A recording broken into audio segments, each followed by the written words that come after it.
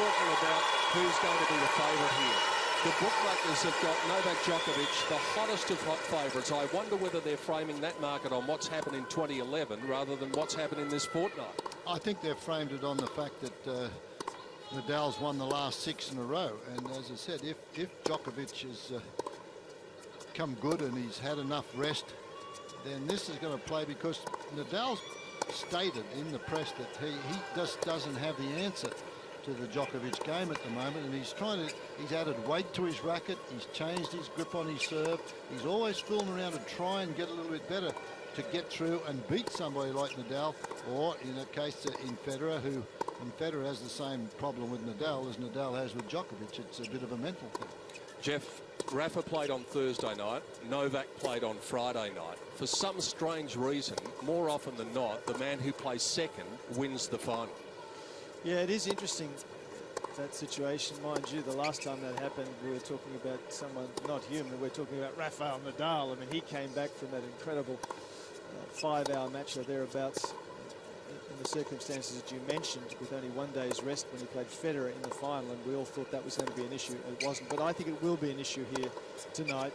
As we've mentioned, Djokovic looked as if he's been struggling. Physically, he does not look as robust this year, and I think with less time to recover, I think that's going to be a problem for him. The third straight Grand Slam final between this pair, as we mentioned. At Wimbledon, Djokovic won in 4 sets. At the US Open, Djokovic won in 4 sets.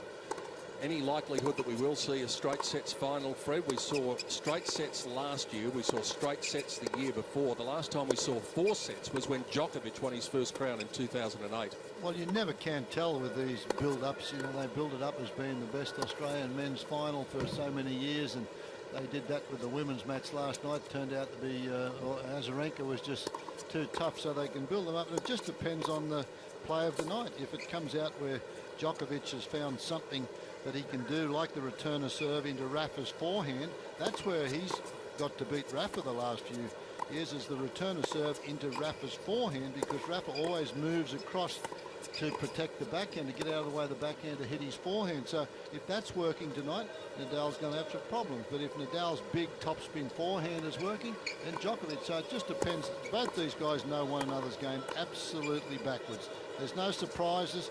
It's just who's a little bit better and a bit sharper on the night, or who's a little bit fitter.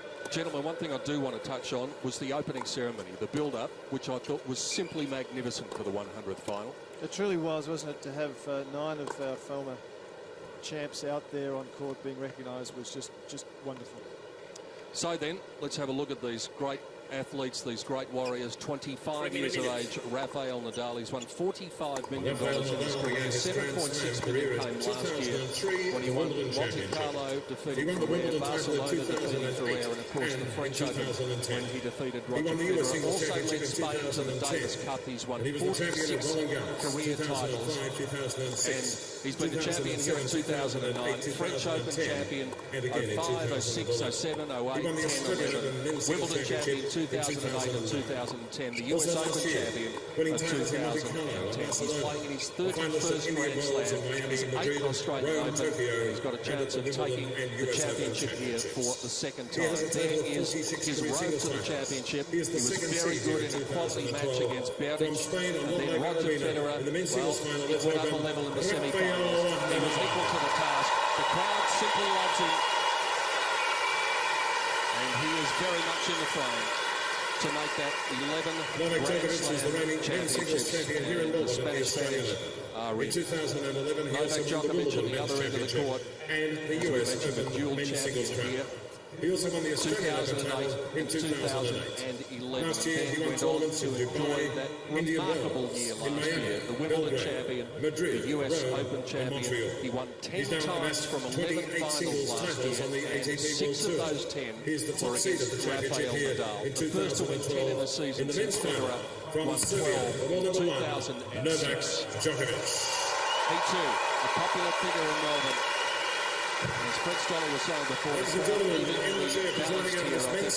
just so appreciative of being able to see 2 of the very finest players. We had the top 4 go through to the semi-finals. We've got 1 versus 2 in the final. That's the way we like it. Just notice Djokovic while he's practicing the serve there. You can see that tape on his left quad there at the back, and it goes up into his athletic shorts that he's got down over that. But so he has that 1 minute. left thigh or left quad taped. It'll be interesting to see how that plays out if there is a problem with his fitness. But that's, you can see the tape down there as he's going into his service motion.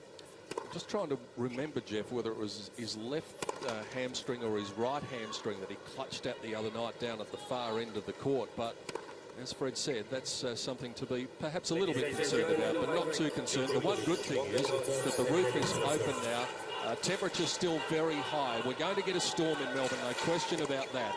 But there was a sprinkling of rain this afternoon, Jeff, in the match that you did, the mixed doubles final. But hopefully we'll get the roof open and we'll get all the way through to the end. Well, that's what we want to see. It's an open tournament, and that's how it's been the whole fortnight. So we don't want either player to get an advantage one way or the other with the roof closed. So terrific atmosphere, and as you mentioned a while ago, just that opening ceremony, I think, just put everybody's hair on the back of the necks on end. So it's just heightened the electric atmosphere here. Everyone is so excited about the beginning of this match. It should be a further. There is the head-to-head. Their 30th meeting. Djokovic won the last one. In fact, he's won the last 6. All of them were finals. He's won 9 of the past 11. The last time Nadal beat Djokovic was at the World Tour Finals in 2010. So is that going to count for anything tonight when the first ball is served? Probably not, because they are both at the top of their game. The 2 best players in the world. Not a seat spare anywhere. Maybe just 1 or 2, but they'll be occupied by the time this match gets underway. Well, they start off, the players, when they come into the first Grand Slam of the year, and they know what's required to get into good shape. And to win Grand Slams, that's the way you judge your careers, judged on Grand Slam victories and on Davis Cup performances, or the women, the Fed Cup performances. And so they've timed their run to be in peak form towards the end of the second week. And the top 4 boys have done that. We have the top 4 guys in the semi-finals. And we've had some tremendous tennis matches. If you go back a few matches with Nadal against Thomas Berdych, if Thomas Berdych hadn't missed a backhand volley, who knows? He would have been down 2 sets to love. But ifs and buts are candies and nuts. So tonight we're all ready to go for another exciting encounter here. The Norman Brooks Challenge Cup is awaiting 2.3 million Australian dollars to the winner. But this is about the glory. This is about putting a name on the honour roll again. Novak Will it be Djokovic Nadal for a second time in Melbourne, or will it be Djokovic for a third? Their 3rd straight Grand Slam final. The Australian Open of 2012. Djokovic and Nadal.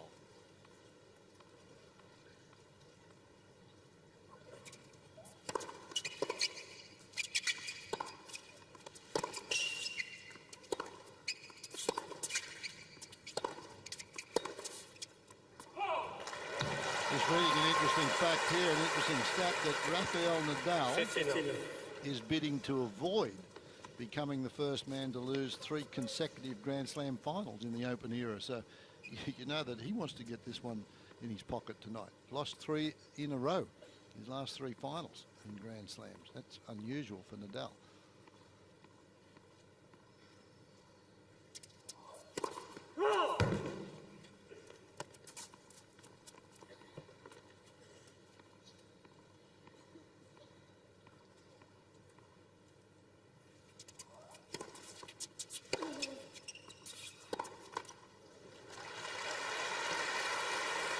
If he does avoid that, Fred, he'll become the 5th man to reach multiple finals at all the Grand Slams in the Open era. The other 4 pretty handy players: Agassi, Federer, Lendl and Rosewall.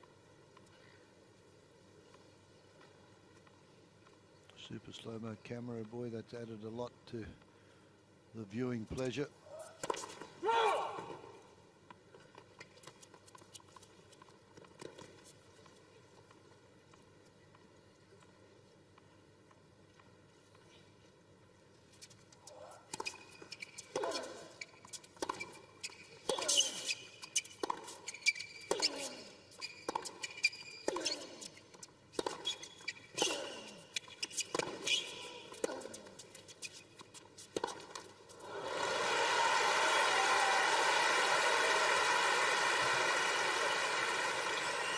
15-30. But I'm going to be interested here tonight to see if Nadal, in fact, plays a little closer to the baseline. He's made comments about that in the last few days, that he felt that Djokovic has had the better of him the last few times because Djokovic, has taken a lot of time away from Nadal. So he wants to give back some of that same sort of philosophy. But early stages, we'll keep a close look on whether that transpires or not.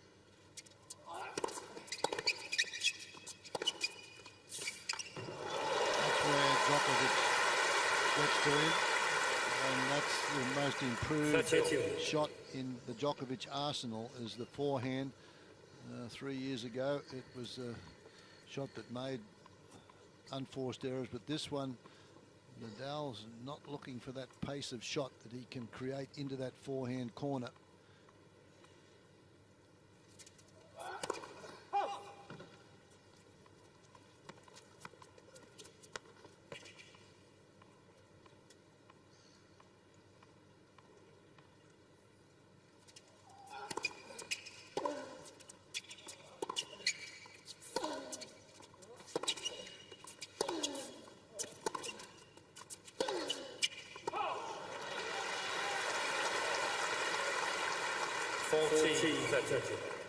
Djokovic has already got the arm working early. He's had a serve in at 201. His quickest of the championship so far has been 204.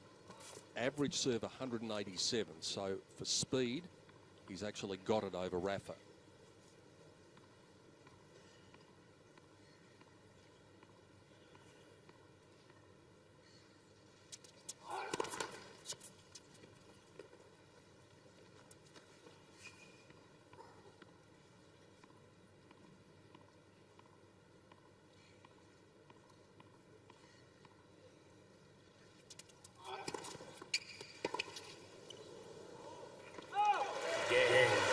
Second serve, you could see Nadal move, looking for that backhand serve, and Djokovic, with a good kicker, surprised him. Well, you mentioned how much his forehand's improved. I think this has been even the better part of his improvement of recent times, Freds, the serve. He went through a phase there in 2010 where he lost his rhythm on serve.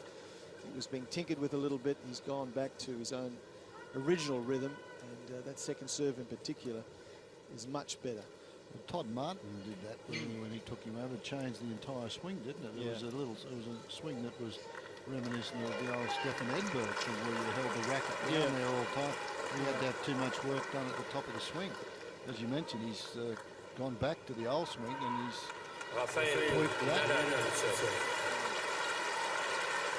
We discussed before that Djokovic will have the edge on speed as far as the first serve, the quickest serve is concerned. One thing where Nadal will be looking for an edge will be first serve percentage. His average first serve percentage throughout these championships, 74 compared to 60 for Djokovic.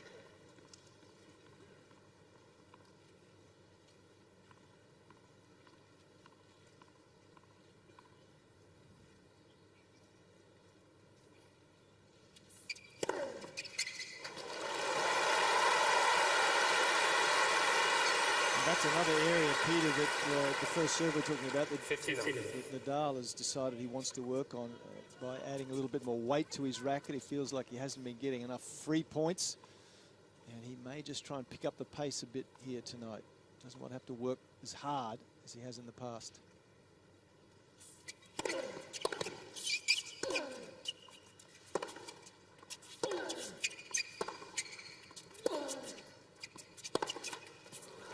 US Open, he moved the grip around just like about an eighth of an inch to give him an extra 15k on the serve. And he's always trying to do things, Nadal. That's what you like about him.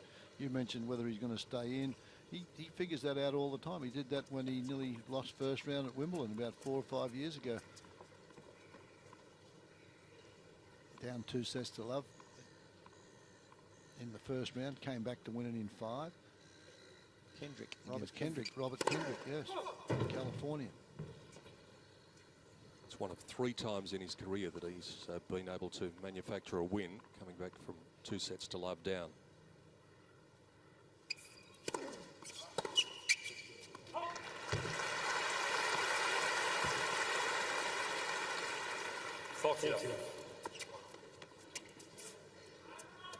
hasn't done it since 2007, come from 2 sets to love down, as we look at the man whose house we're in tonight, Rocket Rod Laver. Hasn't done it since 2007, but he probably hasn't had to do it a lot since 2007. He probably hasn't been down too many times, 2 sets to love since then. Well, that is just the confidence booster that Rafa would have wanted with his opening service game, holding to love. One game. We haven't spoken about the Nadal knee that prior to the tournament seemed to come from nowhere, to the point that on the night before the championship started, he had to go off to hospital and he was in tears thinking he may not be able to play. That's interesting. Djokovic obviously feeling the tension that he's used in the racket to start this match is not what he wanted.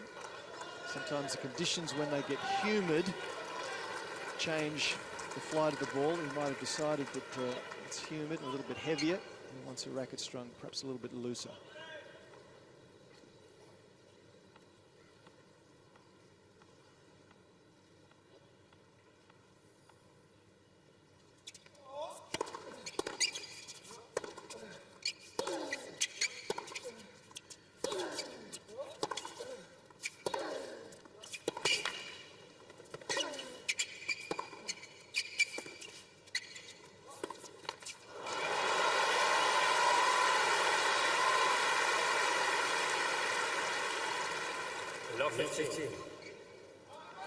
Just struggling with his timing a little early, Novak Djokovic. 5 unforced errors on the board already.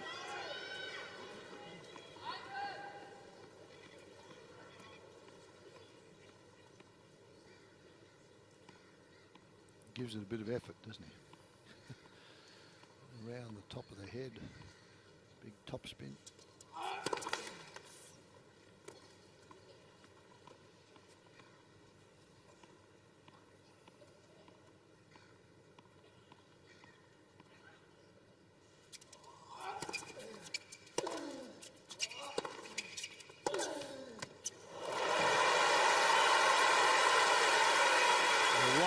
Djokovic a little ginger on that leg, chasing that one. Did not move for it. See if he can pick it up here.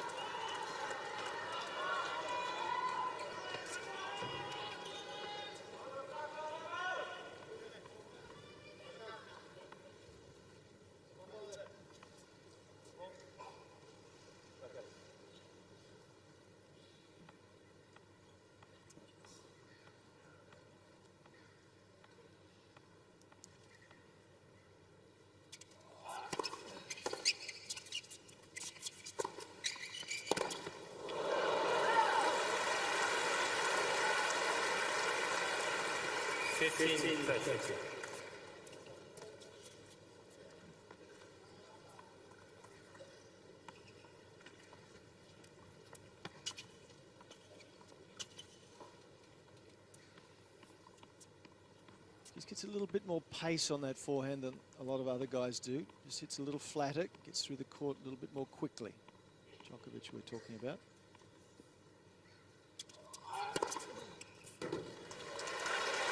The Djokovic players box. Gonna have a look at it.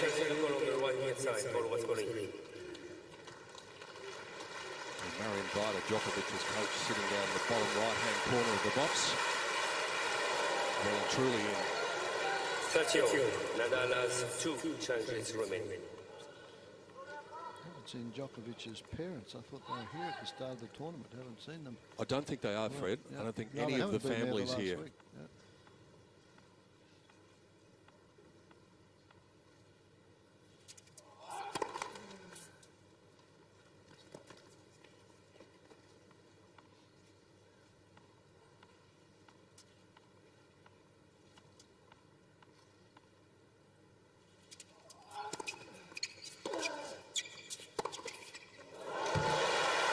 Shot. That's like bread and butter now, whereas before that was used to be under pressure. This shot, not anymore. Right up around chest high, and just dumps it. He's getting more pace though as well, even more than Federer does. Federer is getting a lot of spin on the ball, but not getting through the court as quickly as Djokovic, and it just was a big difference in the outcome for Djokovic last year.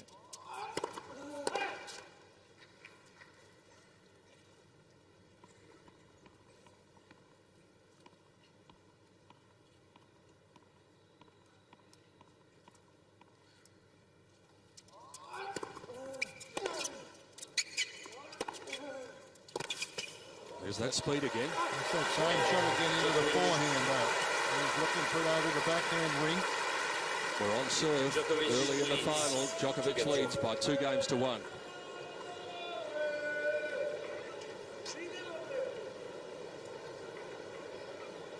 At times he hits that forehand, Djokovic, into the Nadal forehand, a little bit like Hewitt. He flattens it, it's sort of moving away. Yeah, from inside the body, out. Inside out, a Yeah. little bit of inside out, and it's moving further away.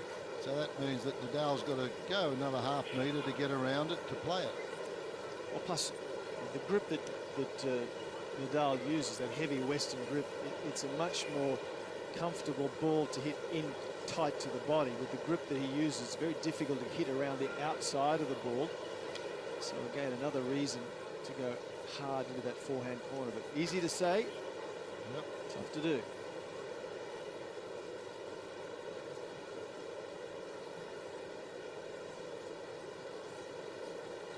Arena-like. Time.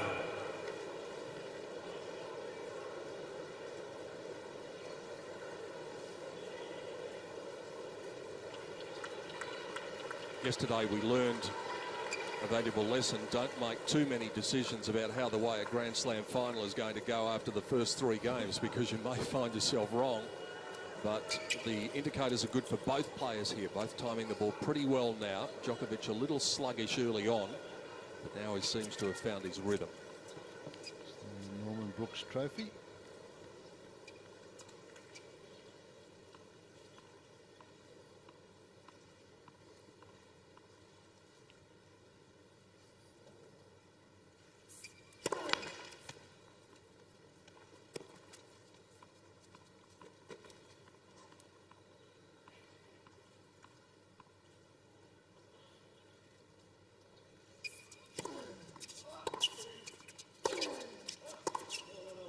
Djokovic challenged the corner on the right baseline.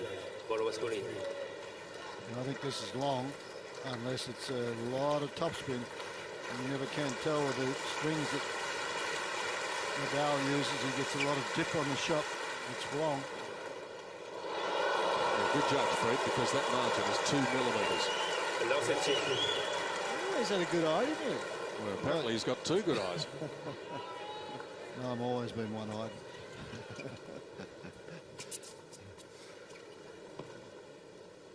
That was a good challenge from Djokovic.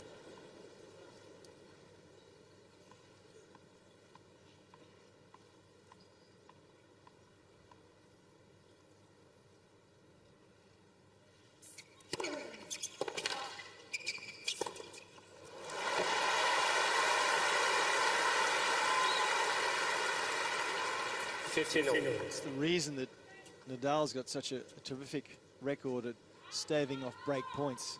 He's a lefty. The big points are so regularly into the second court. He's down break point. He puts in that wicked sliding serve, and you're under big pressure. He's one of the best in the world as far as getting out of break points.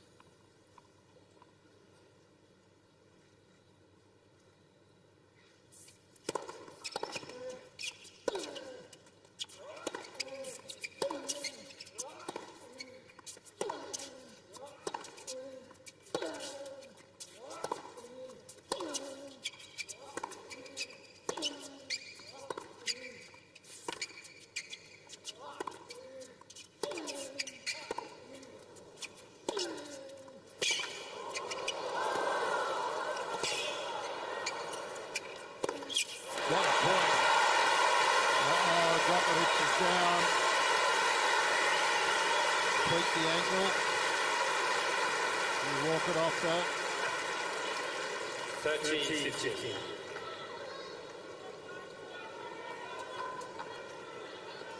Just after this, just He here, just it was moves rather back. innocuous. Yeah. Oops. Just there, the right ankle rolled just a little.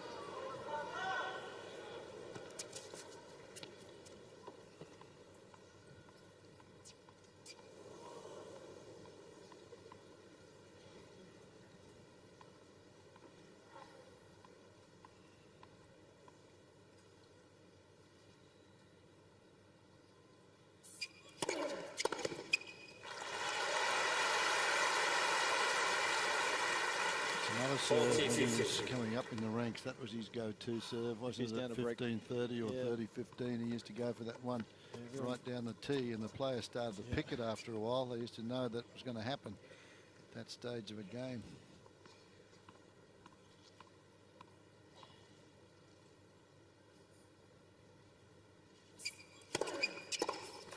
He's holding his serve very convincingly at present. Rafael Nadal has just dropped the 1 point. Djokovic just flexing that leg at the other end of the court. There's the women's champion, Victoria Azarenka, in the crowd looking on. And it's one of those ones where you roll an ankle. Gentlemen, you know it. You've probably done it many times out there on the court. When you do it immediately, there's a bit of shock about it. And you think, I hope I haven't done it badly. Doesn't appear to be the case with Djokovic, but he's got it in his head now. Yeah, I think he's going to be okay. He's just loosening it up. It would be more noticeable by now if he'd done some serious injury.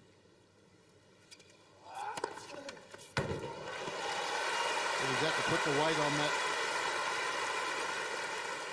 left foot and drag the right one through. That showed you the last one when he drags his toe through. His tennis shoes don't last him too long.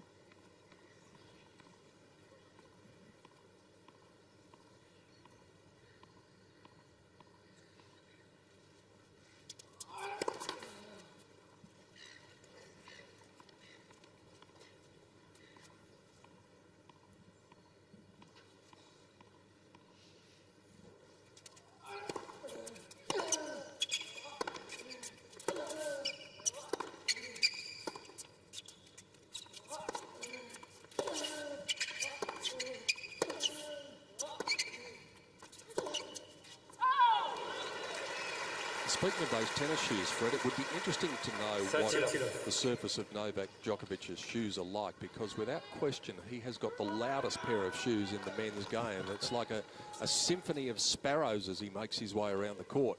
I think they're hard court shoes. They don't. The Wimbledon, they have the pimples on the bottom of them. Uncle Tony wasn't too happy with that one, and neither was Dad. That's his dad next to Uncle Tony. Oh.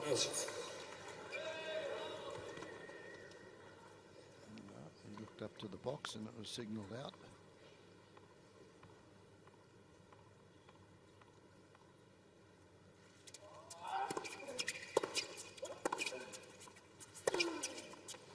Changed his return of serve position there, Nadal. That was the first time we've been up tight on the baseline.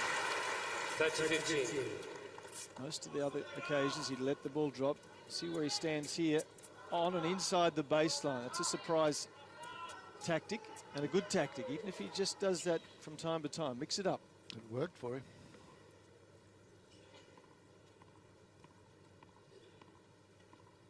See the felt come off the ball and the super slow-mo.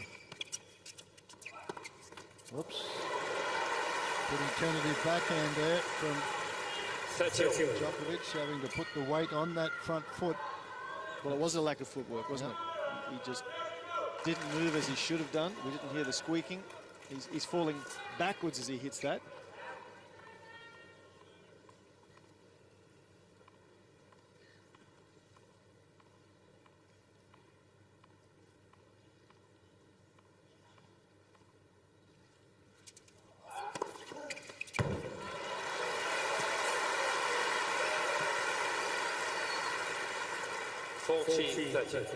Third ace.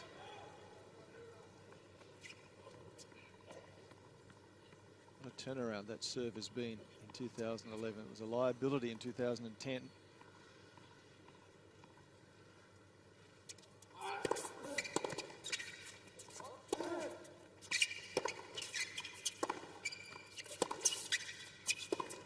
It's out. Djokovic's high ace count in these championships, 15 against Hewitt in the round of 16. He's averaged about 8 aces a match. People coming to clean the court of the Bertie, please. Thank you. Pascal Maria probably unaware of the fact that we could hear what he was saying, but looking to erase the calling cards from the birds. That's the translation of what he said.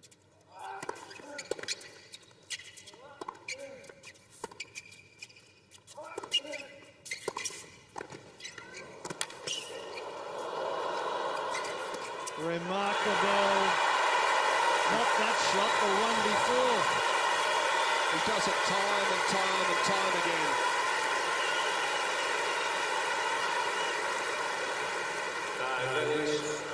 Nadal. Had no business getting that one, and it turned out quite difficult. And when he's got a target, look out.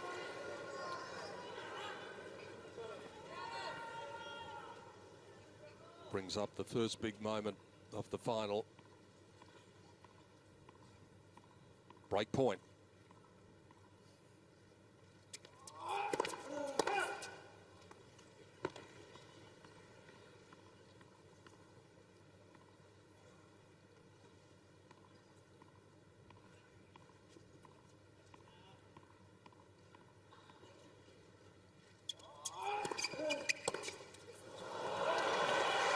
Yeah, that was a tight return, very much rushed into that one. How eager both these men are to get an early break. Goes after it though, Fred, doesn't he? Look where he does. is. He started to attack it, but as you said, he didn't really commit to it.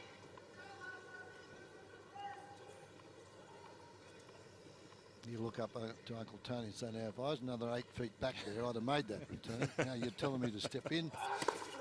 Well, he couldn't get near that, although he's going to have a look at the mark.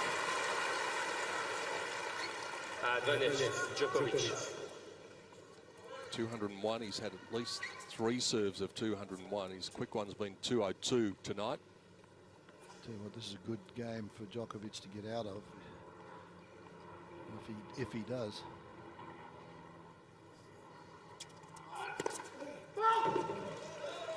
Djokovic channel call on the left hand side. Ball was called out.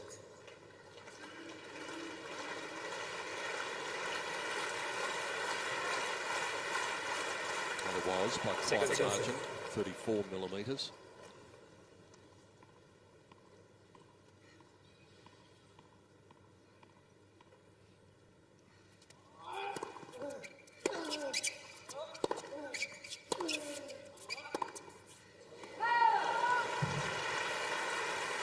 Yes, Djokovic has 2 chances. Then on the backhand side, when he's got to put weight onto that right foot.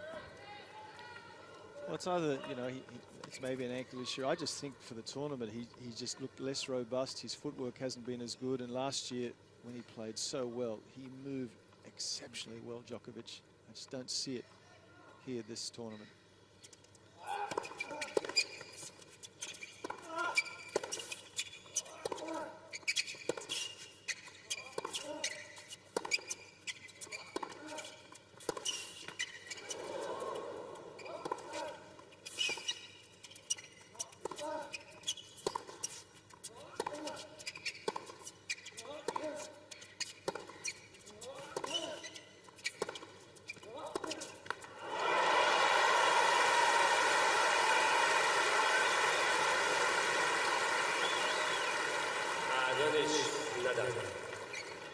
Last rally was 20 strokes.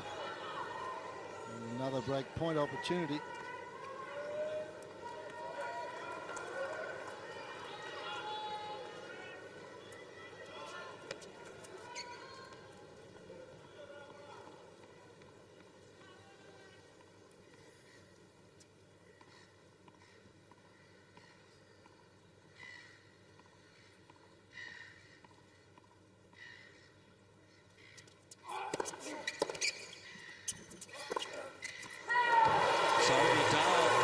Djokovic dance to the beat of his drum early. The first break comes. It goes the way of the Spaniard, and he leads 3-2 in the first set of the final.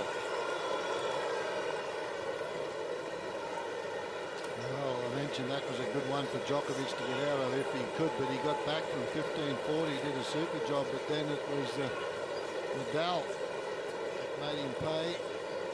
Talked him into going for that last one, and you can see the reaction from Djokovic. Threw off his shirt, threw down the racket.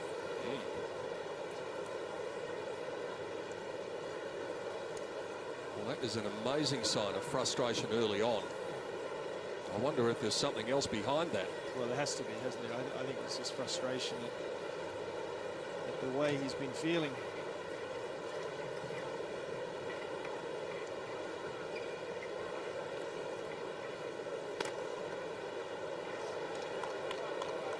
Well, he's not happy with the restrings. Well, you know, Thank you.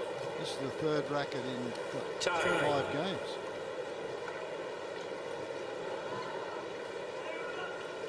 All sorts of changing going on for Novak Djokovic. He was very frustrated as he went to his chair. He's changed his shirt. He's changed his racket again.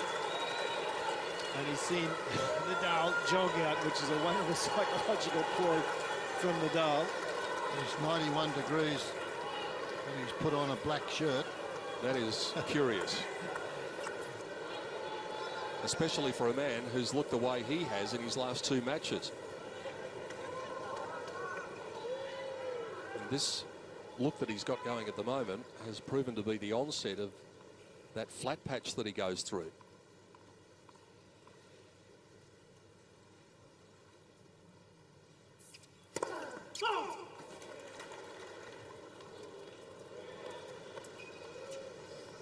Challenge or not. Nadal Nicole on the left center side. Ball was called out. Well, the question is that challenging in a timely manner? Well, they all seem to do it. They see a mark.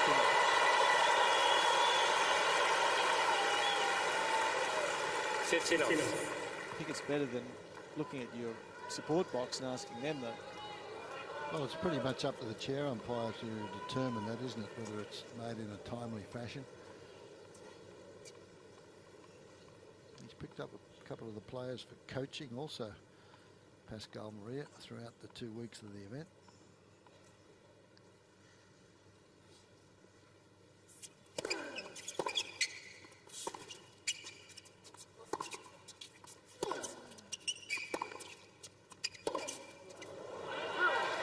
Two players that he picked up were Burditch and his coaching staff, and the first round against Tomic when Tomic played Verdasco. Both players questioned him. He said, they're speaking, but I can't understand what they're saying, but the sentences are too long. So they have to be coaching. It can't be just vamos or come on.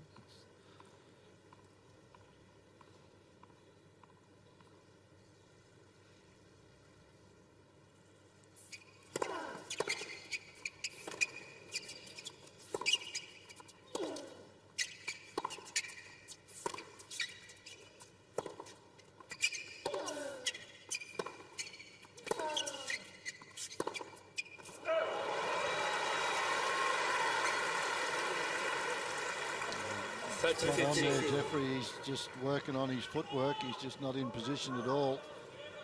Even with that backhand, his forehand, then he questions where he was, the feet.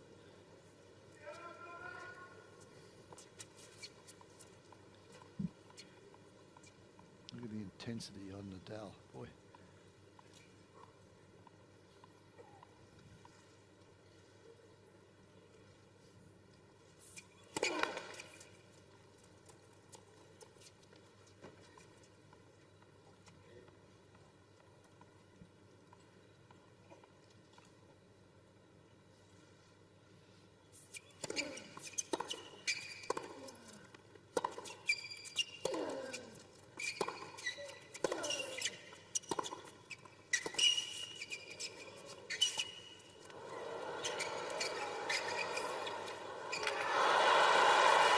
Good. It's a lot of hard work from Nadal too. A lot of court coverage. 30. He's up for it though, isn't he? Yeah. He feels so determined to break this losing streak against Djokovic.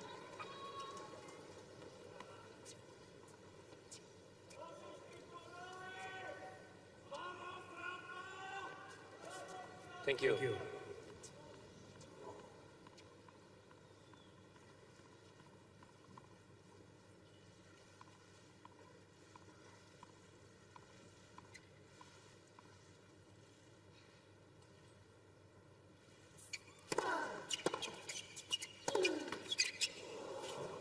saw Uncle Tony there grimace and then applaud. One thing you must say for him, he loves his tennis, and he really applauds good shots, whether they're against Nadal's opponents or whether they're his man. He just loves the sport. He's robbed on that one. And that gives Djokovic an opportunity to get the break straight back. That's the ideal time to do it.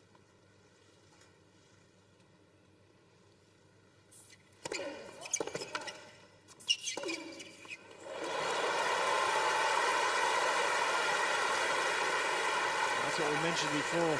Break point down, he goes the wide slider that you can do nothing with.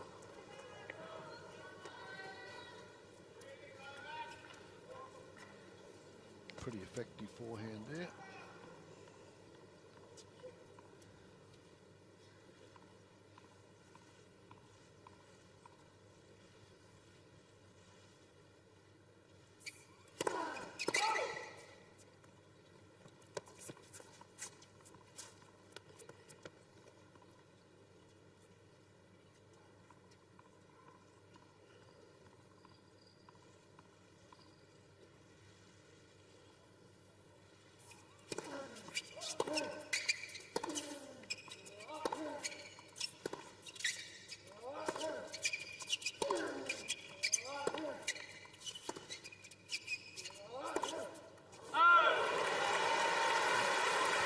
There's up to a dozen unforced errors.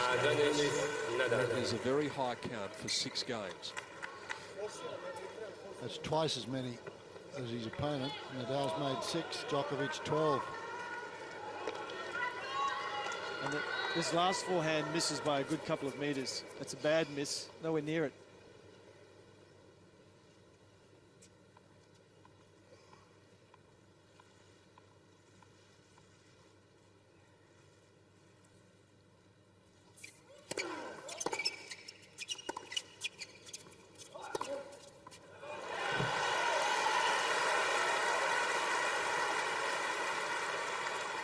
Yes.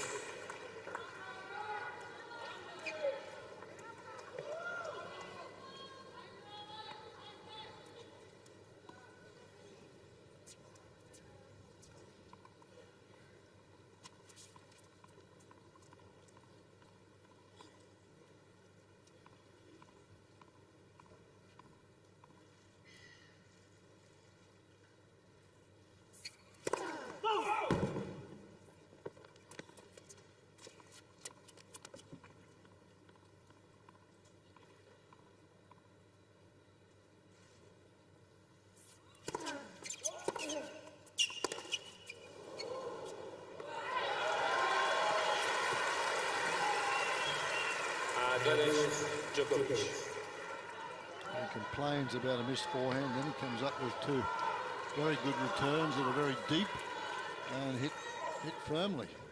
This is a good return. Best returner on the tour in 2011, won 39% of all return service games.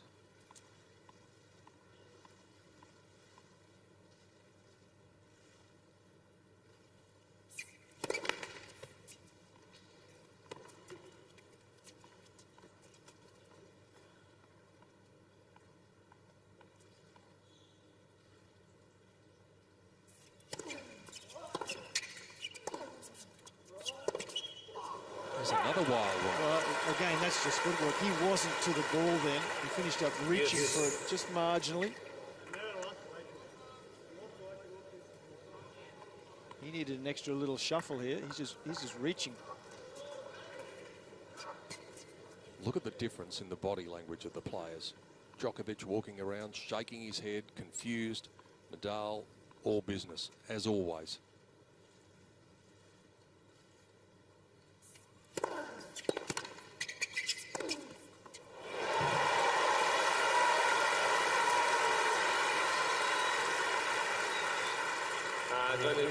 Nadal.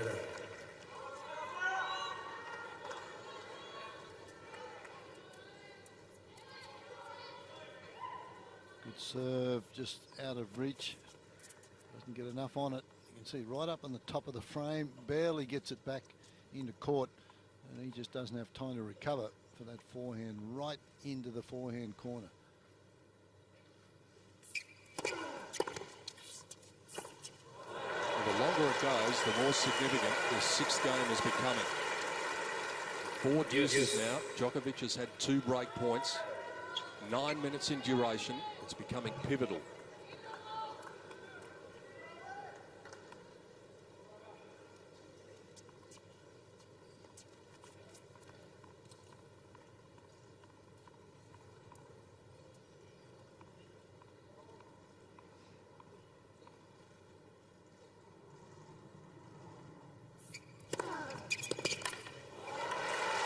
Pinpoint accuracy, that serve's been good.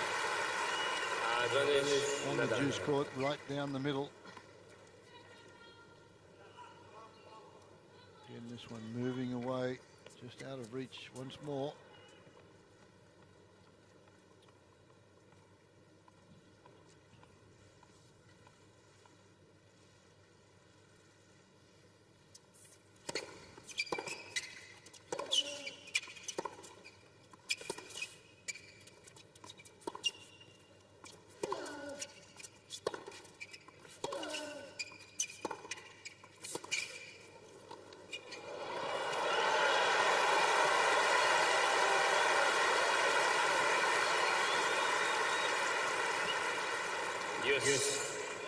Well, it's still about depth, isn't it? And right throughout this rally, Djokovic keeping really good depth until he finally gets a short one. And again, the approach shot, look at that, 1/2 metre from the baseline with pace.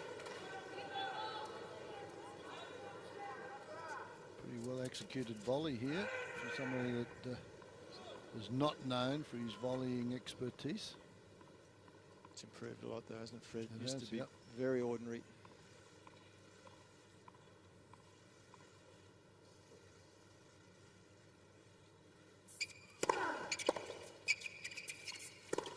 Jammed him with the body serve, and that was it.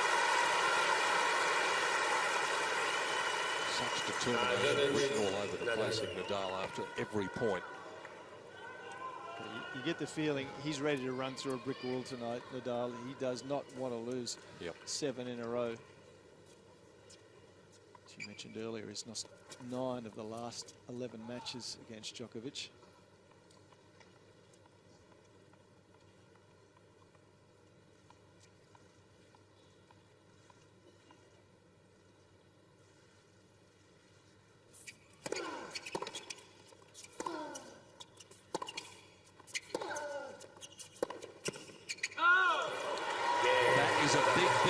From Rafael Nadal. Djokovic will be kicking himself. He had a couple of opportunities but didn't take advantage of them.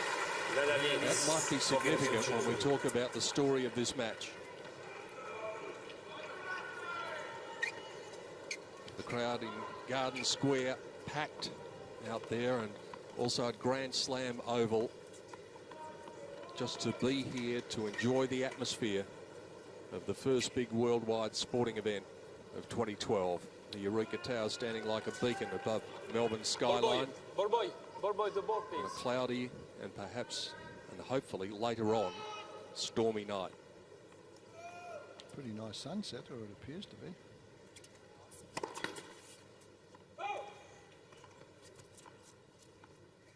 Djokovic facing a storm of his own at present.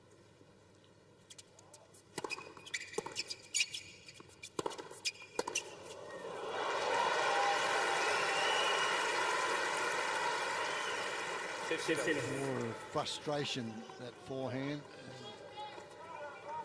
Something on the court, I think.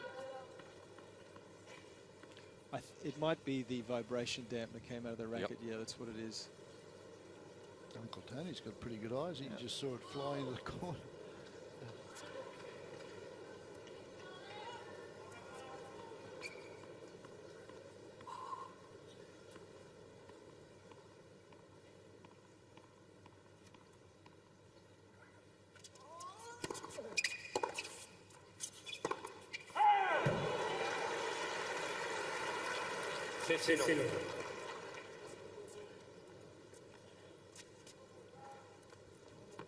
The defending champion needing to be very vigilant here. Otherwise, the first set could be gone before he knows it.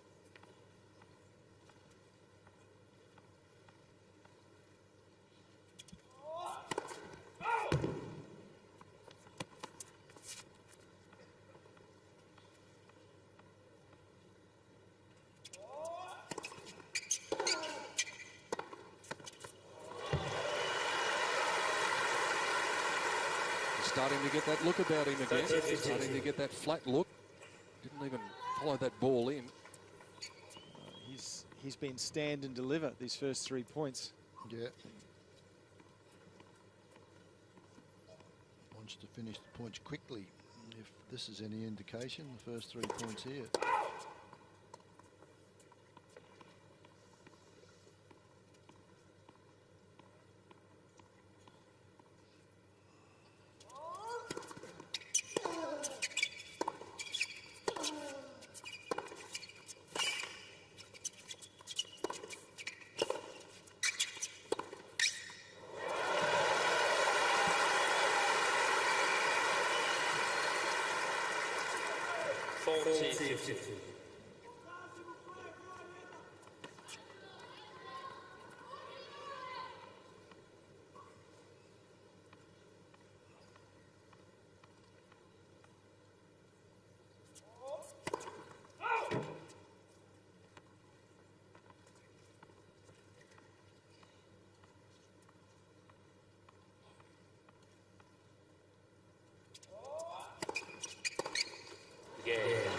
Djokovic holds, but perhaps the sign's just a little worrisome. He's down a break. Nadal has it 4-3 first set.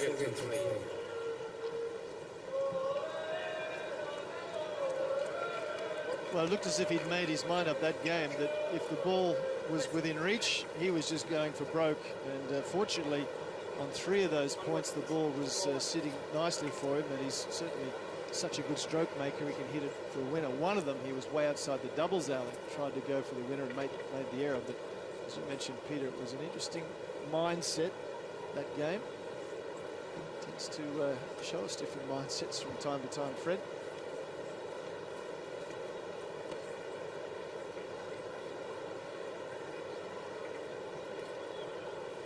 Good look at the intensity of the Nadal serve. It's not a huge serve. His fastest one today has been 204k. It's been a little bit more than Djokovic.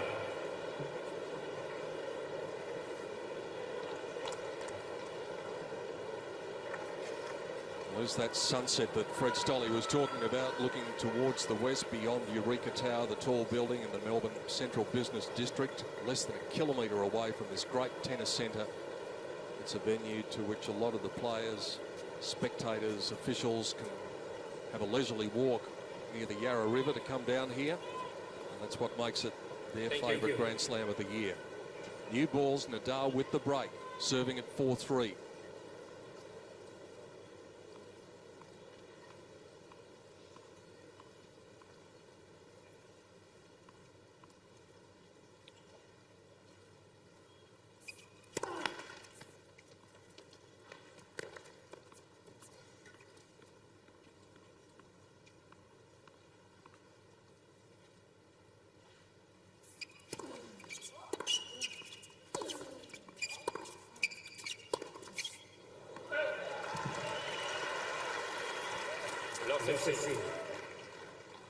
The 204 km/h fast serve that Fred Stolle was talking about for Rafael Nadal is in fact his fastest of the championship so far.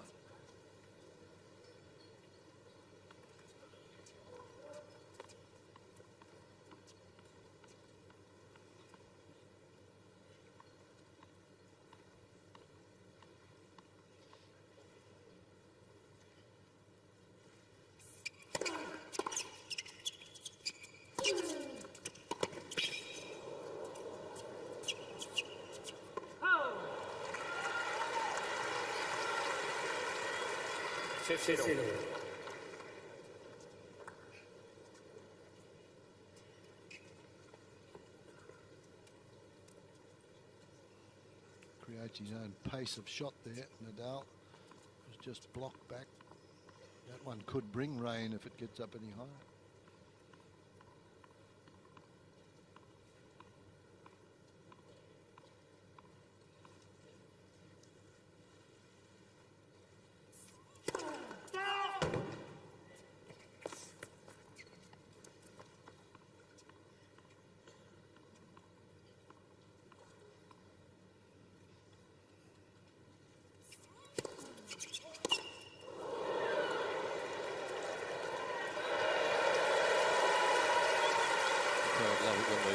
sky than court. 13-15. Got to get that guy signed up for the Indian cricket team. I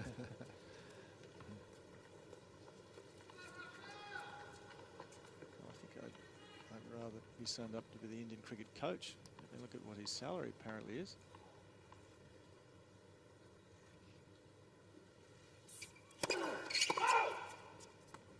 Imagine what the salary is going to be when they start winning. Yeah.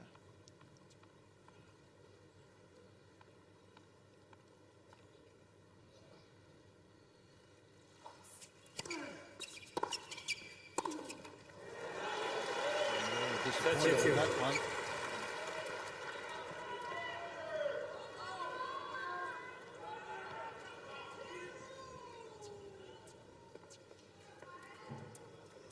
It's all about winning the close games, isn't it? And that's something that Djokovic did so well last year. So far tonight, it's been Nadal that's won the close games.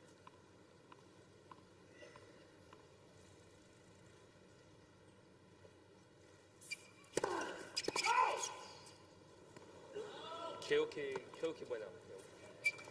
Nadal is shutting the goal on the right service line. Ball was scored out. Kelke Bueno was something that could be good. First service. Bet it Good, is. that's what it is. It could be good. So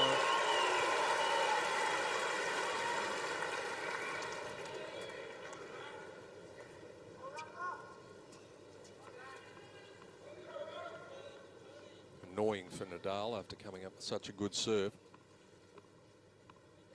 Pascal Maria just giving some reinforcement to the line judge who made the error.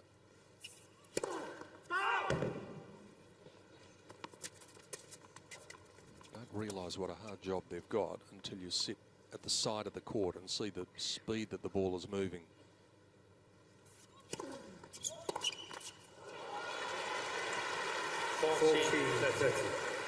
talked about lack of footwork, Jeffrey. It wasn't there at all in that one. That was a second serve. Normally he's very quick to get around this one and hit it down to the forehand line here. Look, hardly moves.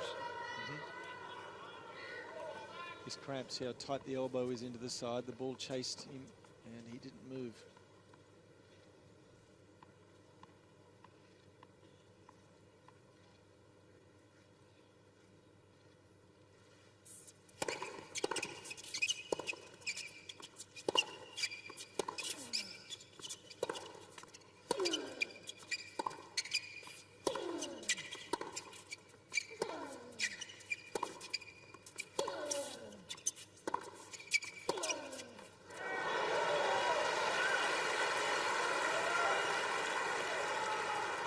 Yes.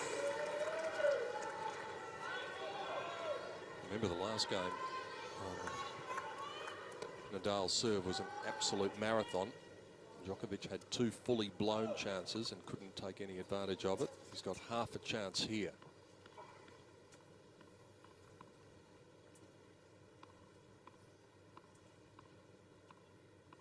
Running out of time to take his chances in the first set.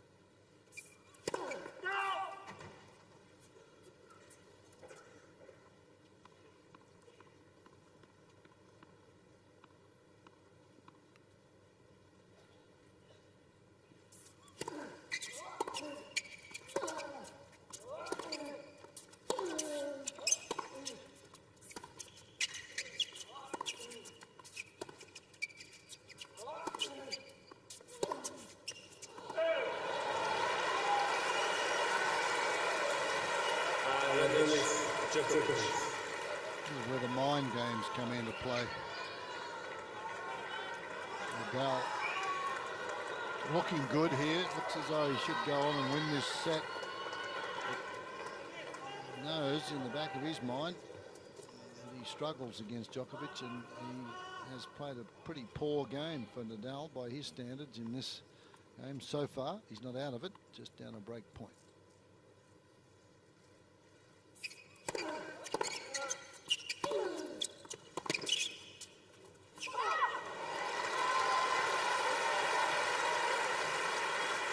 Yes.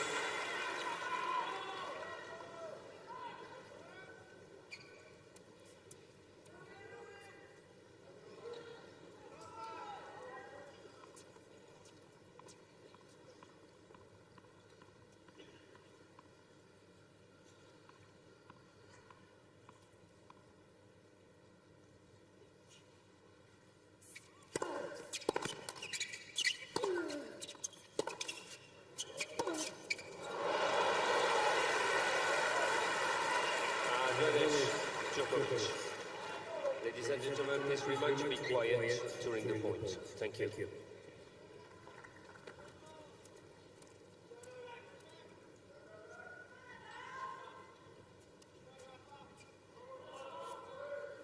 Marion Vida reinforcing that point.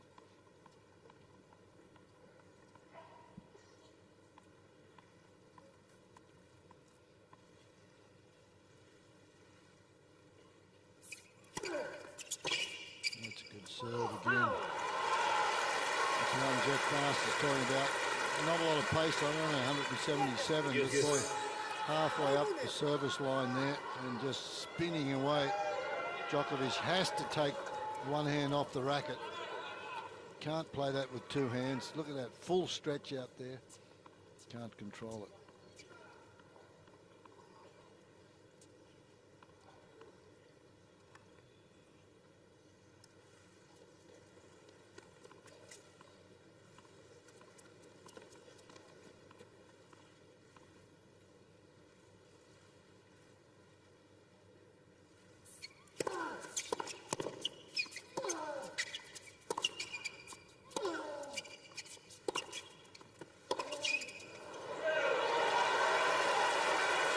That is the shot when he plays against Djokovic, against Nadal. Djokovic, that forehand, that is the shot that does the damage. But we haven't seen too many of them tonight. Keeps moving further and further away from Nadal. Watch where he gets this on the frame.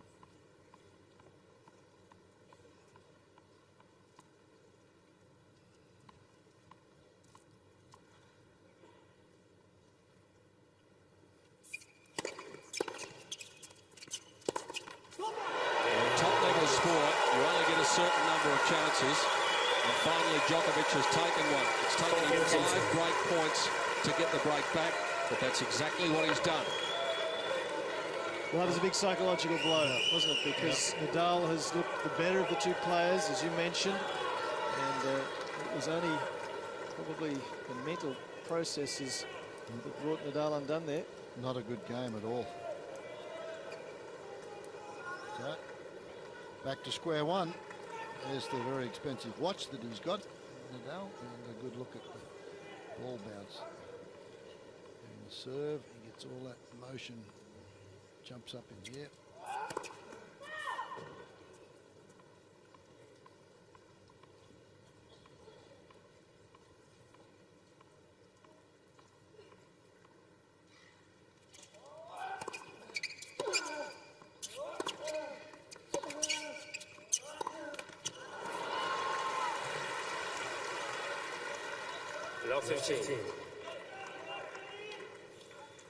Before the match, we talked in the gulf between their average first serves into play, and so it's proving.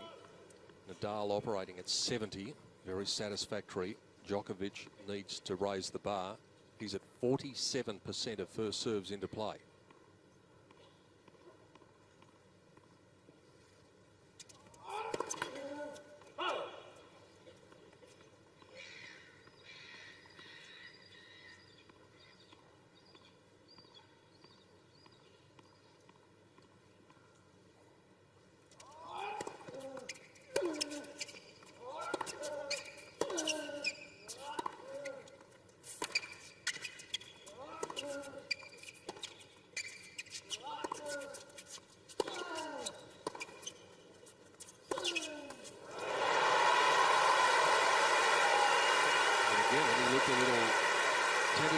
Footwork.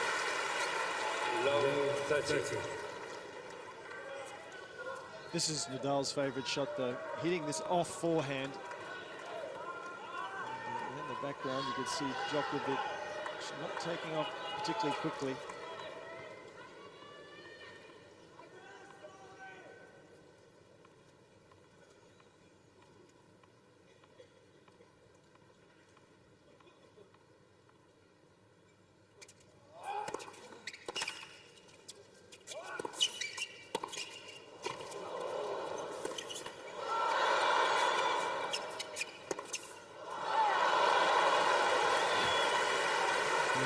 jail-free card there from Djokovic. 15-30. This next one was past him. It was a cold winner. And the net cord goes against Nadal.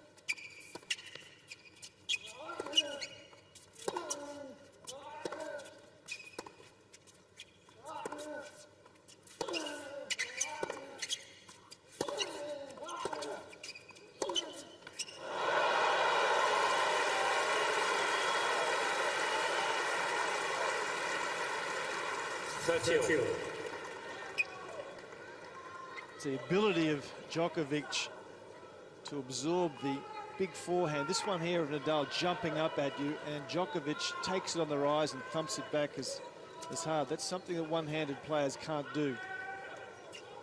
People like Federer struggle with that shot. He runs into trouble with Nadal, isn't it? Exactly the same.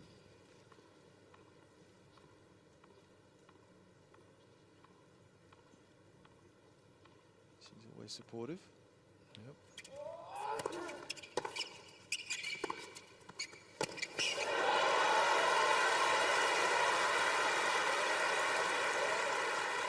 40-30. It looks as though he's out of it for a couple of games, and then suddenly gets a break of serve, and he's like a new man. Well, as we mentioned, that 2-4 game, he just was stand and deliver without really too much thought about what was going on. Now he's very mindful. Djokovic we're talking about.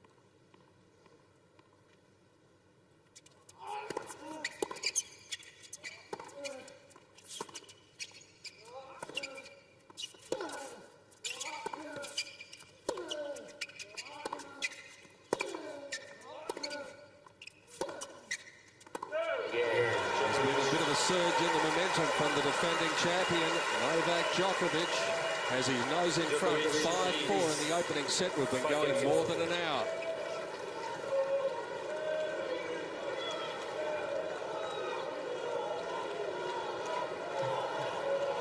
And the cheers of Nole, which is Djokovic's nickname. But at 4-2, you wouldn't have given a Zach for his chances in the first set, would you? He certainly was making far too many errors. At one stage there we commented on the fact that he'd made 12 unforced errors to Nadal's 6. Certainly that's improved. He's now made 17 to Nadal's 14. Nadal sort of presented him with that game at 4-2 though, that 4-3 game.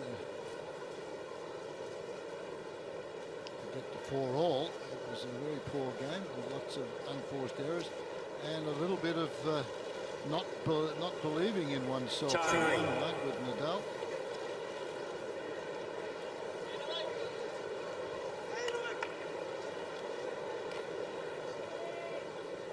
Just when it seemed that Rafael Nadal had the front running, had the momentum, Novak Djokovic might have grabbed it back from him.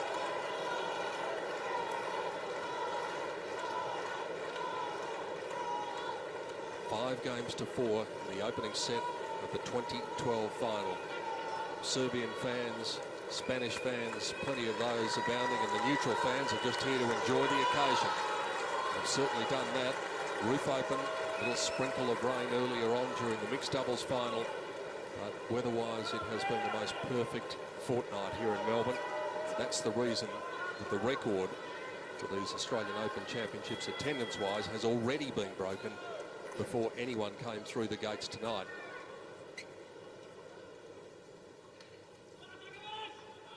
Rafa just needing to find a spark again at 4-5.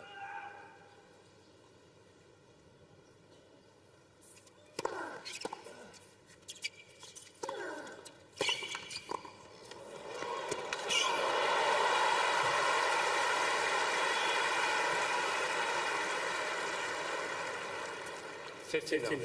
Hit the serve of the body well so far tonight, Nadal, and that's a good tactic against the man who is the best returner of serve on tour. Don't give him room to swing.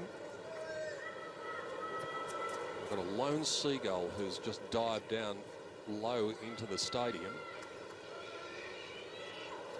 And about 100 others have followed. Yeah, he's just said, follow me, folks. By the look of it, they're going to depart reasonably quickly, although we've still got 3 or 4 up high, but no real hold up.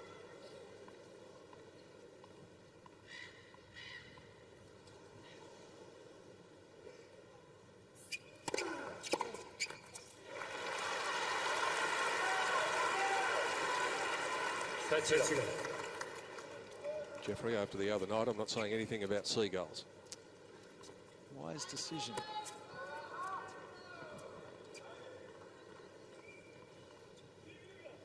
Leave that ball to David Attenborough, I think. Well, the feathers, you can see the feathers floating down onto the court now. They're all over the place. There's a pretty good service game from Nadal after he sort of threw away his last service game to allow Djokovic back into this opening set.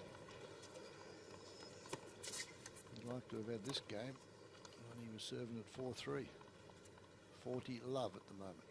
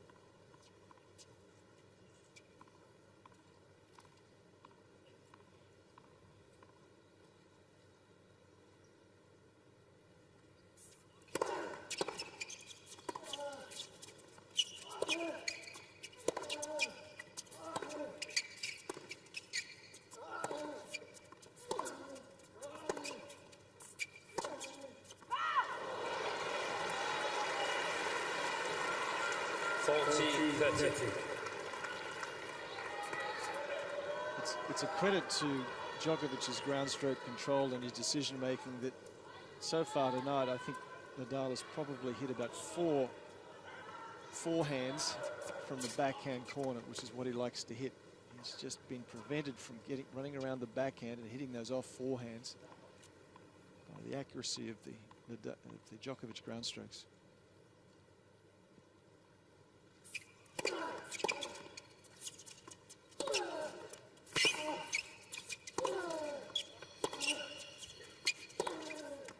That's what he wants to do. You called it, Jeffrey.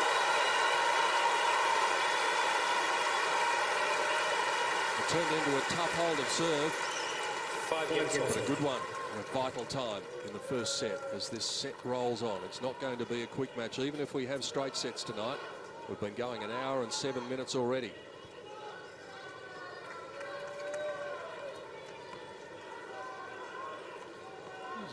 A metre or so behind the baseline when he clips this one. You've got to generate a lot of pace to put that away from a man who's got the wingspan and the stretching ability of Djokovic. He gets to most of those.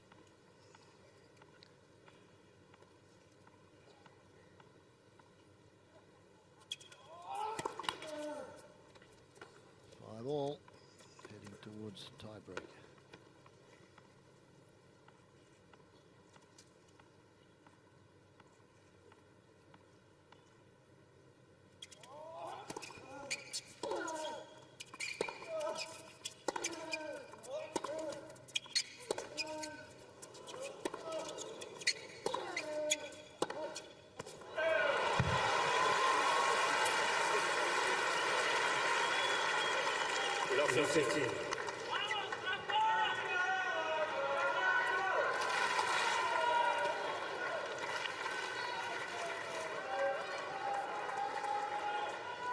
Again, Djokovic actually blaming the restring for this.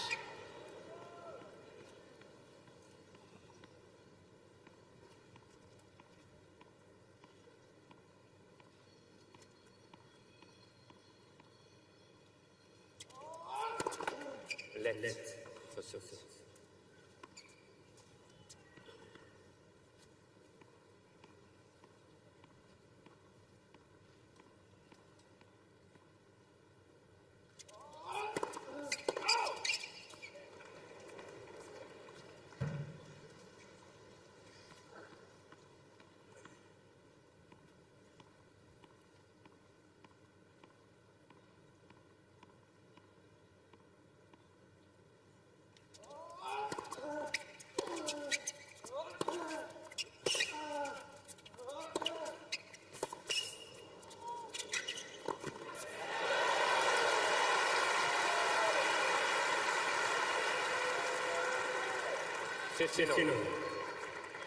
Still serving at a very poorly 49% of first serves in Djokovic, so he's making life difficult for himself.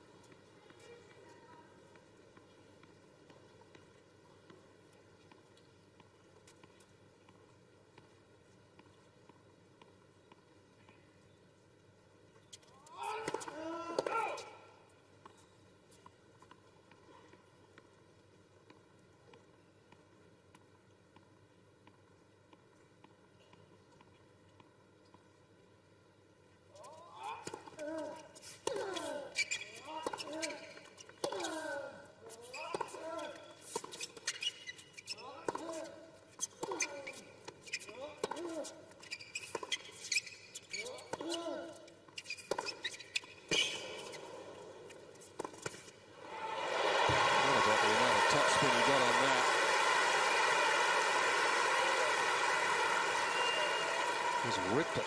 32. Well, it's his backhand that does the job. He decides to really go after it. And that's the first time, really, off the backhand side, off a neutral ball, that he's really gone after that shot, Nadal. He's only hit one backhand winner so far in the match. Biggest point of the match so far, right here.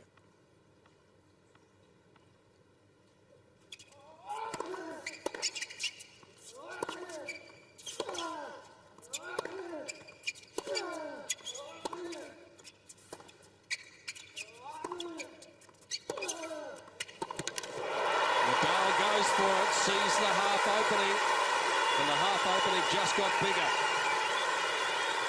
Well, that was Djokovic's problem. He refused to go in after he hit a good first serve, got a short reply, and didn't commit in the early stages of this rally. And he comes back to this spot, and Nadal burns him with the forehand.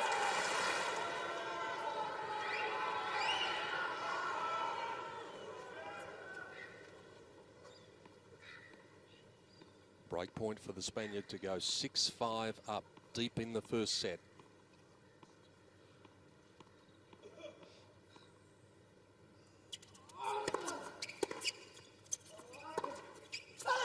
And the break comes at the worst possible moment for Novak Djokovic. Rafael Nadal in a moment will be serving for a 1-set-to-love lead in the final.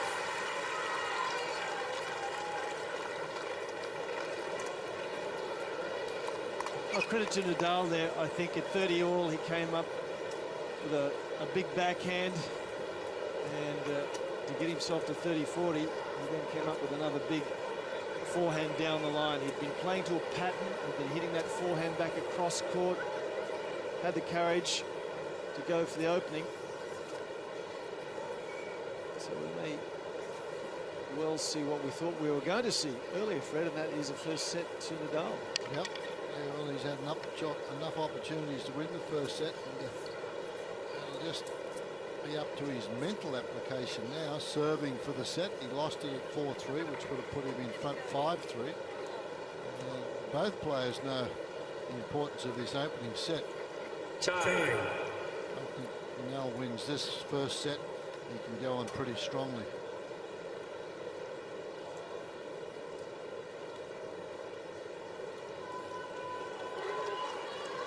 Plenty of stars on that bag already of Rafael Nadal. Is he about to add another one, an 11th? Well, this would be the first step towards that. Yesterday, the women's final went 1 hour and 22 minutes in total. The first set in the men's final goes 1 hour and 14 minutes, and it's still 8 over. It might be in a moment, though, if Rafa can come up with a solid service game in the 12th game. Otherwise, we're off to the breaker.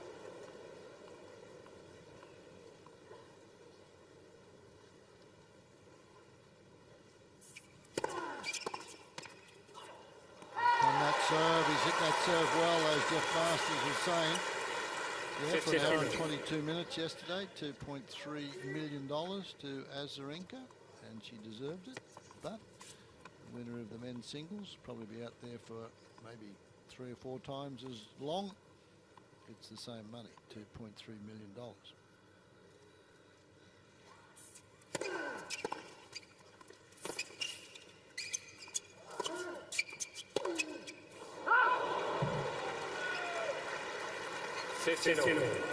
Well, it was worth the percentage play. Djokovic had him stuck in that corner, and he's 15 love. If he pulls the trigger on this forehand, which he does, and makes it, he's 30 love, but it went wide. But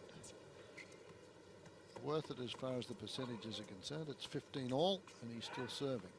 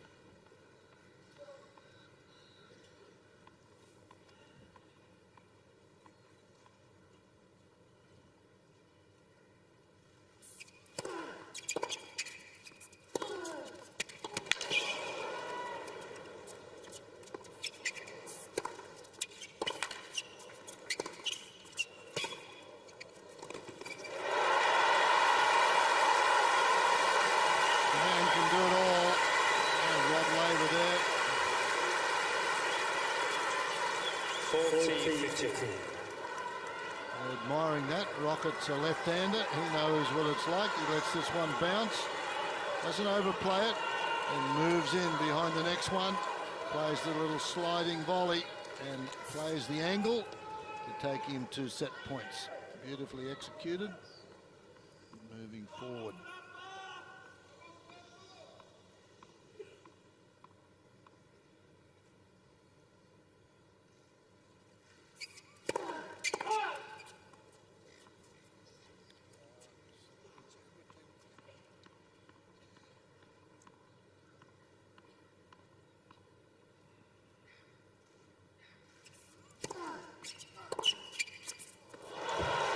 Time to come up with that on set point.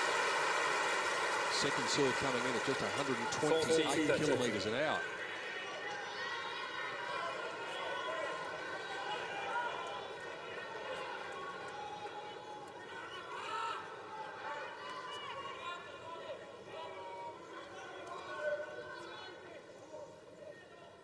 One set point remaining though for Nadal.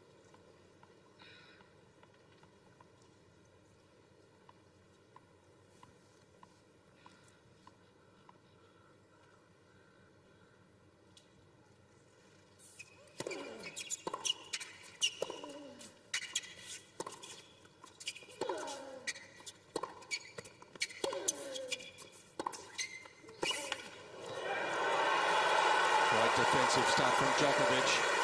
at the psychological moment. His partner is on her feet. Yes.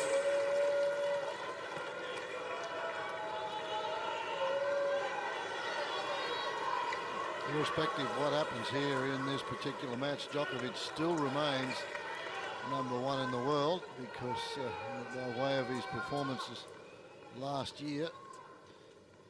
But this certainly would help Nadal's mental approach to what he can achieve against Djokovic.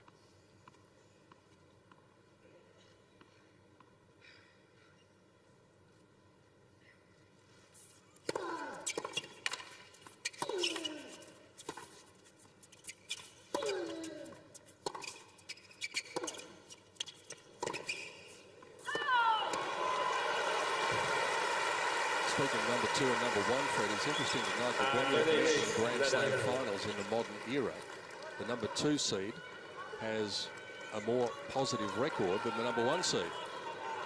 20-17. That's the way it may work out tonight. Especially if this next point goes the way of the Spaniard.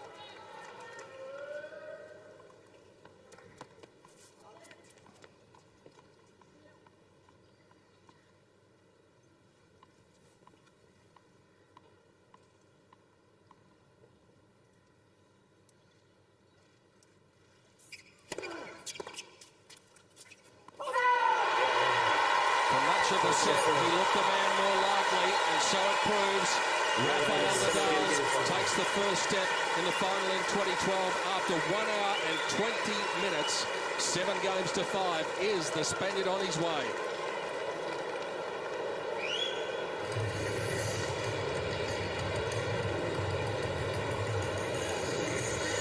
Nadal's going to be pretty happy with his performance to wrap that one up, and he's one step closer now to winning his title. That will take, in my opinion, take a fair bit of the wind out of the Djokovic sails, and performances on the serve. Djokovic not too good. Nadal very good. The unforced winners pretty even. Unforced errors rather even. But it is 49 points to 43. But the net points won rather even. But Nadal has been able to do the job on the break points, and Djokovic has had 5 of them and only converted 1. And that was the downfall in this first set. Let's have a look at some of the highlights. Well, he served, well, that was almost a low light there, but he seemed to recover okay, Djokovic. Just didn't serve well enough, Djokovic, either. First serve percentage, 51%, that's not quite good enough. The last part of the set, I think both players playing pretty close to their best. It wasn't the case at the outset. Djokovic seemed to be not moving as well as he needed to be, and you can see Nadal he's desperate to win tonight, absolutely desperate, more so than ever, if that is possible.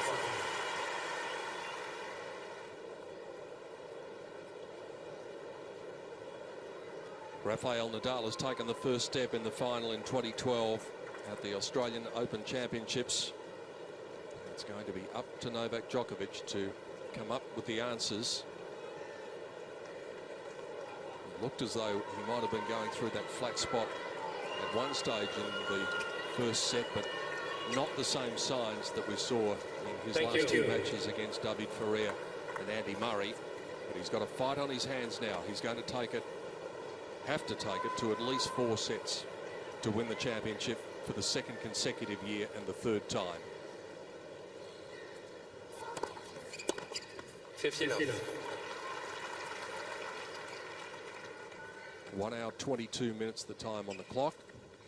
As we said, exactly the same time that the women's final took to complete yesterday.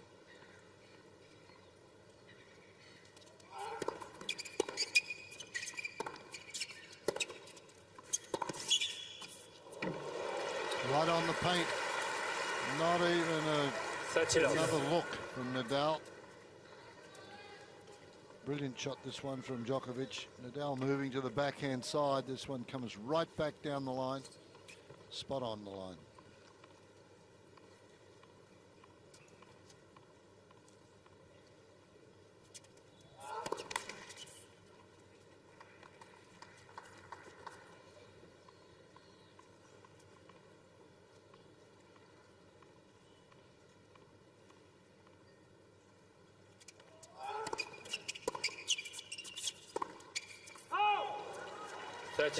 Incidentally, Fred, after your comment about Victoria Azarenka earning $2.3 million, I got my long division skills from school going again and worked out that it's round about $28,000 a minute that she earned yesterday.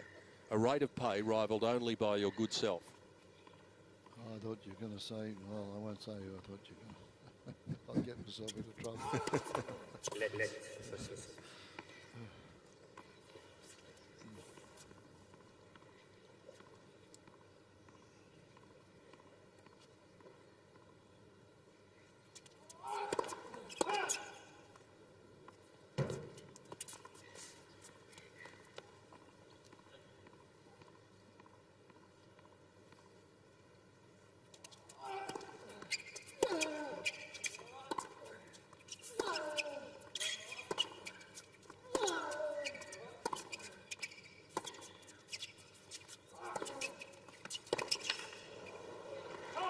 That's the one, but he hasn't had enough opportunities to do it tonight. He's probably played 4 or 5 of those, and that's been about it.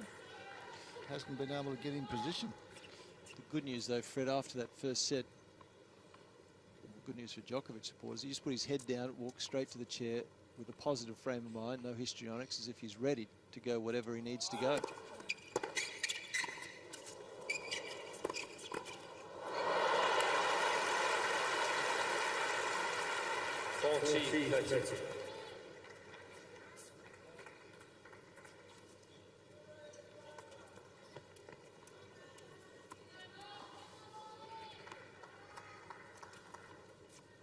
I thought Djokovic, Nadal might win this one tonight, and I think he might win it in straight sets right now. We'll see. Bit early to go sticking your neck out like that. Service game, first one from Djokovic. And trying something different there as well, his first serve and volley point for the match. Now, let's take a look, first of all, at Rafael Nadal and the rally hit points in yellow, the winners in red.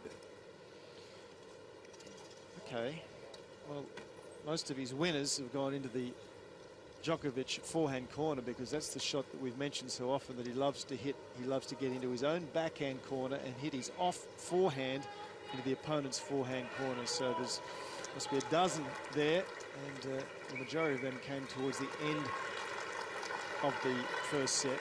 So that's his go-to shot, that off forehand in the opponent's forehand corner.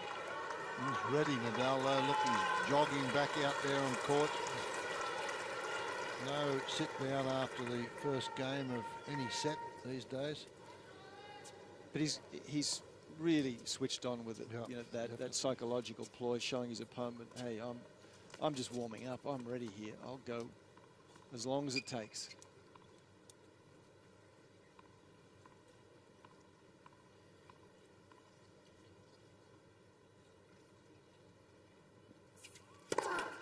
Interestingly enough, it was reported when they had saw it on the news, when they had their warm-ups earlier in the day, Djokovic was closed to the public, and Nadal let folks in to watch his warm-up. Second shot.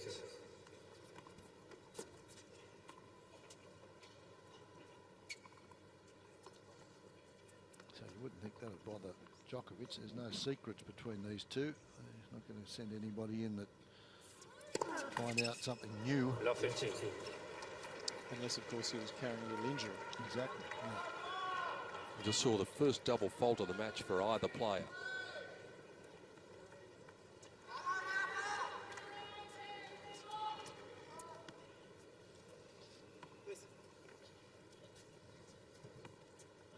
The most double faults Nadal has served in any match of the championship so far this year has been 2. He served 8 in total before tonight.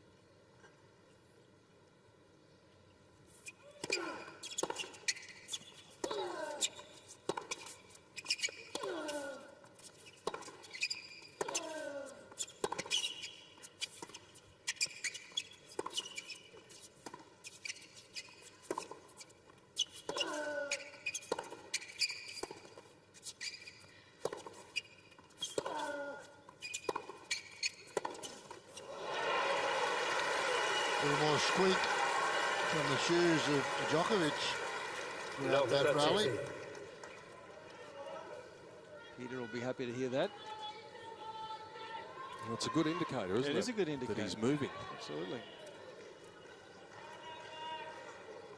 I'm just trying to determine whether he's taken that piece of tape, because I can't see that piece of tape on his left thigh, whether he's taken that off.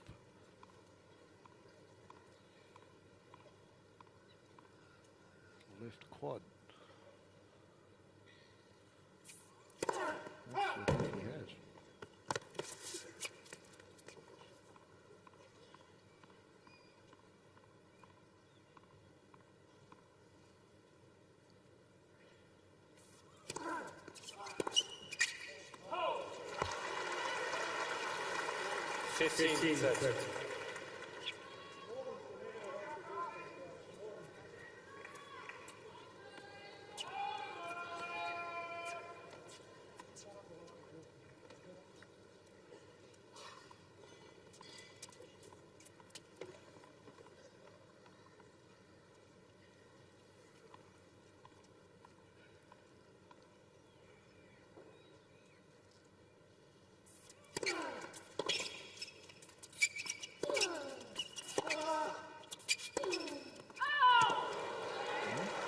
Go. 15-14.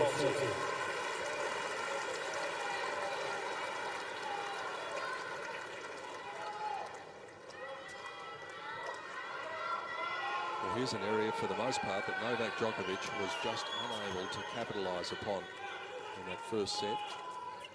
He wanted to go forward and volley that Nadal, and should have. He had such a great serve. Now, by the time he hits the ball after it's bounced, Djokovic is back into play. Lost opportunity.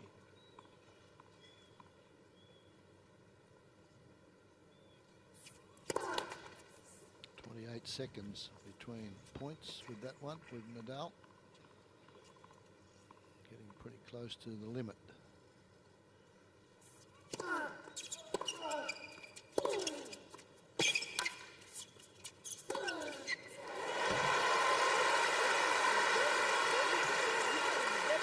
No wonder he's getting frustrated. So many break points now. He's had 6 of them, only converted the 1. It's not going to do it there. It's bread and butter. Nadal can go either way with that one. It's far too short. Djokovic's not even in the picture to get that one. Still 1 break point to come.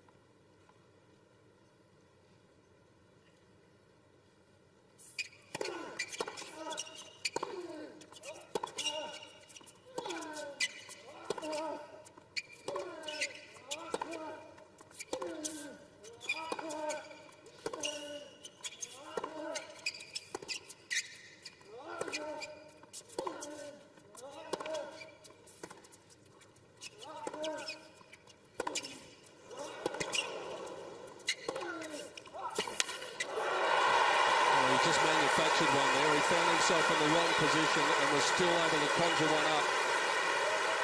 21 straight rally. Yes. One of the better rallies, probing to try and find a weakness. That one looked as though it might go long. The topspin kept it in, and then that thumping backhand and taking a risk. Traveling some territory. I'll have about 200 60-metre sprints before the night is out.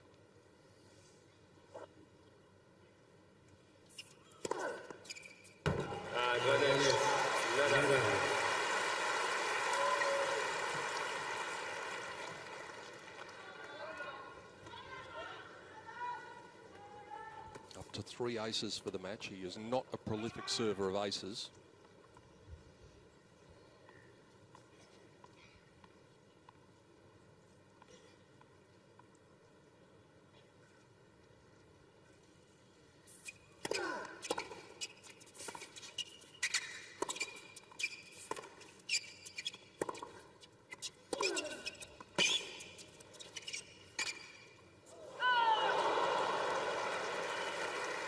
Yes. I think he changed his mind there. I thought he was going to play a drop shot, and looked as though Nadal anticipated. I mean, Djokovic anticipated the drop shot. He was on his way forward, and he slices this one way wide.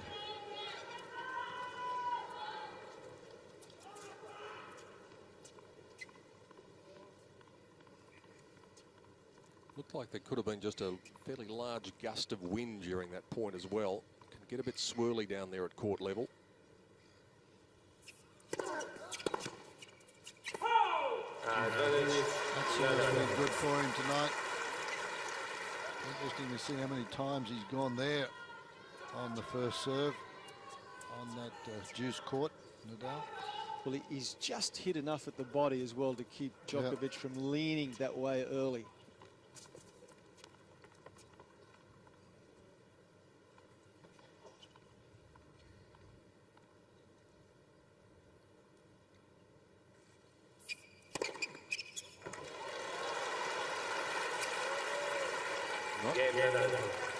It's a very good hold, but it's one that's gone away again for Novak Djokovic. Once more, he finds himself in a position where he's got a couple of break points that he doesn't take advantage of. And if you keep doing that against one of the best players we've ever seen, it will come back to bite you.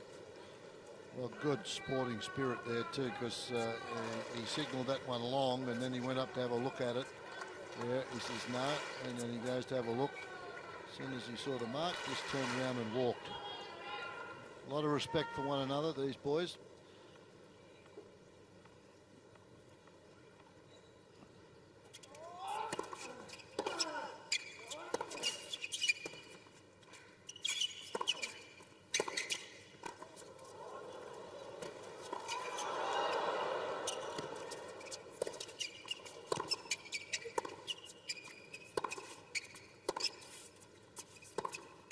That's super stuff from both players.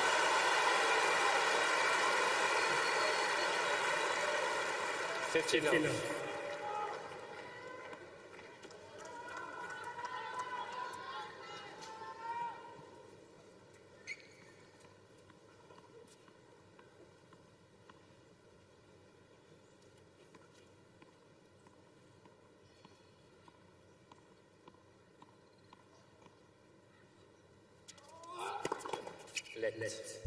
For service.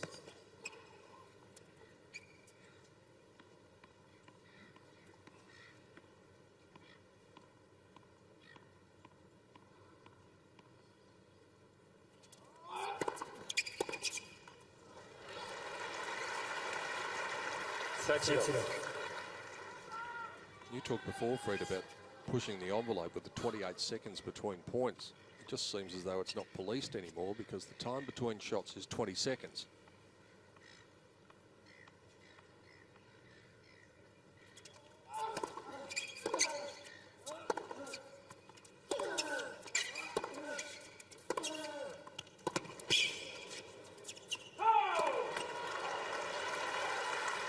The great Bjorn Borg used to take precisely between 12 and 14 seconds between every point. He used to play very quickly. On the other side of the coin, and it was a 30-second deal, Ivan Lendl used to take 28. There it is. Going tonight. Lendl used to take, when it was allowed to be 30 seconds, used to 28, 29, by the time he got rid of the sawdust and wiped the grip.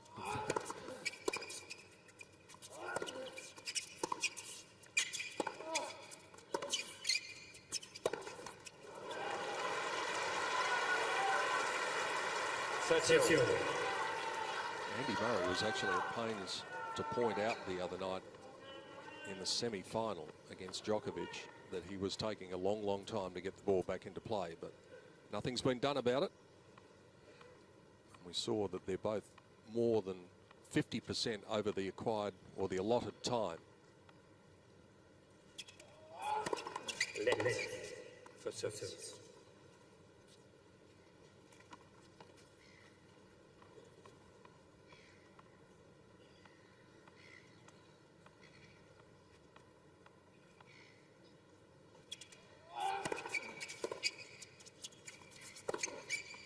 Oh, that's a good shot. Tough shot to hit. got to generate his own pace off a short ball. Looks easy, but he's got to hit that off forehand with topspin away from the body.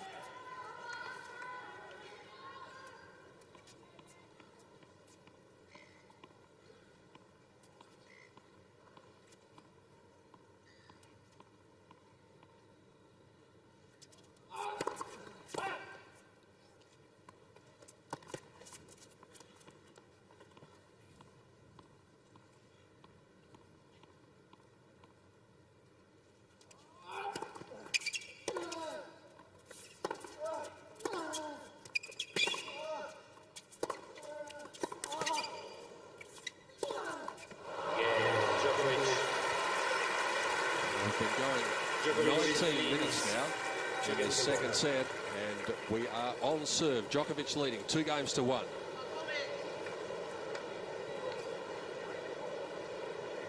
Doesn't matter which way you look at this, these sets are going to be at least an hour. We're at 20 minutes just on, and we've played 3 games.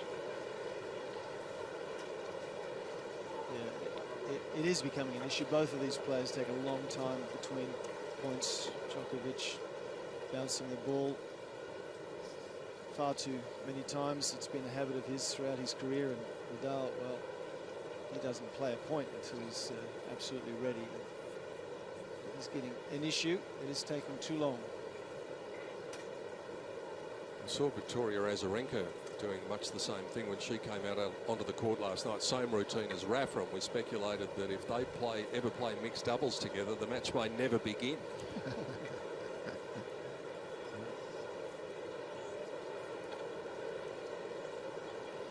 Time.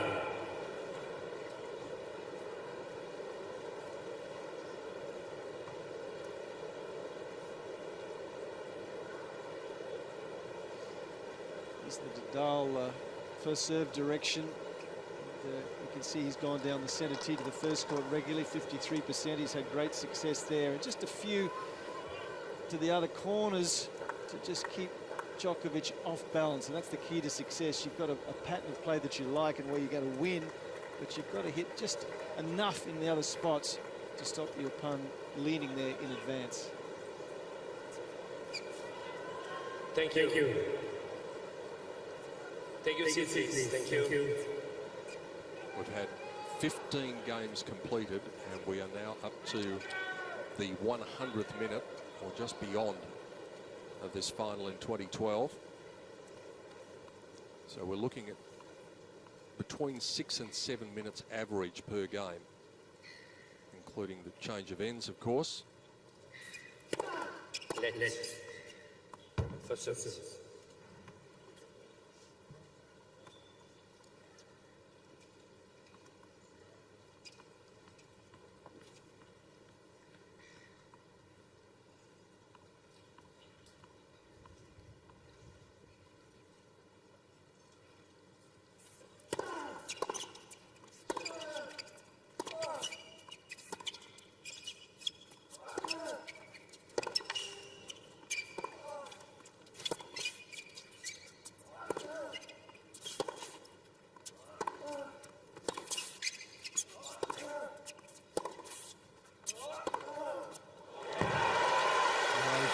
Stride here. That's a beautifully constructed point from Djokovic.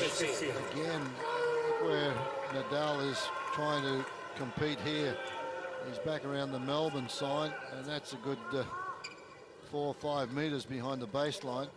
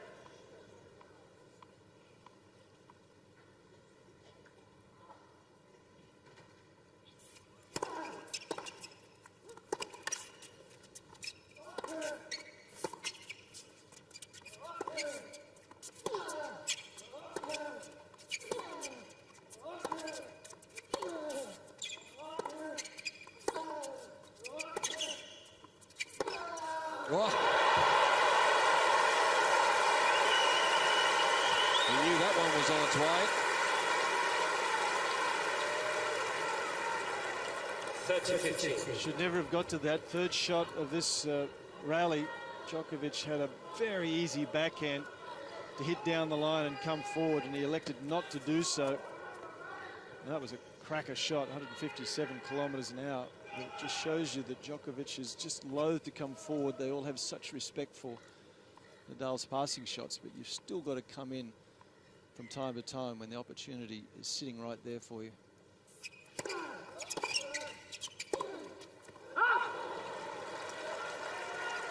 Because what happens if you don't, the opponent just stops stressing too much about hitting depth. You've got to continually make them feel they have to hit the ball deep.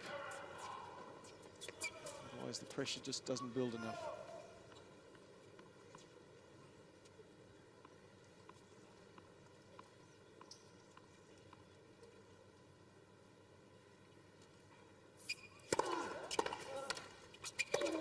Oh, well, the opportunity now for Djokovic. Again. He's got to start taking them, doesn't he?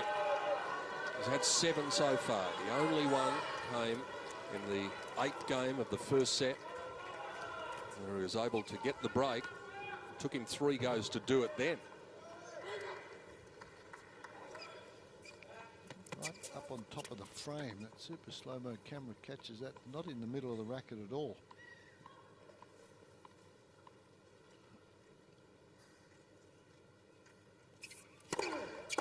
Out.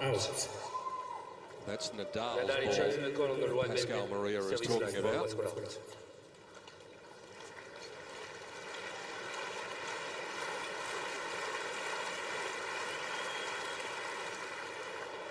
Good call from the chair.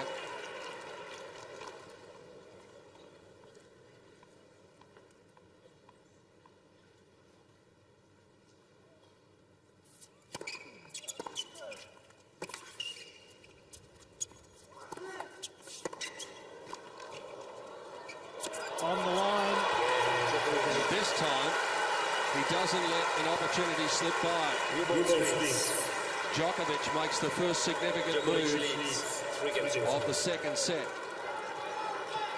Quite a remarkable volley there from Djokovic, because Nadal hit the passing shot. This one keeps it very low. But the volley gets down, keeps the head of the racket up and right on the line. Nadal's looking for this one to crack a passing shot, tracking it down, hits the line and zips away. So it got behind him. He couldn't even make a shot at the finish. So much for my predictions. 3-1, Djokovic. It's not in the book yet, No. Fred. Well, you put yourself out there, though. You Yeah. have the courage. I just see that tape. He's still got that blue tape on there, I think. New balls here for Djokovic. Love 15.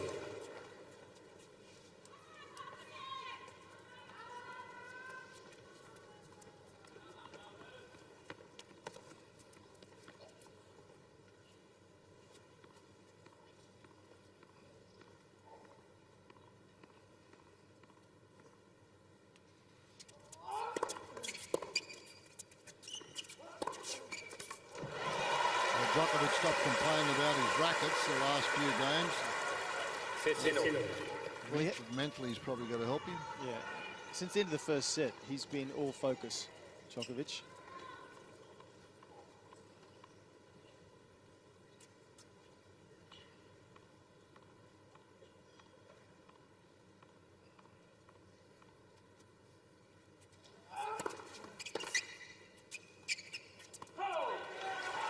As well as his focus, Jeff, no real sign of that malaise that we've seen in evidence in the Ferrer and Murray matches. Yeah, absolutely. Save for perhaps the first 2 or 3 games, he was a little leaden-footed, perhaps, but certainly the facial expressions haven't displayed any exhaustion.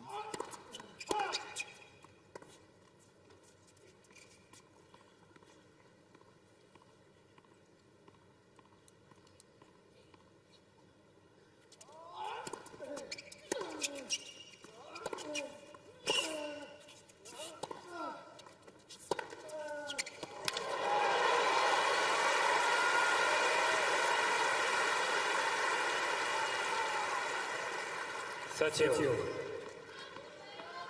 Starting to be more aggressive with his backhand, Nadal. He'd only hit one winner 3 games ago off the backhand. He's now up to 3. And he's had about another 3 that were forced errors. Been a lot more proactive with that shot.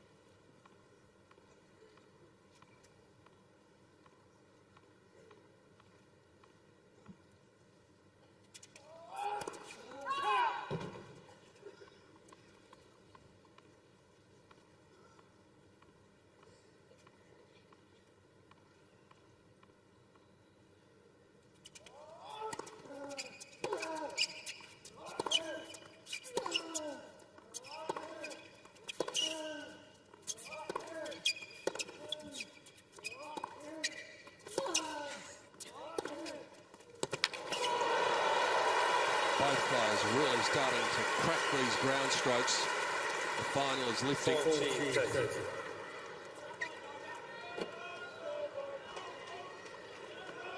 Thank you. Djokovic continuing to play on or very close to the baseline, taking these heavily topspin balls on the rise. And with it, taking time away from Nadal.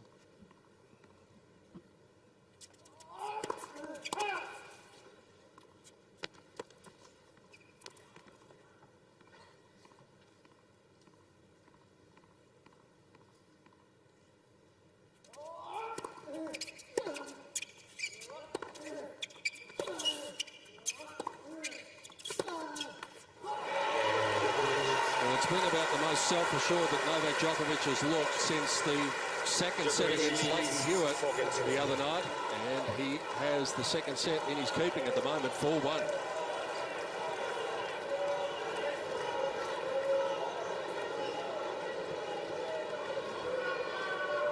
Well, this has been a lot better set from Djokovic. He's up 4-1 and he's had breakpoint opportunity on the only game that Nadal did win. Fred, when he's moving well, I think he's got the game to give Nadal an awful lot of trouble. He's got that ability to hit hard into that forehand corner. Yeah. It's just a case of if the footwork is good enough, and it's better than it was in the opening stages, and whether he can keep that footwork going for the duration. He seems to have just woken up now to the footwork, and he was very concerned, I think, and he knew that the feet weren't moving in the early stages. But when he gets that forehand into the corner, there's not a lot that Nadal can do. Time.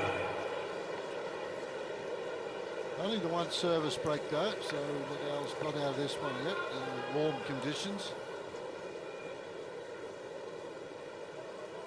The centre of Melbourne, the centre of the sporting world tonight, Rod Laver Arena for the 2012 Australian Open final. Looking down from Eureka Tower in the city to the packed house. 15,000 people in watching Rafael Nadal and Novak Djokovic throw their best punches at each other. Just at present, it's this man who's winning the battle in the second set, having dropped the first. Nadal taking it 7-5 in 1 hour and 20 minutes. An absorbing contest so far.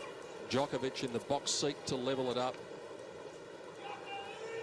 What's going to happen next in the final? You can see the wind just starting to get up in the stadium as well. I wonder if that is an indicator that there might be a change in the weather coming.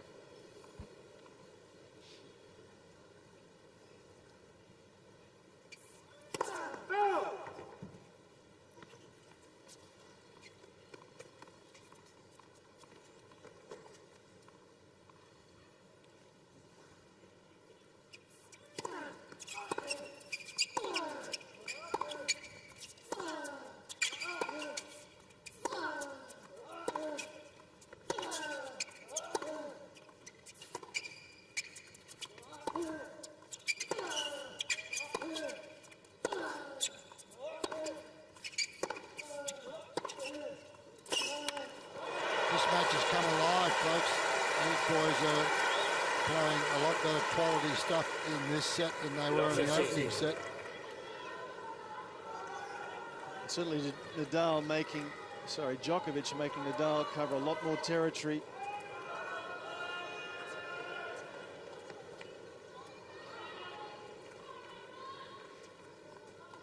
Temperature is still 31 degrees in Melbourne. No real sign of any troublesome weather on the radar at present.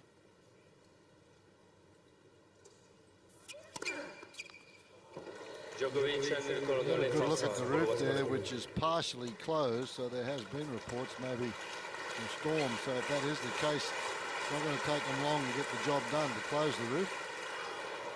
Good eye from Djokovic there. 2 millimetres.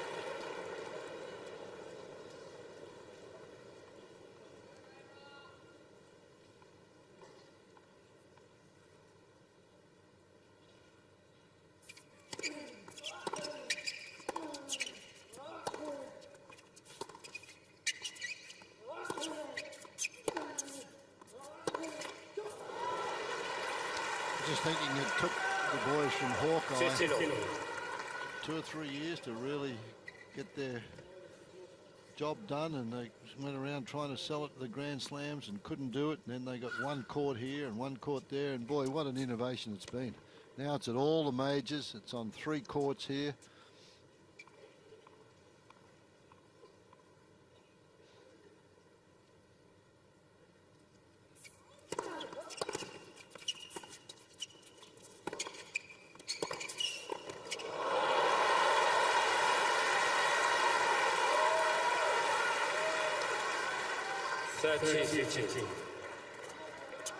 That's why Djokovic hesitates to come forward even when he knows he should, because the Nadal passing shots are outstanding. Nevertheless, that's a volley that should have been made. I was thinking exactly the same thing. Doesn't matter how good this one is. This volley, if you can volley at all, this volley, you've got an open court.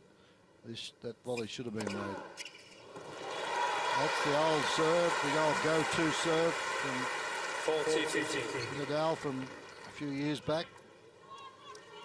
Ace number 5 for the match. He's now got his nose in front of Djokovic in that regard. It was played at exactly the same time. It's 30-15, 30-15 or 15-30. He used to use that serve 8 times out of 10.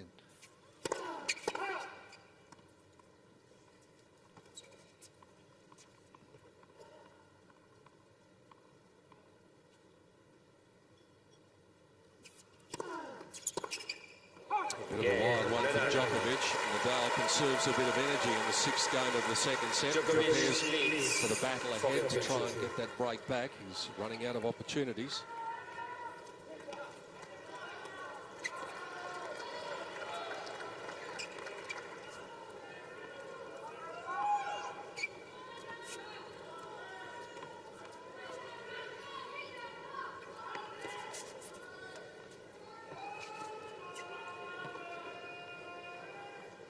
Whose name will be added by night's end?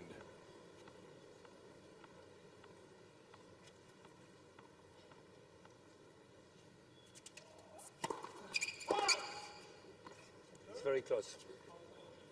Djokovic in the call on the right service line. Ball was called out. Well, the chair umpire says very close. That's sort of a code to say that it could be in. There you go. That's the code. It's very close. That said, well, that means they should challenge. It's the unofficial law.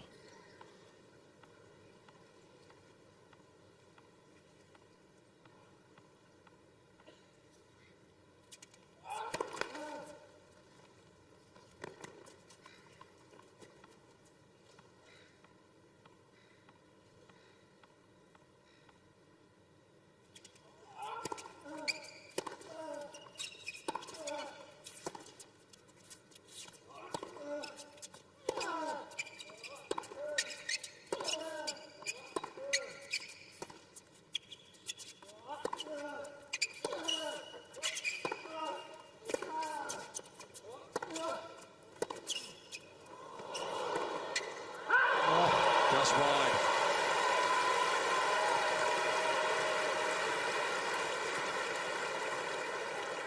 Love 15. Boy, that was a great shot. It missed though, but what a wonderful effort from Djokovic here. Round the outside of the net post.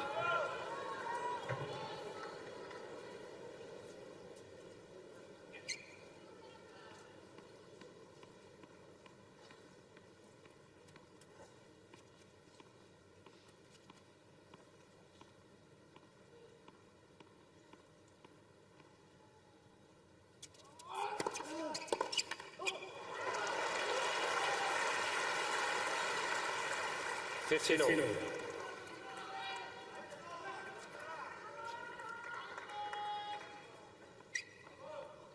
His quickest official serve of the night is 202. That was 195 for the wide one, so that wasn't far short of the fastest ball he served.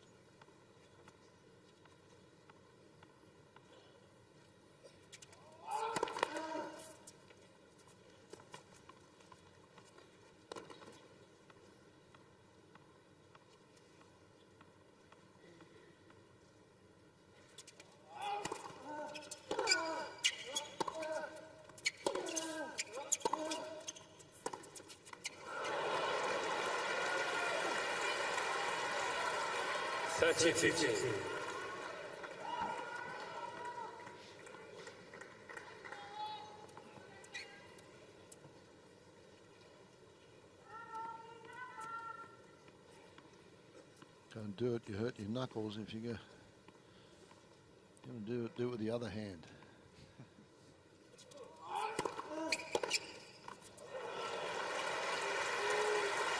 A couple of points there. 14-15. With a lapse from Nadal and puts Djokovic 40-15, seventh game. It's got the feeling of a match at the moment that Djokovic has right where he wants it in this second set.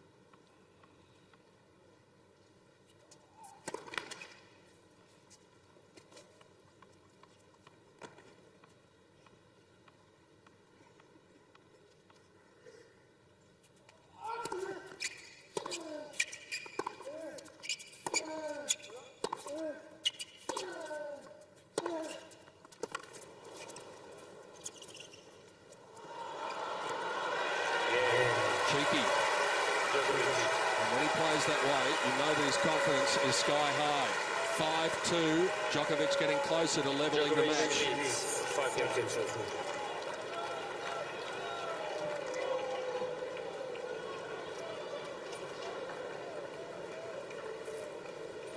Well, evenly poised. Fred Djokovic has certainly lifted his rating from the first set.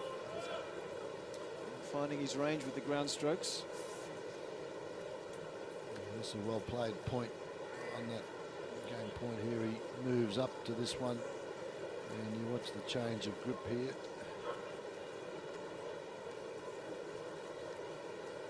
Does he? No, doesn't change the grip.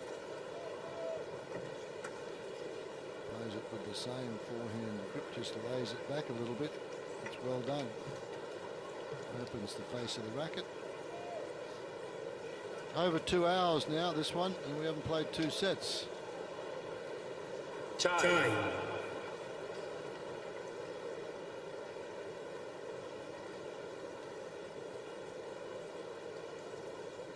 Stringers going through their work.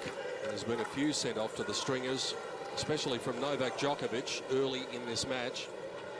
The stringers seem to have come up with the right tension for the rackets that they've sent back, because he is the man in charge in the second set, with the break coming in the fourth game. Nadal forced to serve now just to keep the set going.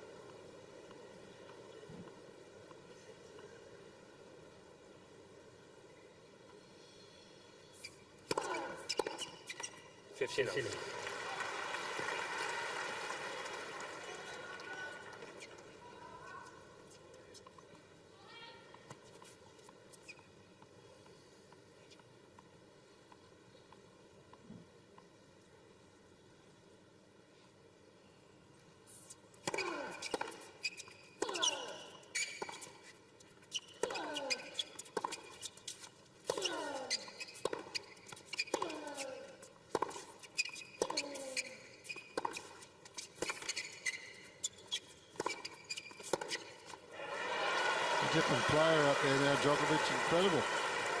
He's standing on the baseline and just controlling pretty much everything at the moment.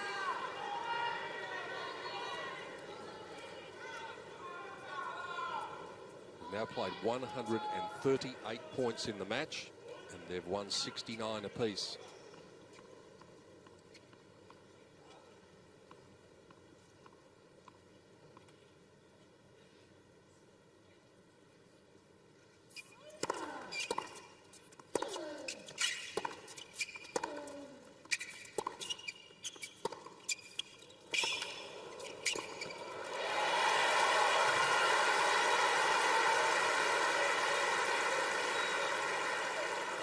30-15. Winners at 22 each.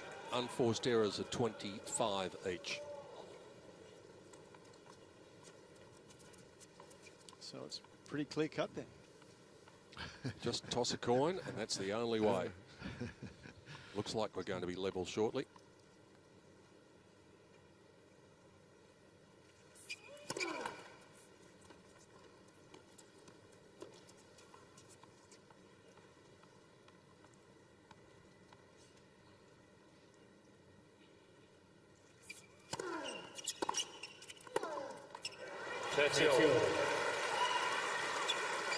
I just noticed with that last shot of the roof that we saw, gentlemen, that maybe it is closing a little bit. Yep. And the indicator seems to be from the radar that the rain is closing in.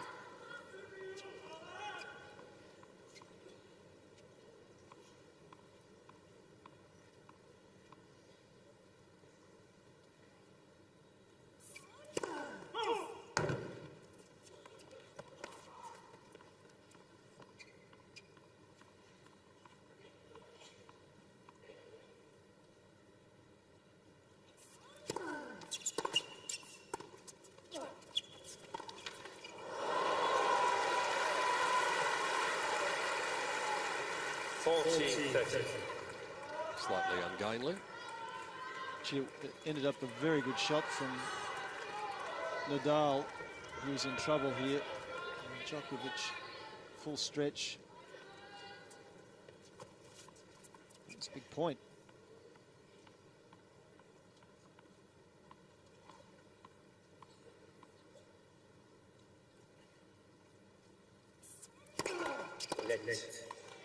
First service.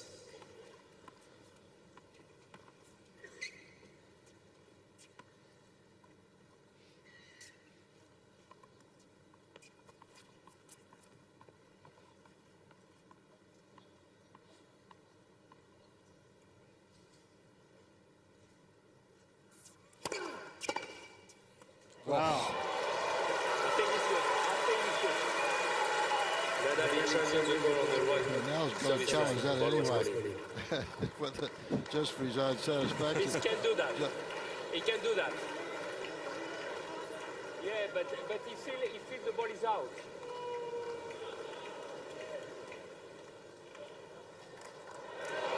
He feel the ball is Well, out. that's Yes. Nadal has one challenge remaining.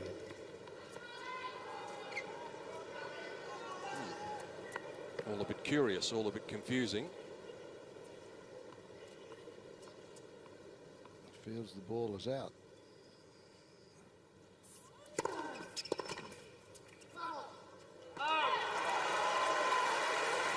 Advantage.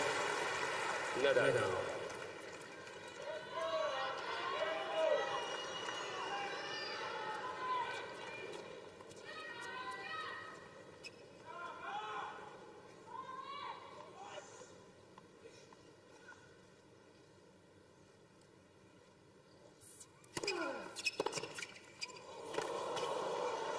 Can't do much about that.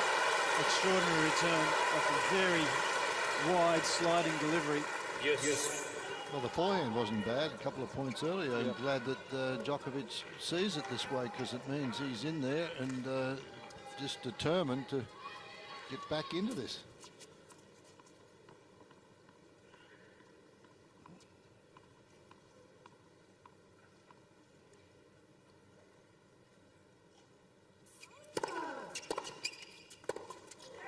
Another terrific return of serve.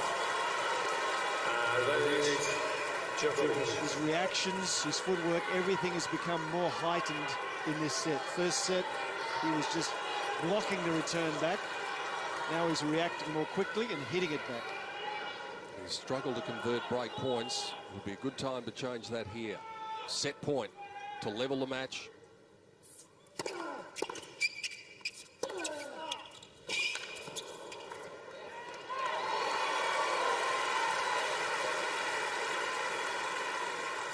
Yes.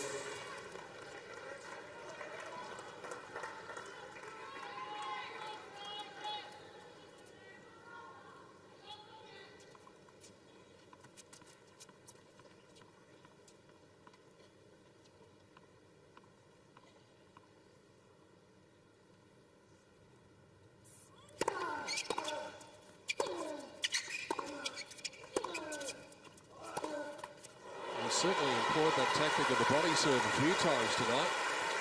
Advantage Nadal. But again, an indication of Djokovic's better movement is he's getting out of the way now more quickly and thumping it back. This has been a terrific game from both players.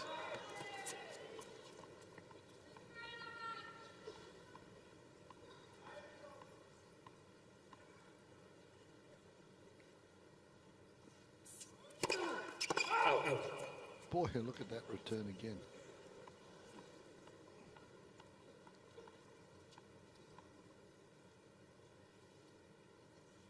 For another big one, not this time. So another great point is squandered, but the difference is that this time Djokovic has the chance to do it off his own racket.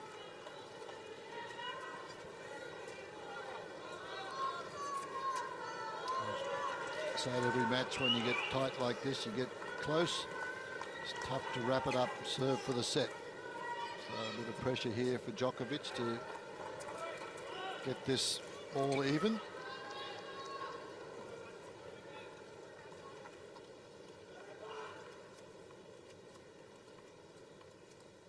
Nadal will be looking for the first point here.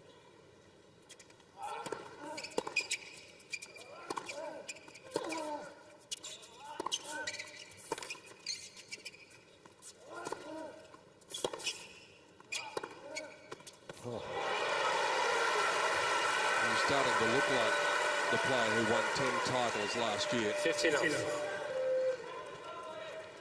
Takes control of the rally. Look where he is inside the baseline, this time on the baseline. Finds the angle deep into that forehand corner. Great camera work once more. Beautiful follow through.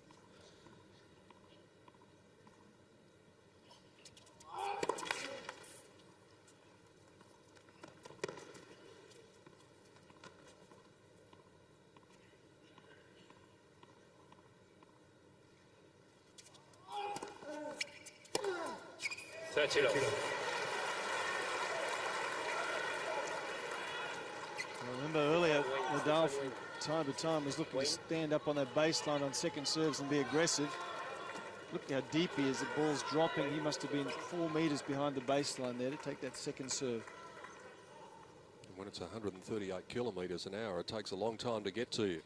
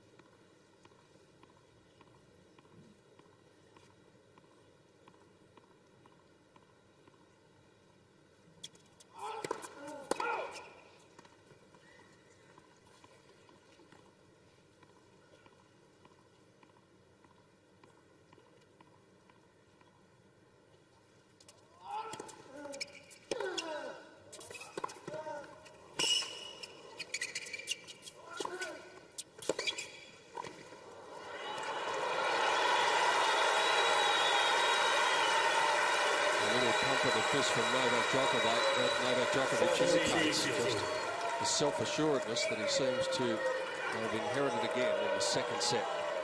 Well, they know one another so well. When he hits this one down here, sets up the short ball and then knows that this one's going cross-court. He goes down line occasionally with it. But Djokovic just sitting right on that volley. Second and third set points for the defending champion.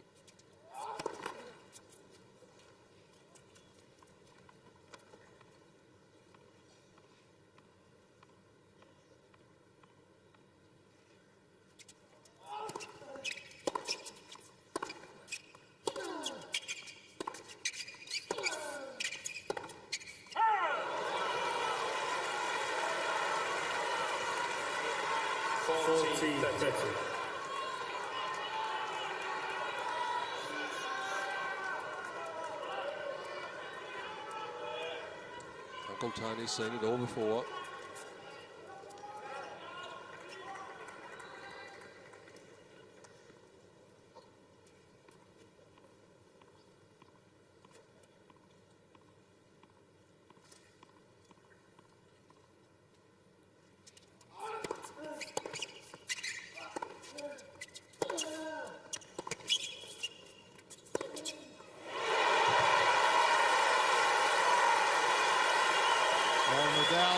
absolutely relentless. Yes. Doesn't give anything away. This is a well-played point again here, and he goes for broke on the forehand on 2 occasions. Favourite shot, that off forehand. You saw how many of those winners he'd hit in that graphic we had earlier into that spot.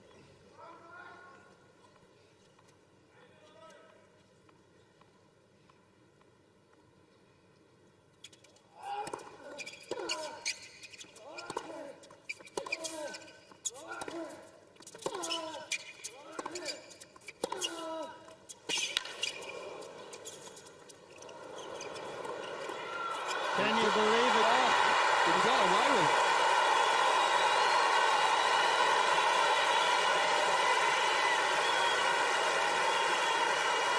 Well, this game is enormous.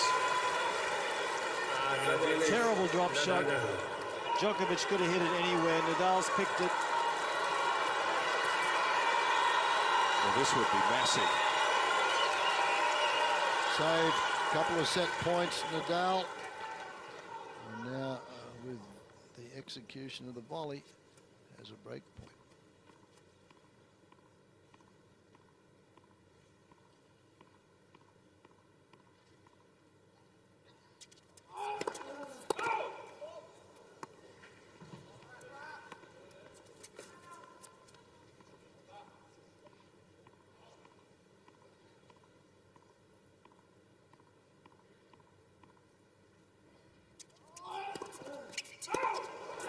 Double fault.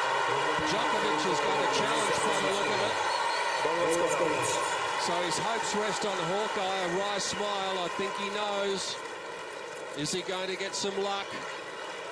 No, he's not. Rafael Nadal simply does not know when he is supposed to be beaten, and he breaks back and we're back on serve. 5-4, second set.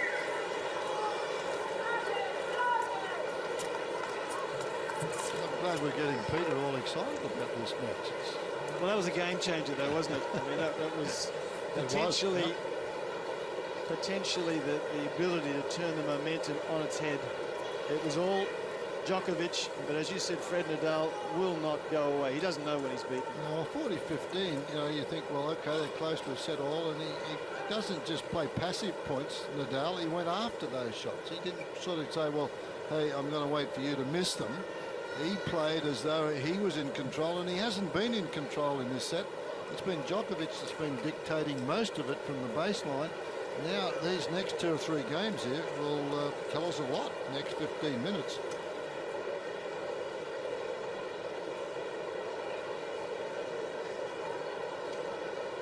All kids are doing a pretty good job with the seagulls down there.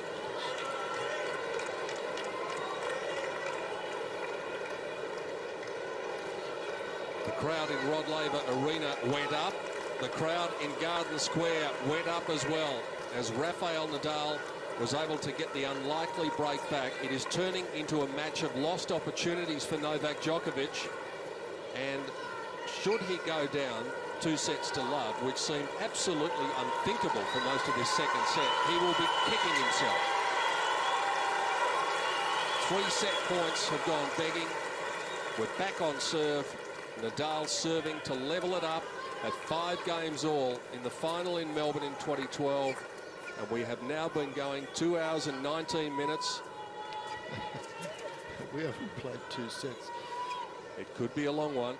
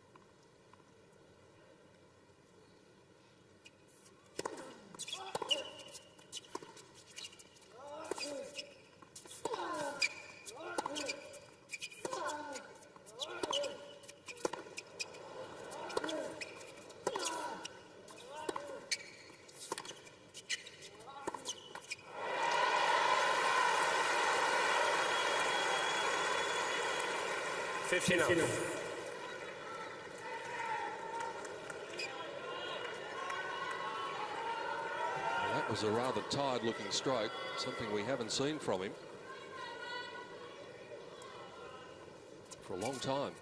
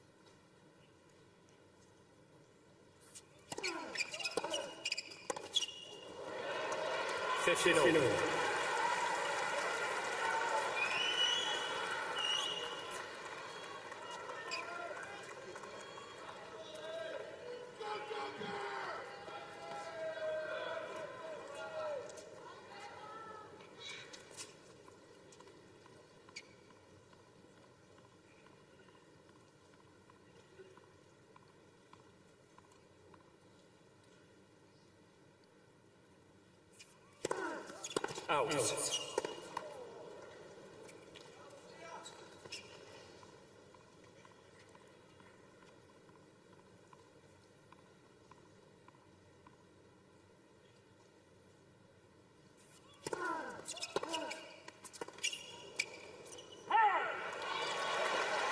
there another turn in the tail? 15-13. Well, he's ripping into those second serves now, and that's a good play. I think that's about his only shot this stage to get out of this set.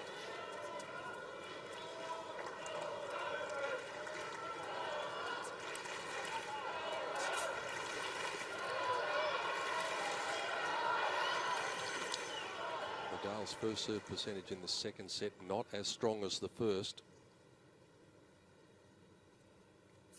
That's what happens when you can land one. 13.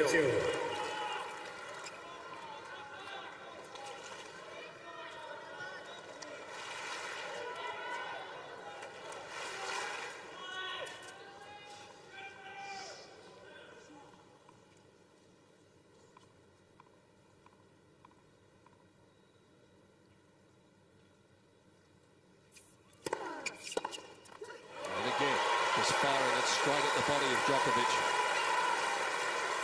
14-13.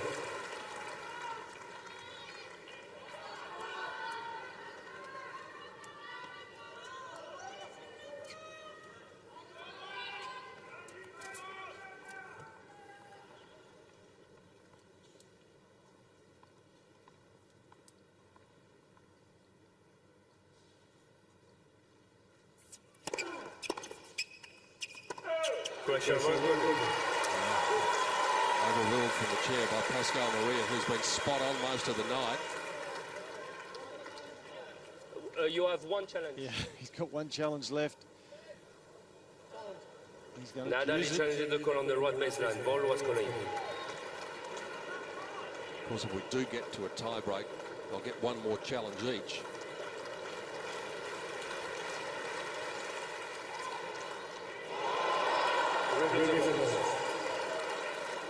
Nadal has no challenges remaining.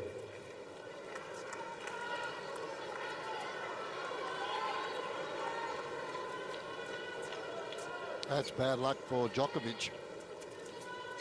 Yeah, the point was his. The point was his, and they replay the point now.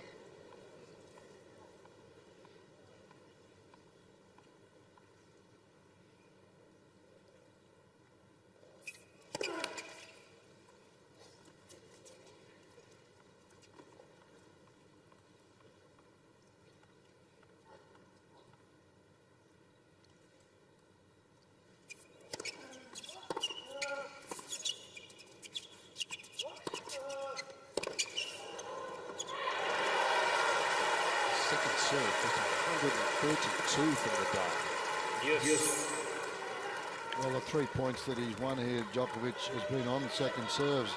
This one was a good reply, but there's the forehand. This is the one that does the damage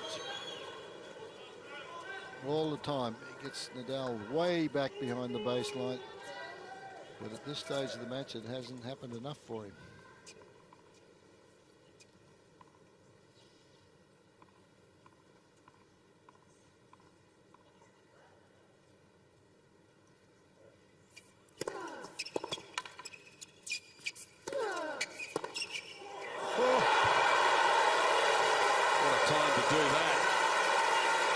Unbelievable anticipation here. Most of the time as that shot from Nadal goes back the other way, Djokovic is just there, beautifully set. Nadal can't believe it. 142 kilometres an hour. He's got another set point. This will be number 4. You have to take your chances.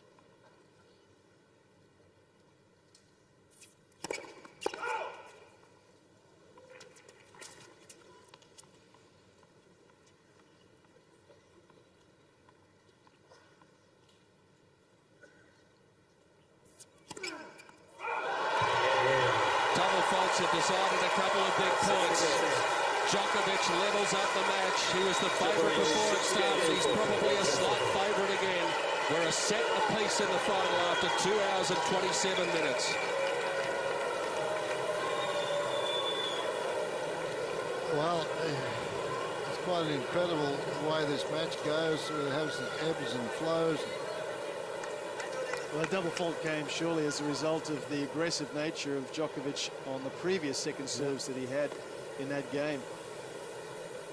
So that summary there, winners and unforced errors, Djokovic level pegging, but he's certainly been going for plenty. Very little in it, again, as you would expect. But Djokovic, he was all focus. Having lost that first set, he really put his head down and was all business. And Nadal wouldn't go away, but gee, Fred, Djokovic did well then to come back and break again. So, yeah, highlights of the second set after being down or having those match points and then set points. Set points, and Nadal really taking it to him, and then Djokovic comes back and anticipates that backhand down the line could be the turning point of the entire evening. This one was a bad miss. Good anticipation again from Nadal. This one, though, here is the one that's done the damage. That set up the set point and got everybody jumping up out of their seats. And that could be the turning point if this one is won by Djokovic.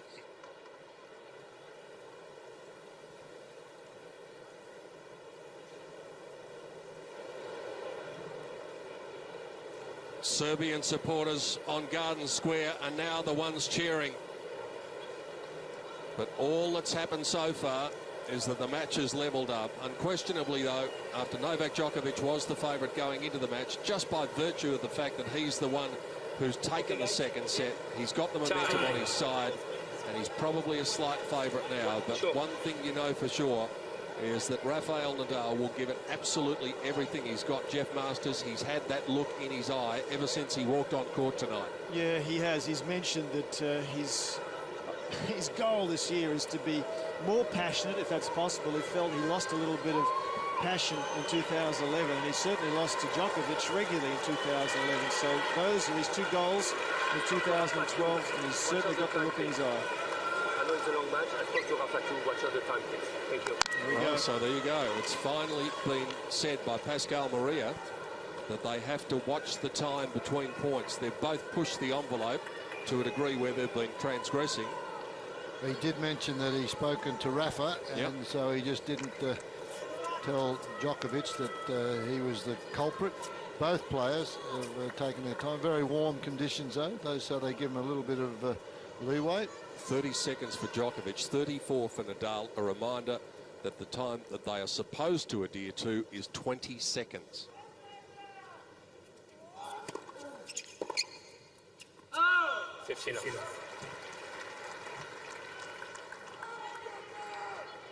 Well, we'll see what happens, because I think Maria has done the right thing, and he's warned them both privately. Will someone get a proper warning, a legitimate legal warning at some stage?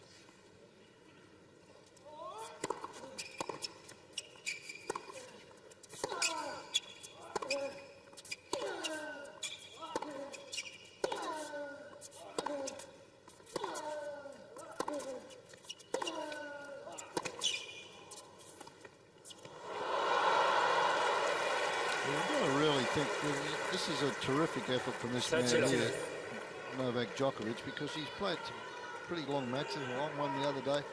And this has been going over for, what, 2 hours and 30. 2.5 hours?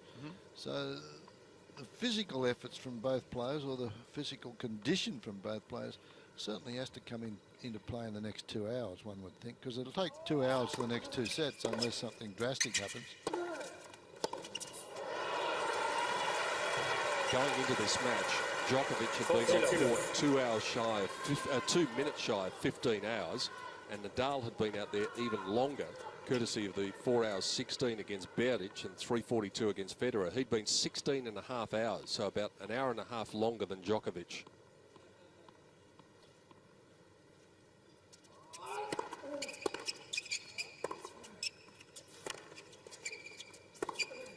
We talked about it earlier. It was Djokovic who played the last of the semi-finals. And 3 out of the last 4, Fred, have been won by the man who played in that second semi. Well, it's interesting, isn't it? We've spoken tonight about how Nadal wanted to play more aggressively, and tonight he's been less aggressive with his court positioning than he was in the US final of 2011. So in other words, he's playing deeper behind the baseline. And this is a look at Djokovic tonight. 64% behind the baseline, 36 inside. So he's very much taking the aggressive part of the court, which is what we'd expect. And it's paying dividends. Just 3 balls inside the service line for Rafael Nadal. A love hold for Djokovic, making a big statement at the start of the 3rd set.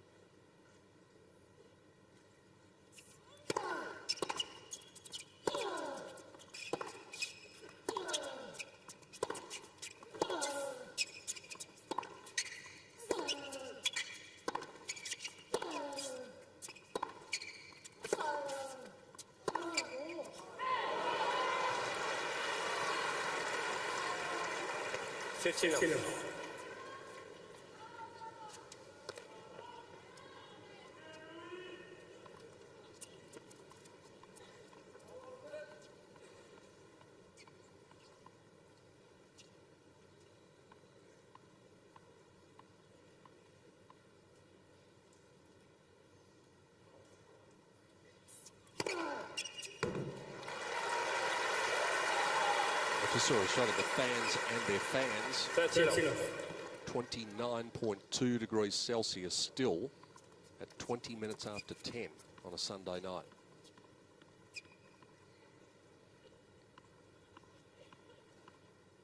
Making this even more grueling physically.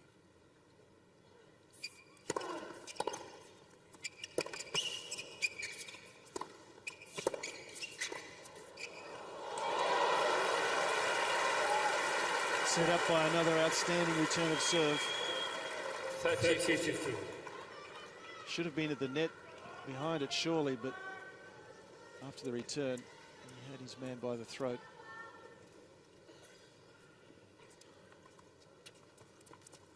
Wasn't exactly the volley that he wished he had, though. It was pretty close, wasn't it? He didn't mean it to be that close.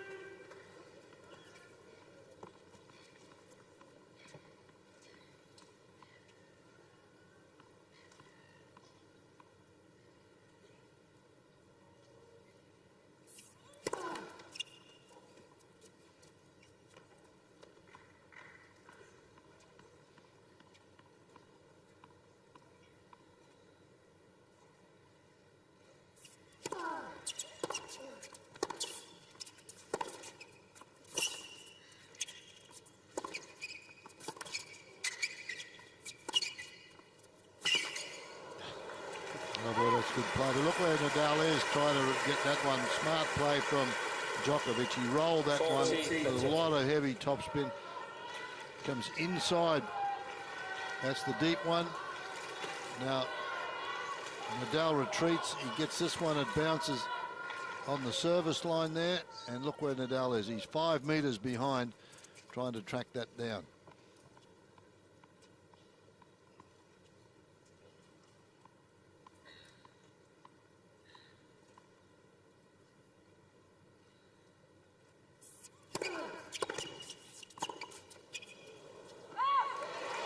Comfortable game all of a sudden becomes a little bit uncomfortable.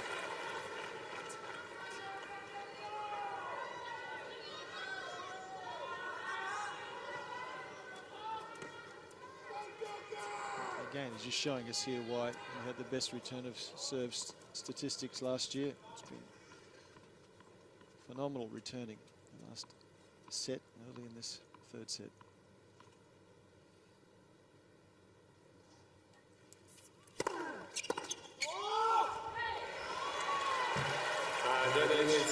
Again, the serve at the body on the juice court has been a major factor of Nadal staying in a lot of these games.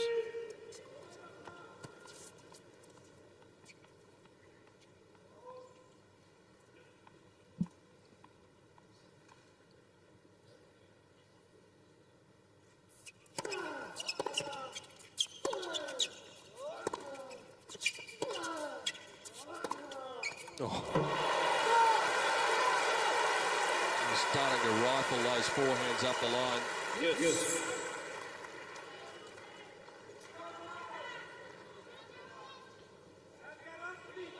Well, the ball from Nadal too short, and if your opponent's standing on the baseline and you present him with a short ball, you're giving him an opportunity to punish it.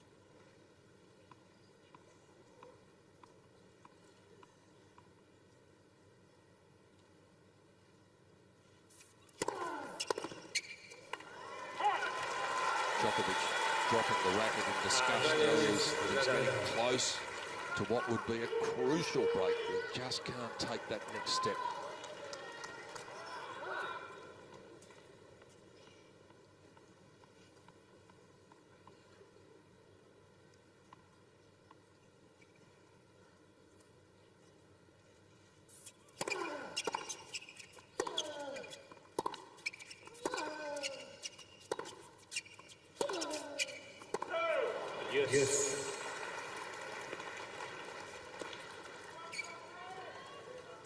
Djokovic standing firm on the baseline, no return serve, isn't he? He's not really that far back behind the baseline, and he's getting the ball pretty early, getting it back to Nadal before Nadal can get himself set at the back of the court.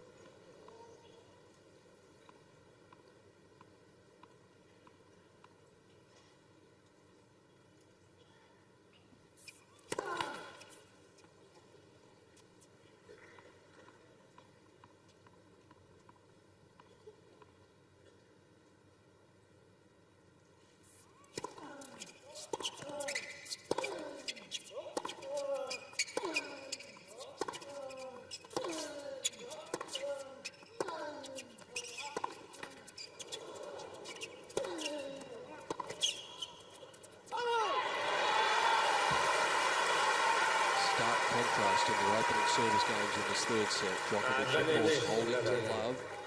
This will be the 12th point of this opening service game for Nadal.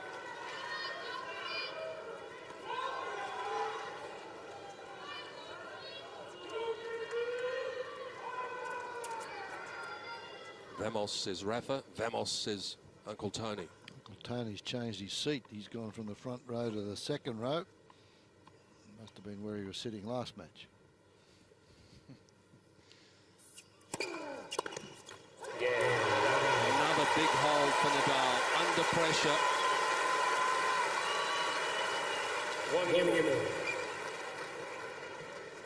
If the pressure keeps coming, though, even a player as brilliant as he might eventually crack.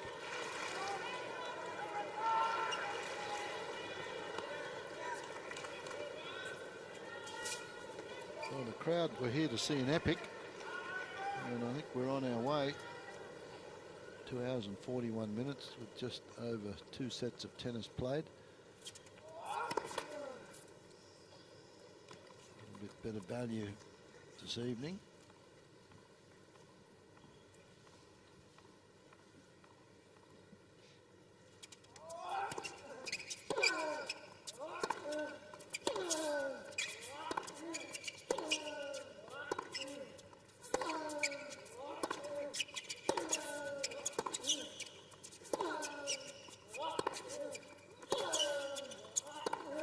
Wow, that's fantastic. Absolutely awesome. 59. Toe to toe. And look at this, top of the bounce. Half a metre from each line.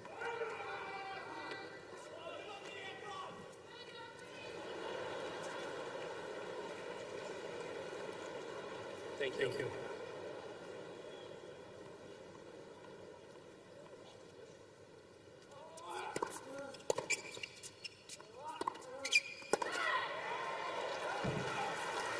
Just to give you some idea of how slow this match is, comparing it to the Querrey-Tomic match earlier in the championships, they played 2 hours and 13 minutes, 4 sets, 237 points.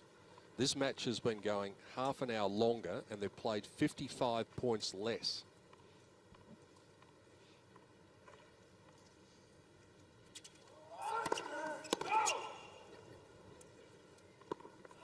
Mind you, Querrey and Tomic do play as though someone's hit the fast forward button.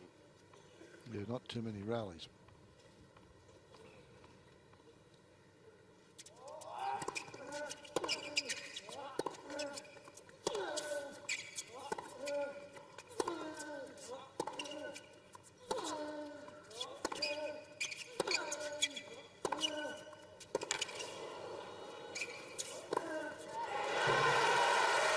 Interesting to see the average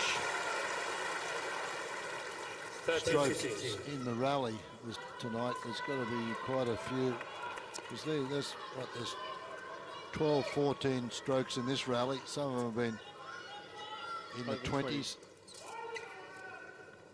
Right in the middle of the frame, that one.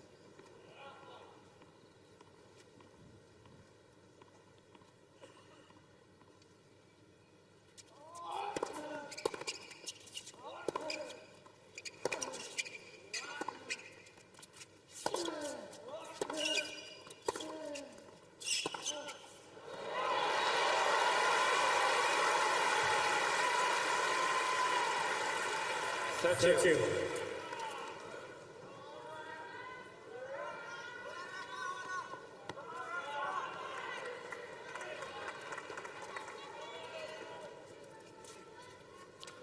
Toe to toe again.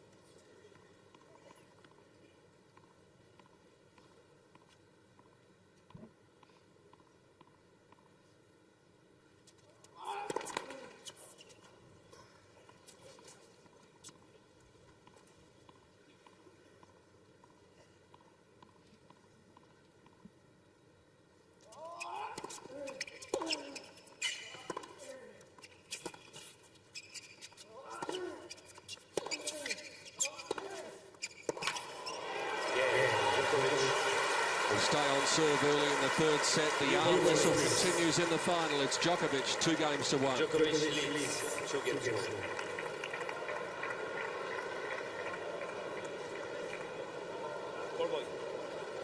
Standard tennis has been pretty darn good. Pretty shaky start the first set though, but towards the end of the first set now this is very intriguing stuff. It's almost like it's a battle of wills at the moment. Yeah.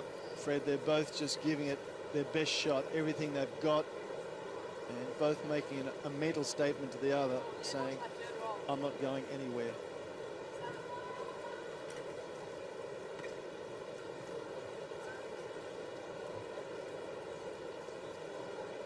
He's quite a remarkable athlete, Nadal, some of the stuff he gets to. So is this Djokovic. I think when he gets there is probably on even more better balanced than Nadal when Nadal gets there. So intriguing contest, and it's a long way to go yet. Time. The last match of the Australian Open Championships of 2012, 665,000 people plus had been through the gates before the first one entered today. And we are seeing a fitting conclusion to what has been a magnificent fortnight in Melbourne.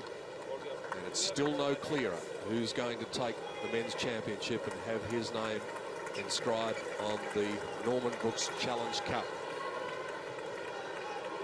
Rafael Nadal having to play catch-up in this third set. Djokovic on serve, leads 2-1. Match has been in progress 2 hours and 48 minutes. Rafael Nadal played in the longest ever singles match here, and that was the semi-final against Fernando Verdasco in 2009, which went in excess of 5¼ hours. We may be on track to break that.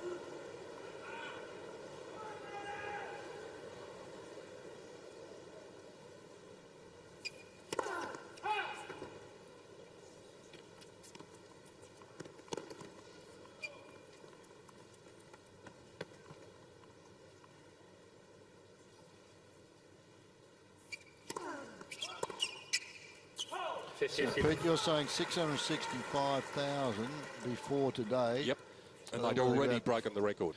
15 here. There's got to be 7 or 8, maybe even more out in the square. So they're closing in on 700,000 folks then. That's terrific. Very close. The Sunday record is just over 22,000, and it'll be close to that today.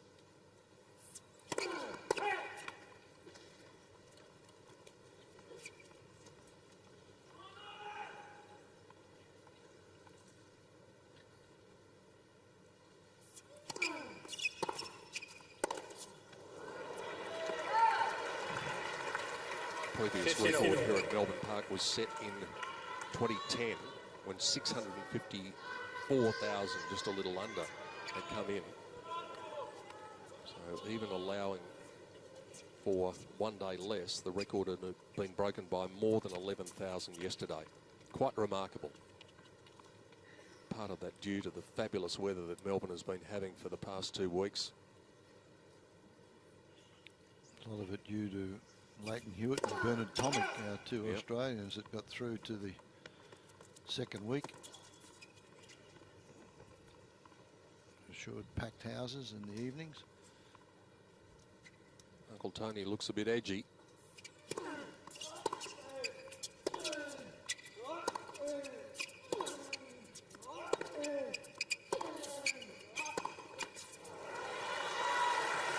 It's got the feeling, Jeff, at the moment, as we spoke about in the change events, that the man who slips up first here is really going to have the task on his hands. The one who makes the first decisive move is going to be an overwhelming favourite at that point.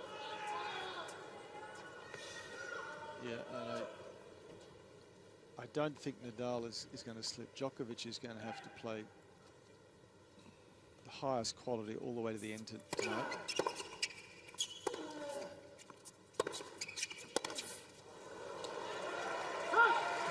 I think this match tonight just means so much to Nadal.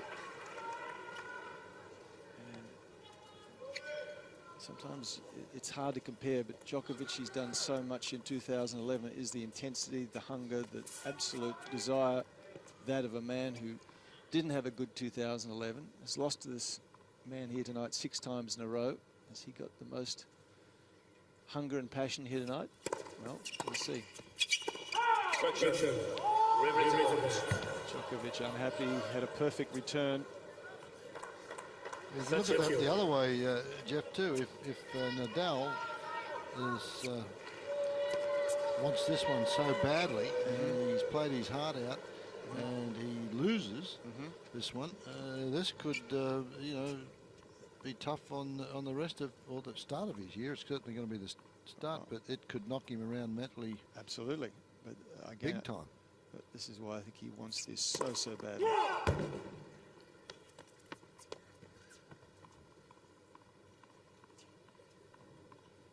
was a bad call, that last one. That ball was nearly inside the baseline.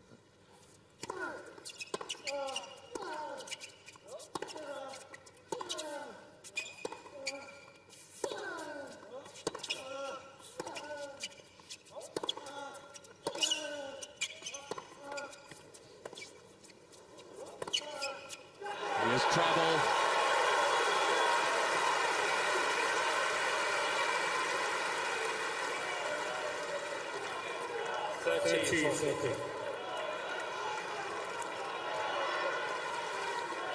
Boy, he was quick to jump onto that one. You talk about footwork, it was a bit sloppy in the first set, but as soon as that slice got short there, Djokovic, 5 or 6 very quick little steps, and there's the reaction. Break point number 11 for the match for Djokovic.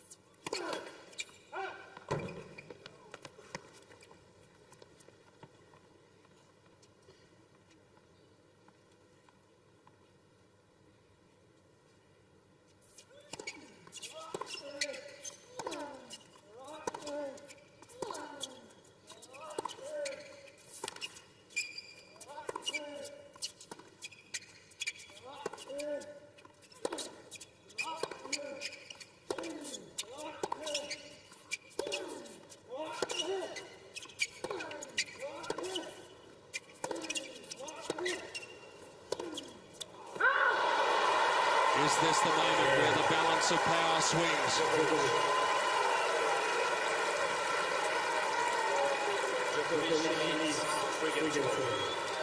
No question, the momentum in the second set switched marginally. Now it's gotten a little bit bigger. Yeah, this is just toe-to-toe. This is just unbelievable play from both ends of the court going at it. 20 strokes in the rally. Serbian fans are dancing again out in Garden Square. That is not accounting for the fighting qualities of the man at the other end. He is going to have to display them all. Uncle Tony gives Rafa a nod, but it's Novak who looks confident. There's the average rally length, 5.4 shots. Now, it doesn't sound a lot, but that is quite a big number. The experts who know about these things will tell you that it's generally round about 3.5, 4 tops. I reckon in the last 3 or 4 games, it's been more than that. Oh, that brings it down.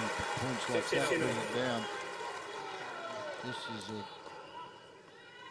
a danger time for Nadal. This brings doubts into his mind.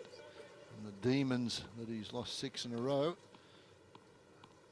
could do some damage here.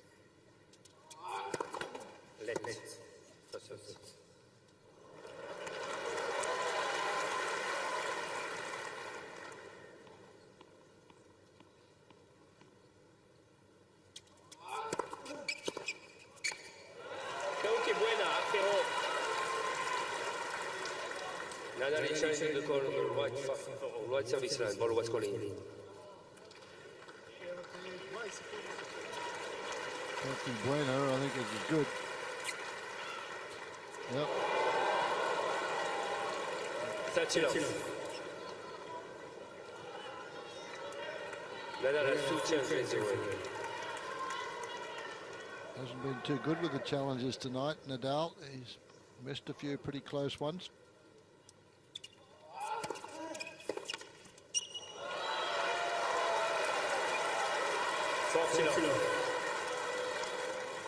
There has been a perceptible change in the momentum of this match all of a sudden. Now it's Nadal on the back foot. Sometimes when his back is to the wall, that's when he comes up with his best stuff.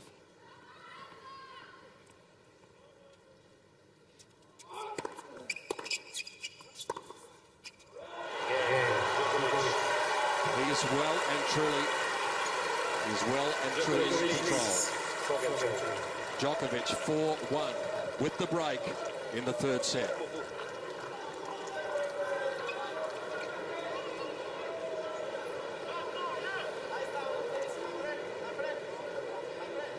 Well, it certainly is a momentum shift, and Big time. well, for all the talk that came from Nadal about heavier racket, wanted to get more free points, etc., he's gone back, Fred, to playing very deep behind the baseline.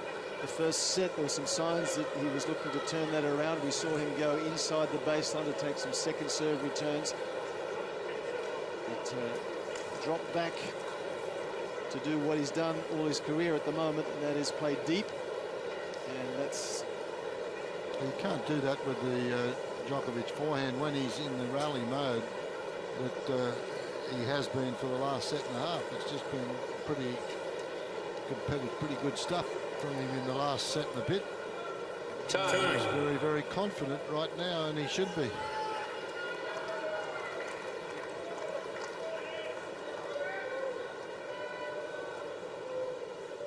On the line is in, it certainly is. And Rafael Nadal has been finding it more difficult than Novak Djokovic to exemplify that tonight. Djokovic certainly feeling as though he's got the whip hand at present. As we said, though, beware Rafa when his back is to the wall. He's going to have to produce something special, it would appear, to stop Djokovic from taking it 2 sets to 1 lead.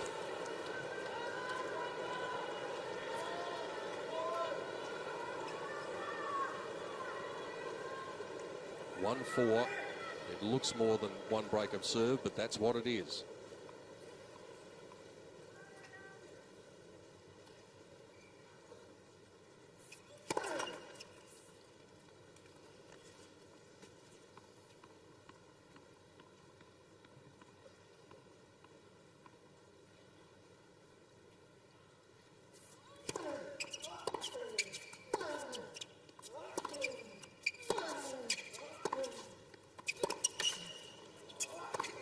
That's the shot that gets him again.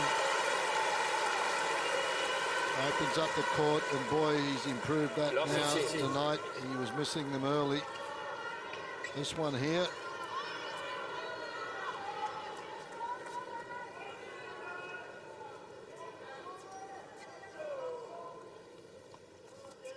Depth and pace. If you can get them both together, you're in pretty good shape. 3 hours we've been out there.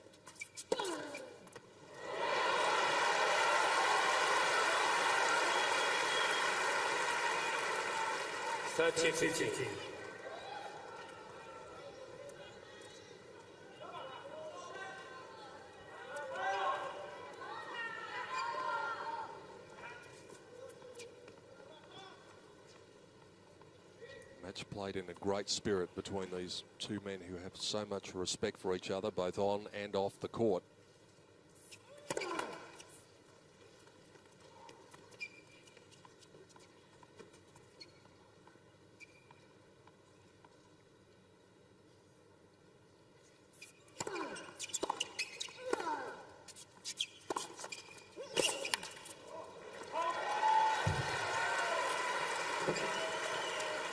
30. Fred Djokovic is the only player who really seems to be able to jump all over the Nadal's second serve. He's hurting him badly off the return of serve.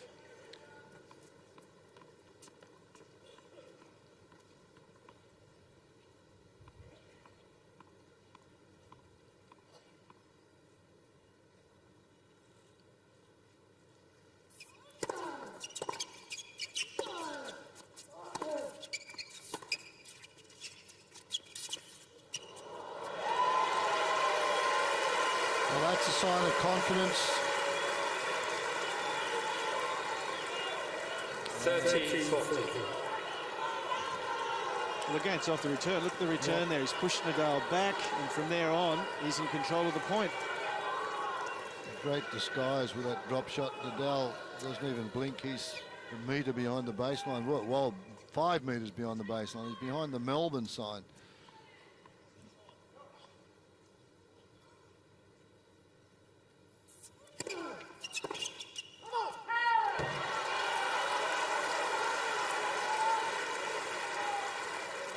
Yes.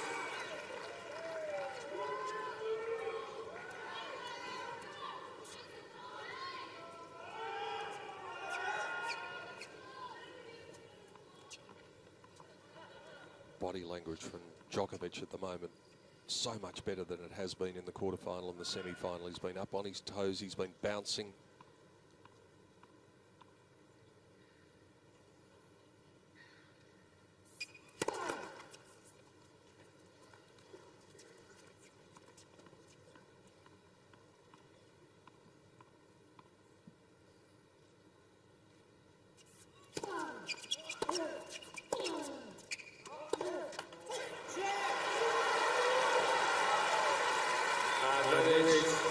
Nadal.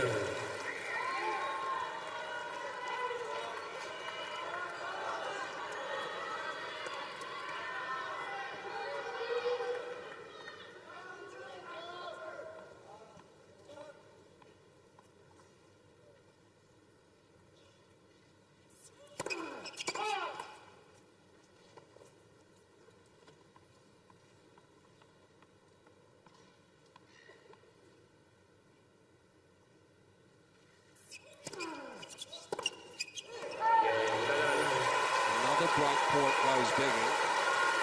Sooner or later, the dam wall will have to burst, you would think, if he keeps on going back to the well.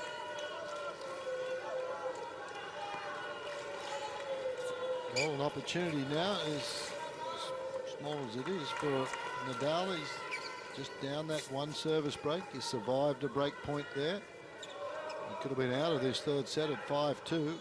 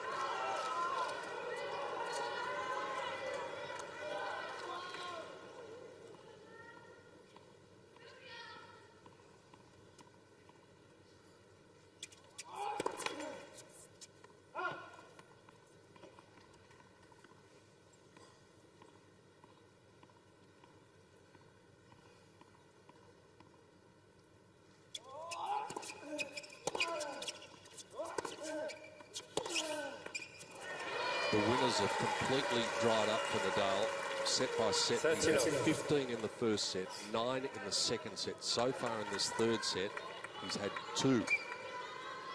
Well, he's just been counter-punching. It's been Djokovic doing all the attack.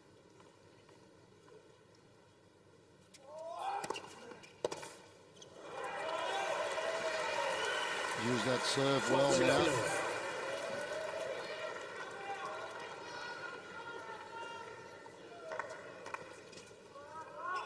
Look at that, from 55%. He's only winning from the back of the court, Nadal, to today is only winning 20% of the rallies. That's just not like him. Well, it's hard to see where the turnaround is going to come from. Novak Djokovic looking supremely confident. Up the break, 5-2 in the third.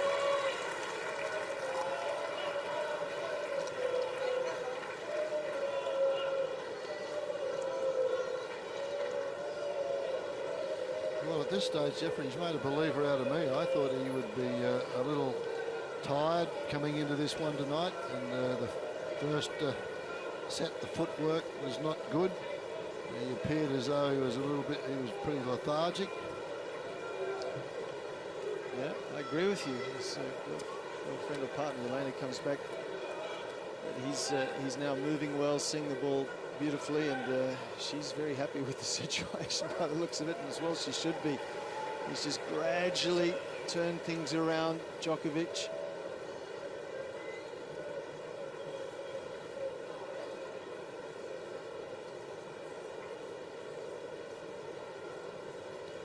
Time.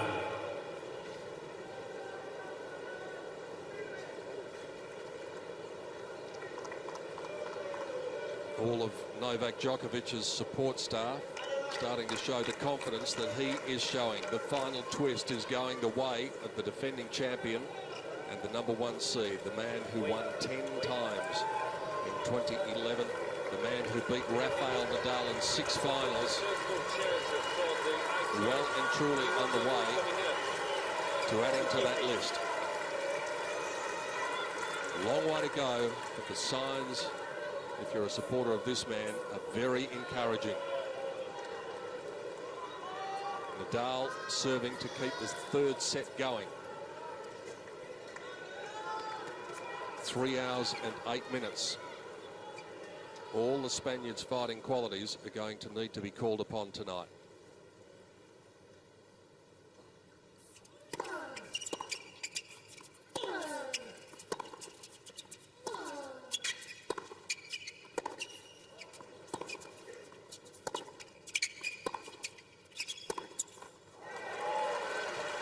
Que buena. La offensive.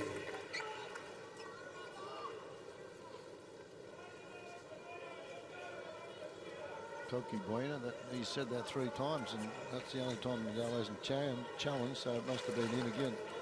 Sorry?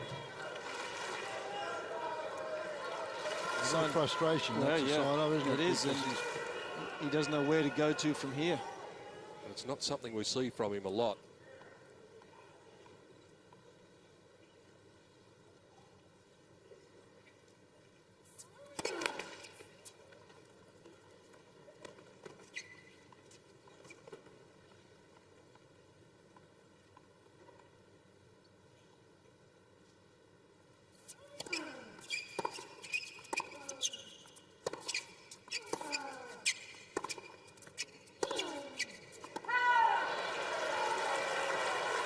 Temperature has only cooled marginally. It is now 27.4 degrees, so it's just cooling a little bit as Novak gets hotter and hotter.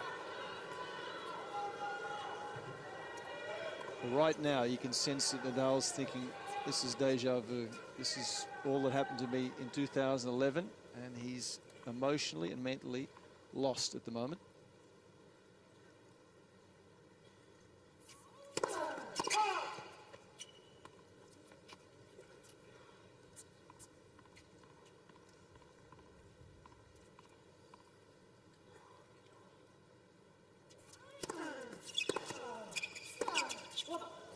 Totally lost, doesn't know what to do.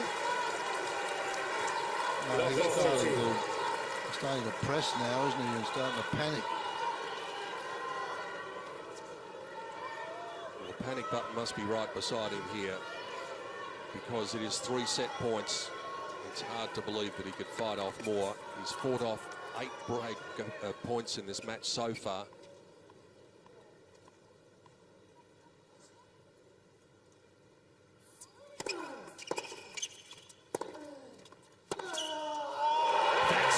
Looking at the moment, the roar goes up from Djokovic, and he his supporters, and seemingly he's on his way. 2 sets to 1 after 3 hours and 11 minutes.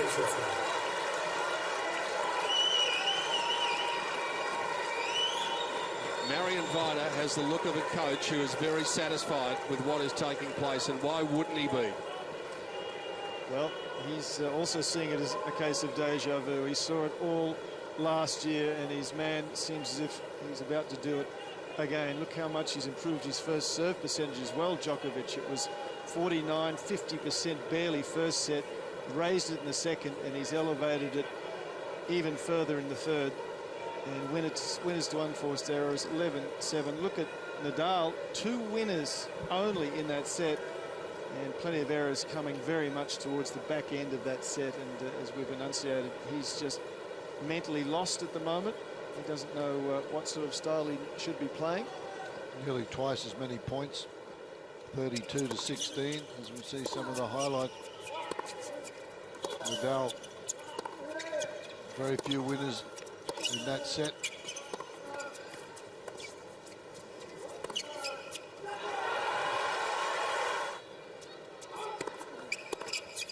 And towards the end of the set, that was panic stations.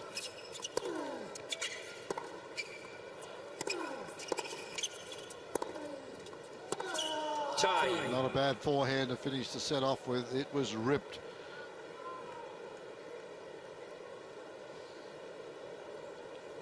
Novak Djokovic lets the roar out at the end of the third set, and well he might, because he has this match exactly where he wants it. There's an old expression that it's all over bar the shouting. If anyone else was at the other end of the court, you'd be confident probably in saying that about this match. With Rafael Nadal, it still puts a bit of a question mark in your mind, but this man who has dominated Nadal in 2011 has the eye of the tiger. He's got that feeling that he had so many times in the previous 12 months. The crowd urging Nadal on. It is going to take a Herculean effort from the Spaniard to take it out to 5 sets. Thank you. All of the momentum with the defending champion as he looks for his 3rd crown in Melbourne.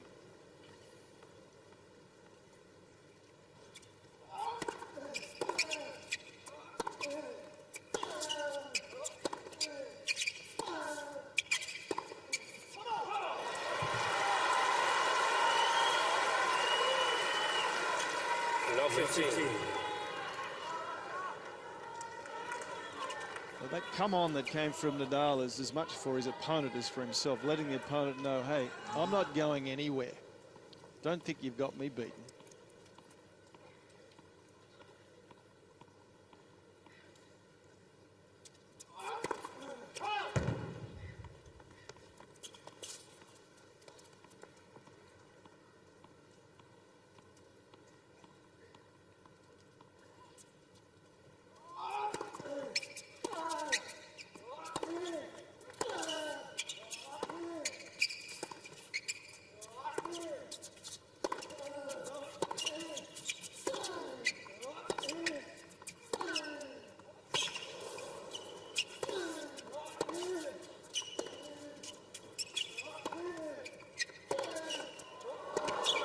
Oh.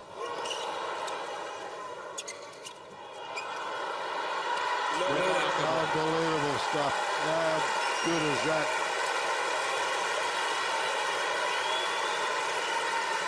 Both men won that point 3 times. At least. Huh? Well, Djokovic was a little fortunate that one of those shots hit the tape and gave him an extra chance. That one there. It's just fabulous. Look at that.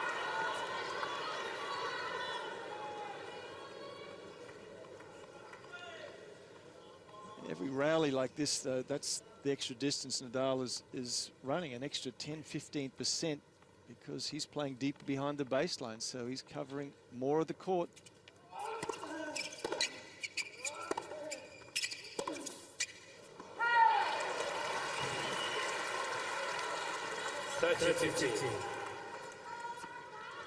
Djokovic just looks so confident at the moment, though. And in contrast, the look on Rafa's face there told a lot. He's not letting Nadal get set at the moment.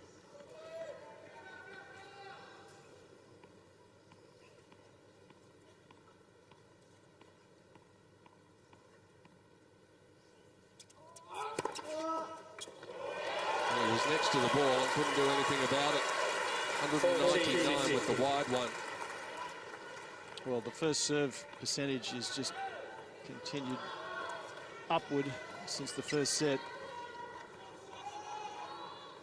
50% first set, 58, 72.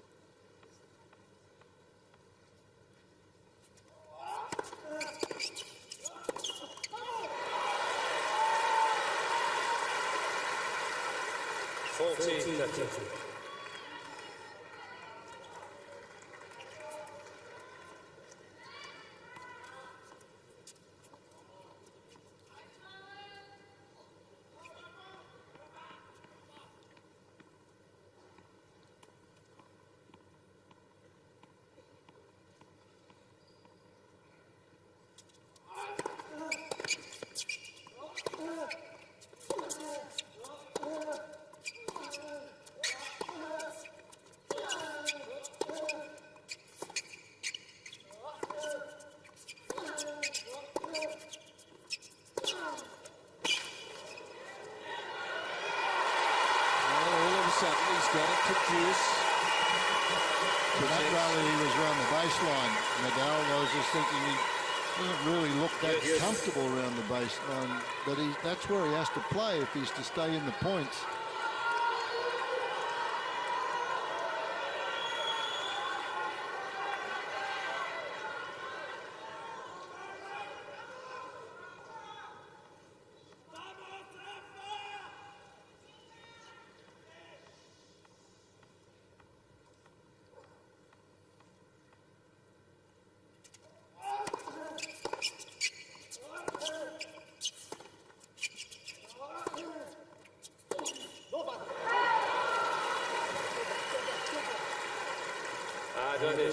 Djokovic.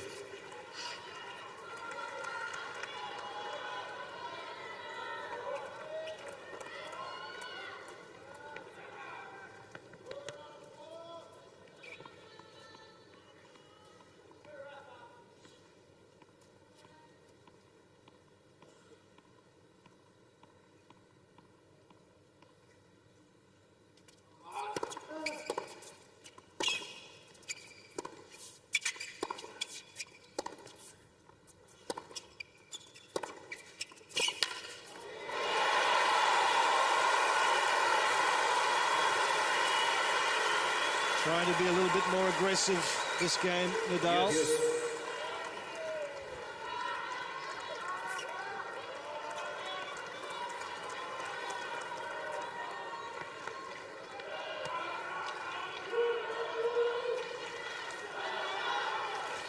Anytime anyone gets a little short, gets thumped from either end of the court.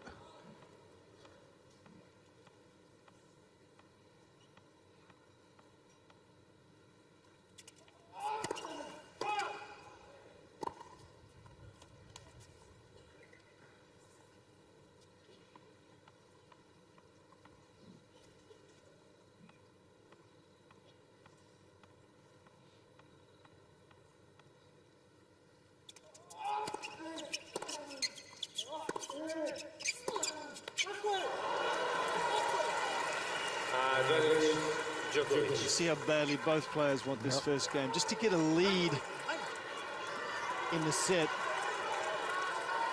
is really worth plenty.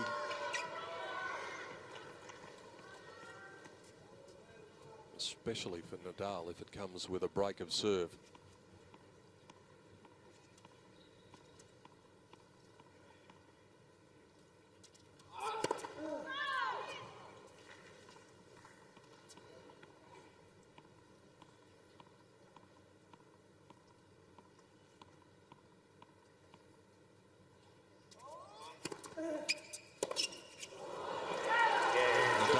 Pick the lock, and look at Djokovic, look at his support box. He knows the significance of that hold. It set the tone for the fourth set. Look in that last serve, Jeff. He was way back in the back of the court. That last one just shows you where his return point is on the second serve. He's even further back in the second serve than the first serve. Yeah. Very evident in that last point. And he shanked it from back there. There's only a couple there on the second serve. You can see way inside the baseline. That was in the first set. Djokovic, by comparison, look where he is. I mean, he's just behind the baseline for the first serve and way up inside the baseline for the second serve. So it's what we've seen. How about the ad court there where he's cut down the angle out there? You see that one on the left of the screen where that's where he cuts down the angle with the serve that goes out with a two-fisted backhand. He's done a good job all around. Well, it's what we've seen before, but we were looking for a little bit of a change from Nadal tonight, weren't we? And we haven't seen it. We did for a few games in the first set. That's it.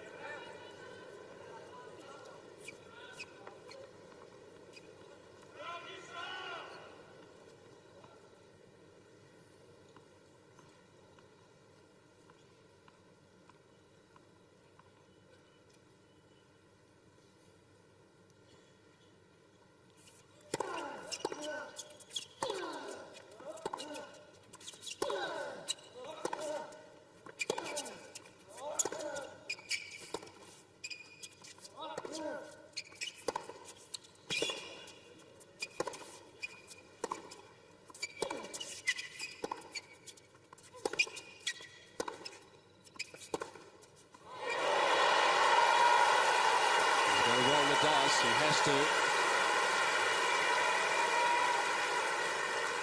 15. Yeah, he's definitely trying to play more aggressively, Nadal. It's not the game style that he likes, but he knows he's got no option but to attempt to do so.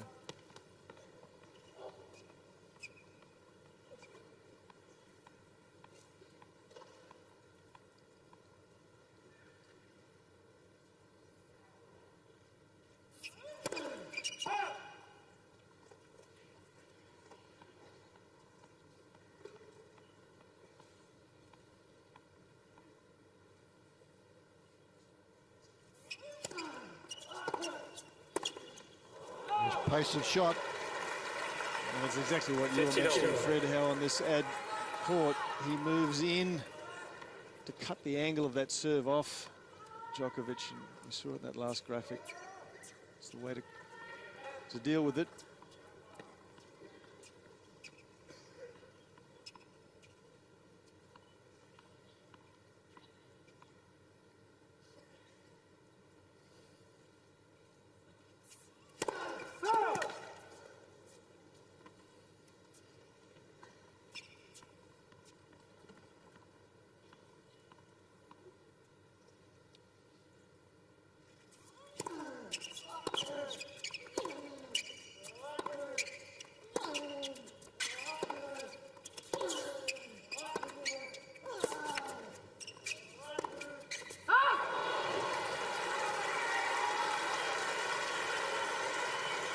He lost the point, Djokovic, but he made a statement.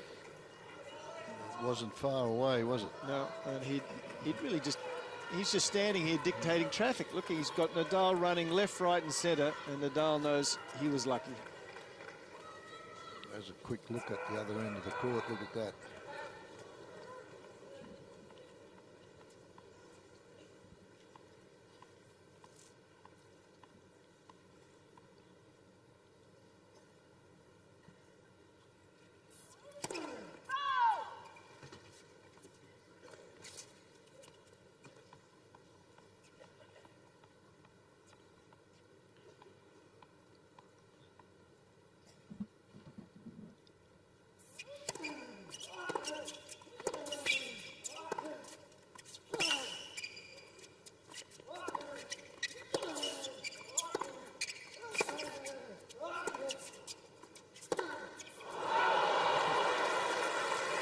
Here's another point that goes begging when the second delivery has been called upon. We saw a very interesting stat before. Second serve points won. Djokovic 66%, Nadal now 43. He went in with an average of 56, so he's being thumped in that regard. Nadal, they're having to go for a shot that he just doesn't want to have to do, but got no option. In that last rally, Djokovic wouldn't have moved more than 5 metres total. Djokovic must have run 15. You mean Nadal? Sorry, reverse. Yeah.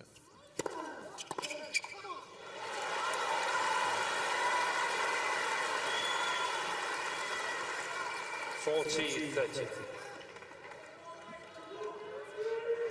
That's a better serve, but boy, not getting too many cheap points, is he?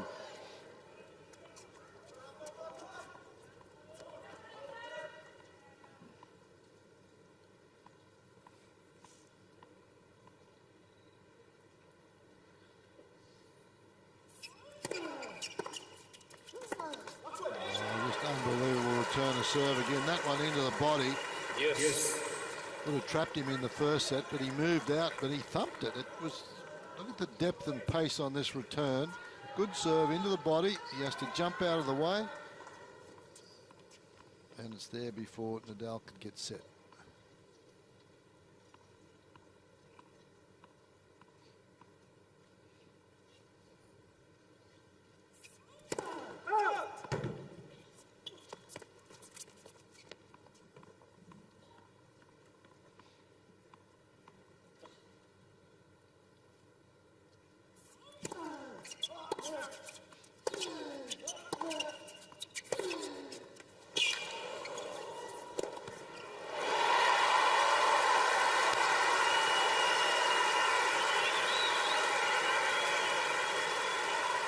Advantage, Nadal.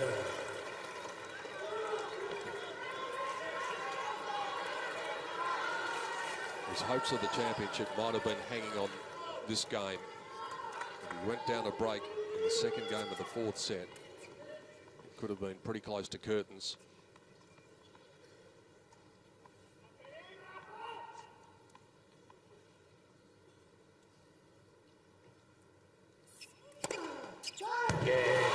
That is another fighting effort by the Spaniard.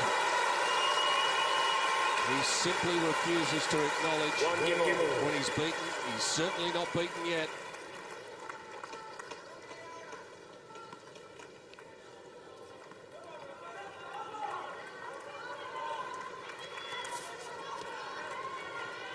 This is the big serve to go to down the tee.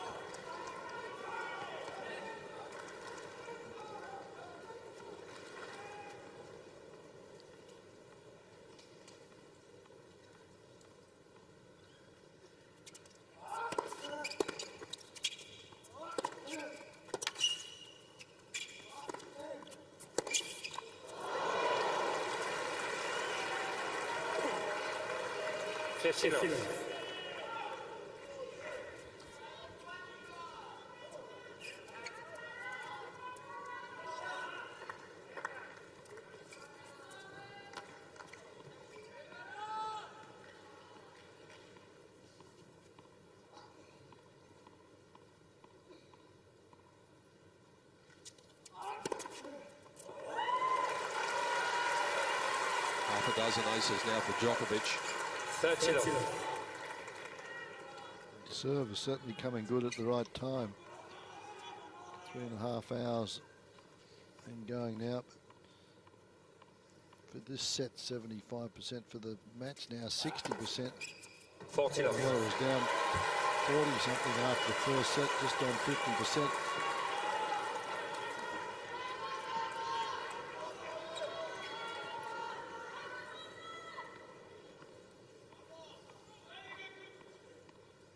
Uncle Tony's come back into the front row. As convincing a service game as you'd want to see from Novak Djokovic. A couple of aces thrown in there. And he has the lead on serve, 2-1.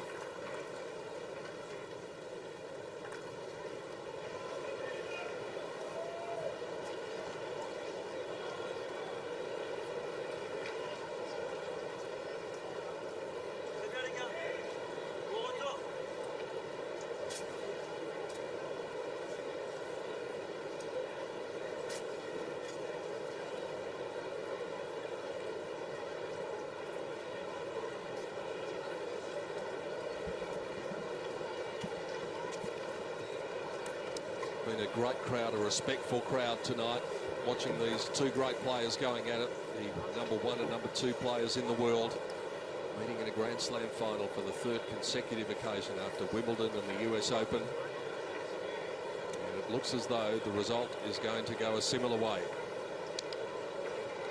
But it's certainly not in the book yet.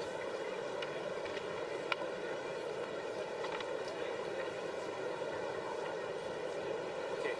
686,006 people is the end attendance for the 2012 Australian Open Championships. Almost 21,000 through the gates on this day 14. And that breaks the record that was set a couple of years ago by a massive amount. Around about 21,000 people more. And the crowd who have paid their money to come to the men's final, out there in Garden Square watching on the big screen to experience some of the atmosphere, have seen a wonderful match so far. It's a match that is in control probably of this man. Thank you. But this man might have something to say about that. He's rising and throwing his best punches in the 4th set.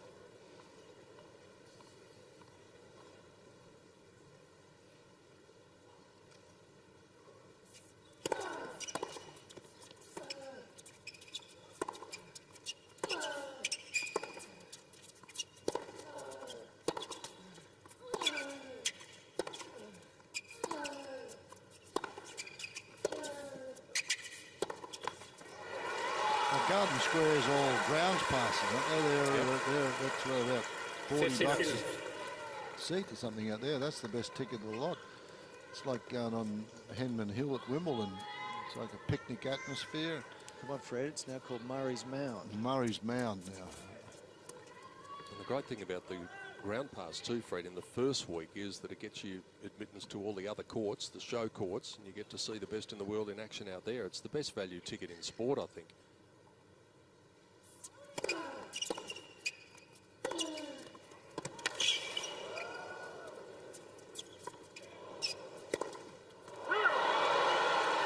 Great defensive skills. We've talked about Djokovic, how quick he is. And, he's put up a couple of those very high lobs. Not easy to get behind those. Get underneath them.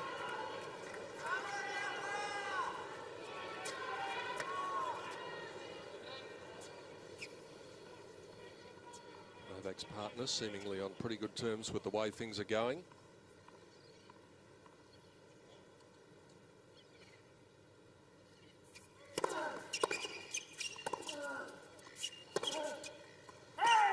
There might be a challenge there. Yeah. Challenging the corner on the right far side. Ball was got out. Djokovic thinks he's got this one. He's pretty annoyed.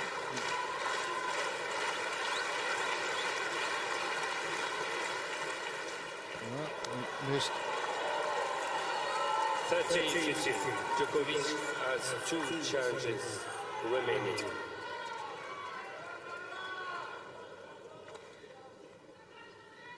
Line judge was correct on that occasion.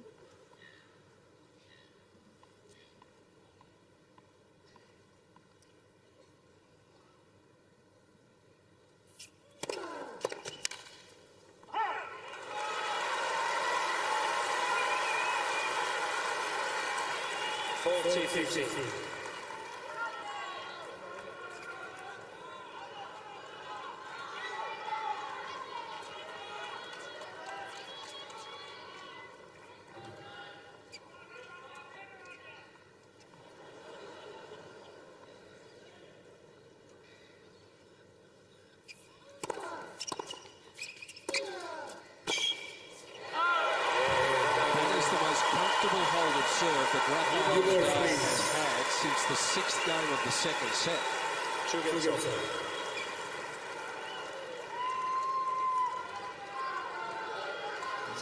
Nadal is as fit as any athlete out there, and I don't think he's going anywhere just yet. He's going to change rackets. Must be a change of balls coming. Yep, there is.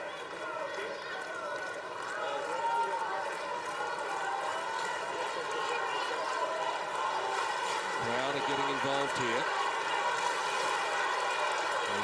sense just a little resurgence coming from the Spaniard. A lot of folks late for work tomorrow, I would think. Saturday night. It's a good reason to be late for work, though, isn't it? It's not so bad. To watch a Grand Slam final with two of the greats going at it. Thank you.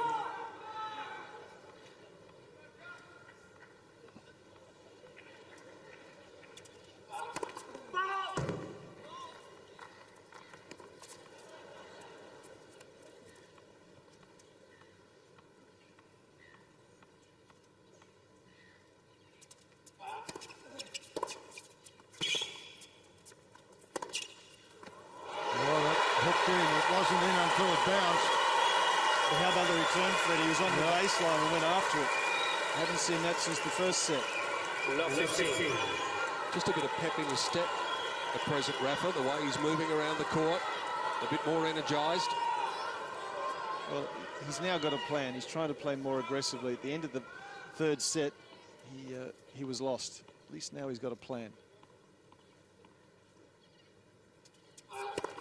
Let. First service.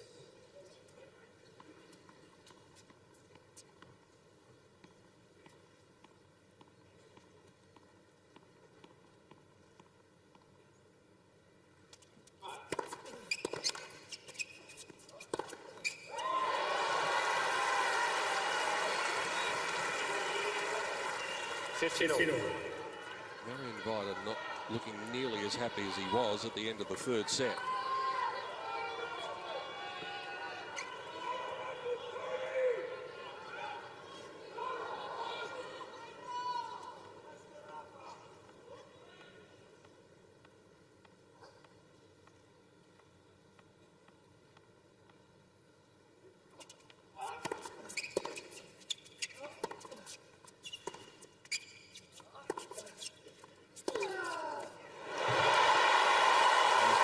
Bull by the horns now.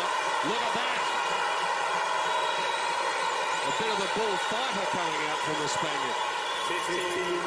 15-13. A little slice here doesn't allow Djokovic to hit a very aggressive shot. Because the slice stays lower, so Djokovic just has to loop the ball back. Gives Nadal time to run around at 160 km/h forehand. Oh. That's big. That is big, isn't it? That's, some of the serves haven't been that.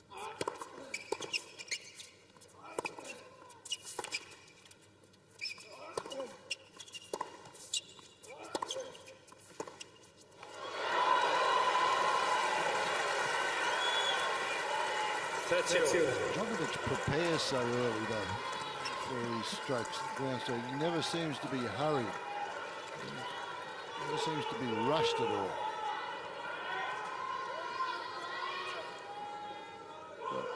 His weight of shot off both ground strokes and his accuracy is, it's unquestionably the best in the world at the moment.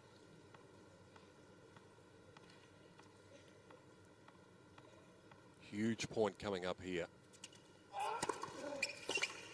And what a time to come up with a good serve as well. The self-assuredness of Novak Djokovic that he's going to come up with exactly what's needed at the big moment.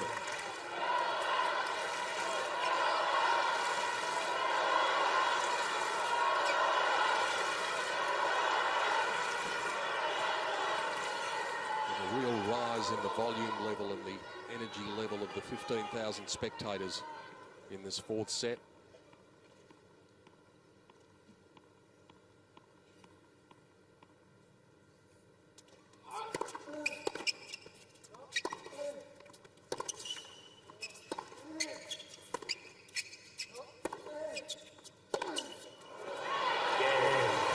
Djokovic comes up with the hold when he was pressed. A little pump of the fist indicates that he feels as though he's still got the momentum on his side. 3-2, fourth set.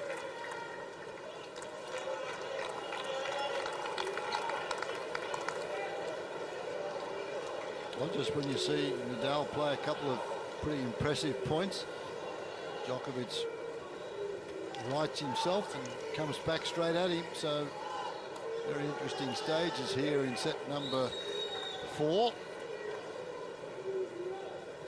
Pushing towards the working end of the set. I think that Both these boys want it. We've seen that. Just striving to get that break of serve.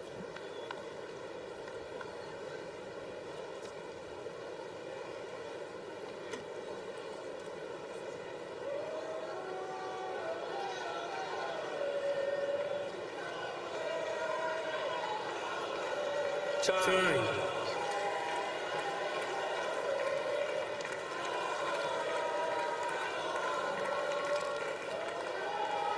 The last time there was a 4-set final here at the Australian Open, it went the way of Novak Djokovic. The last time there was a 5-set final, it went the way of Rafael Nadal. Well, he may be ice cool for all sorts of reasons under pressure, Rafael Nadal. Seems like one of the ice towels might have burst. They might need some ice towels out there. Hello to everyone watching in Garden Square. Hope you're enjoying the action out there. There you go. It's raining ice on a night where it's 27 degrees Celsius.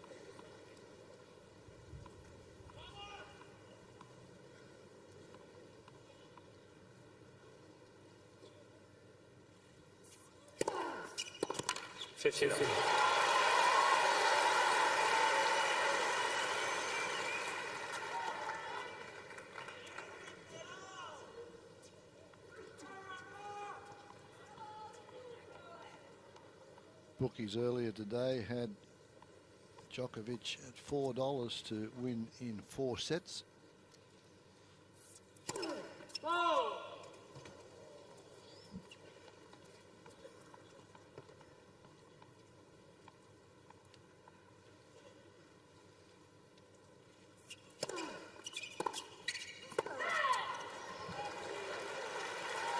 Djokovic having the call on the left baseline. Ball was called out.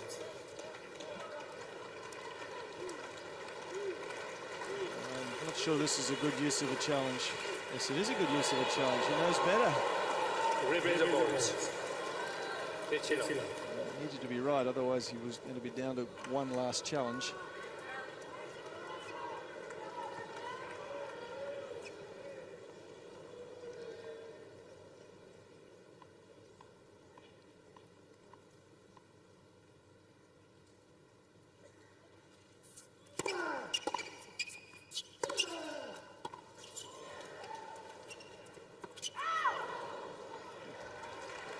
Talked about those bookmakers, Fred. I think that we were probably sharing the opinion that they might have got the odds wrong the way they'd framed the market with Djokovic the favourite, but they're right again, which clearly indicates, well, they're coming to sporting events in Mercedes and we're still coming on the tram.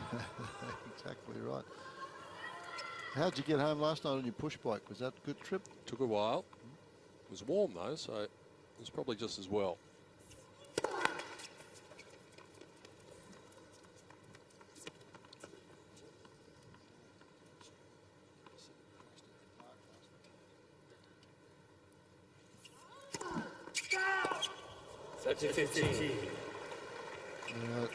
He's going to go and have a look at this, Nadal. This is pretty important for him. But he can't waste too many here. No challenge.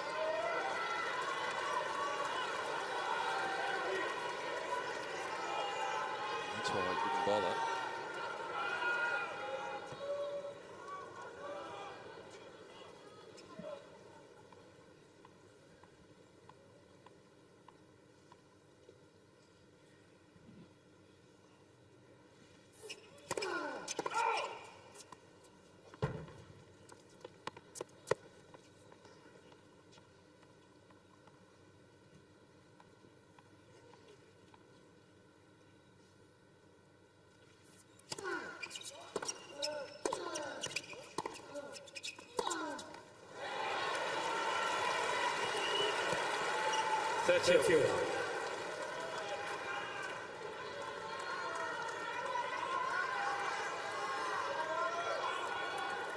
Djokovic gets a look here. We bet pretty good money on the fact that his intensity level at this break point will be higher than at any other time of the match. He squandered so many, but he knows that this could be the moment if he gets a look.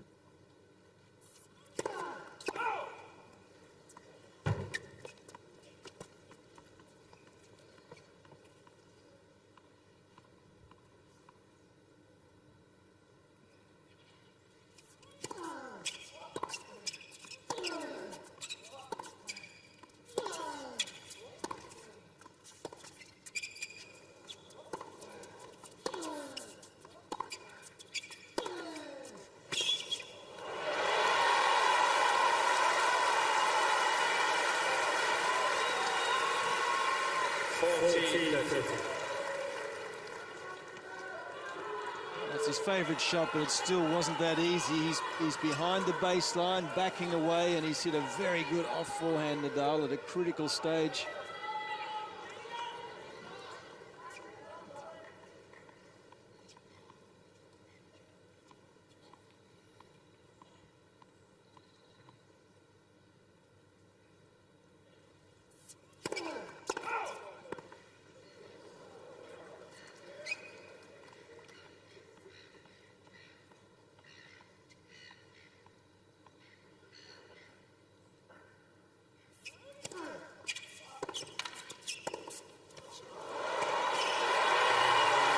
Somehow he finds a way.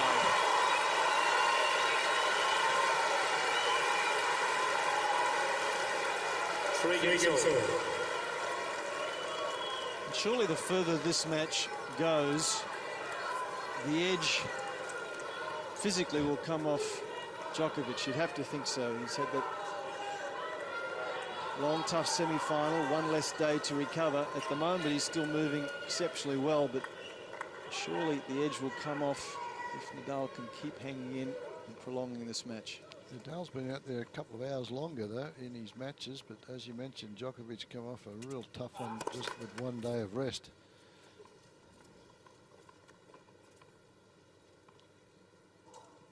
Three all.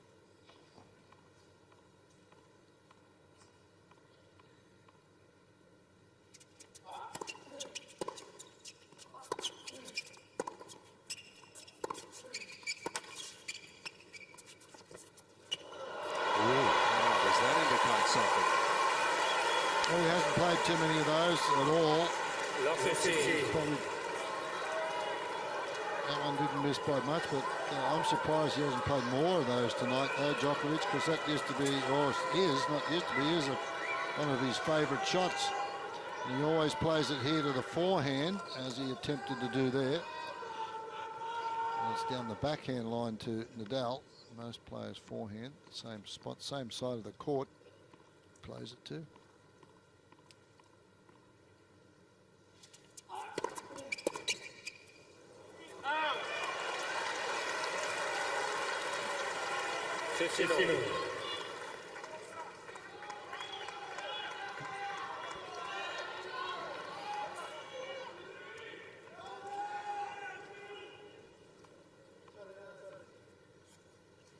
Djokovic, 3 service games here in this set. He's serving at 77%. Pretty impressive.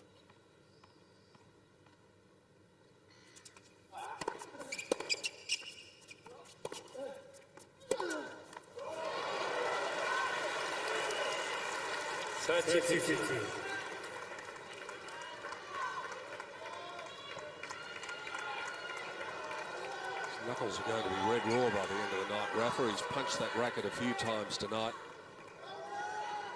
As Jeff and Fred have been saying, the first serve percentage continues to grow the longer the match goes on for the defending champion.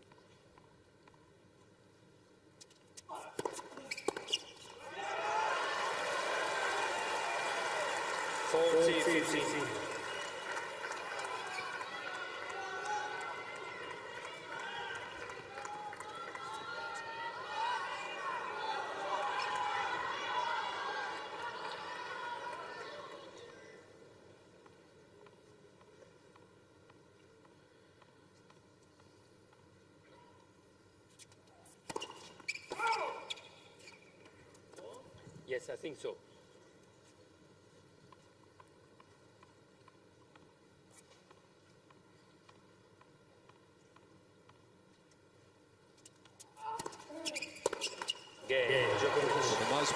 Djokovic, who's holding his serve more comfortably in this fourth set. We remain on serve. Djokovic leads 4-3.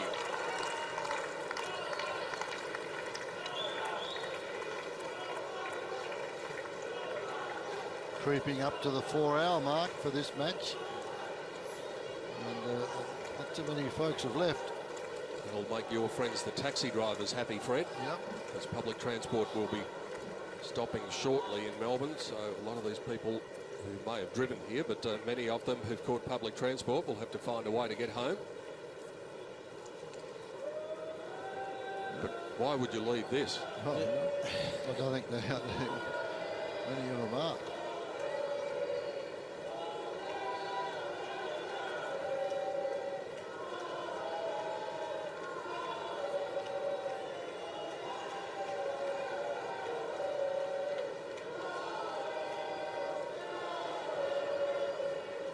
Time. Novak Djokovic still in the driver's seat by virtue of the fact that he is 2 sets to 1 up. Nadal has lifted his intensity. He's changed his game plan in the fourth set. Nobody has been able to engineer a break yet. Nadal is the one who is under the pressure of having to play chasey on the scoreboard.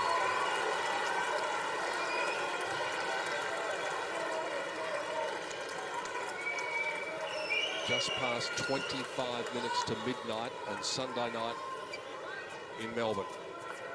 Nobody's gone anywhere.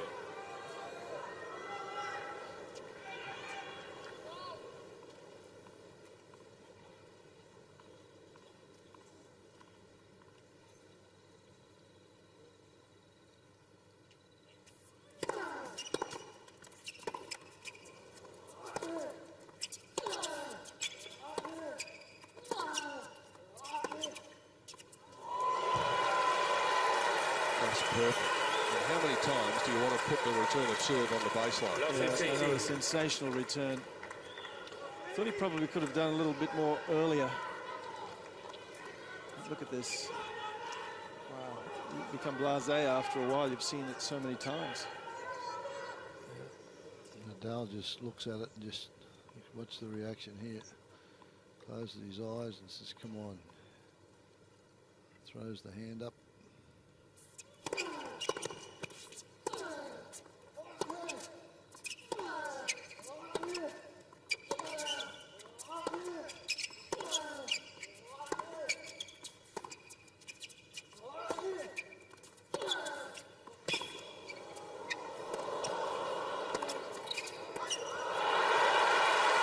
He's pressing hard.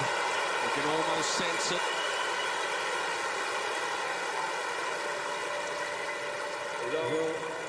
Another fantastic point from both ends of the court here. Nadal, good depth there, and just a one-handed shot there that skids off the line.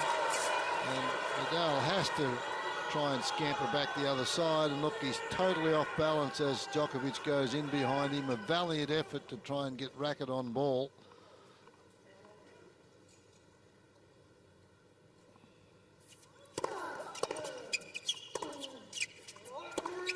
Too good.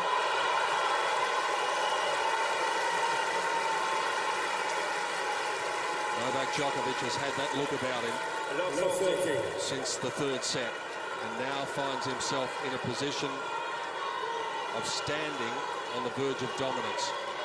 154 kilometres an hour. This is pretty similar to the forehand he won the third set with, when he just teed off on it and gave it a big grunt, and it just rocketed for the winner.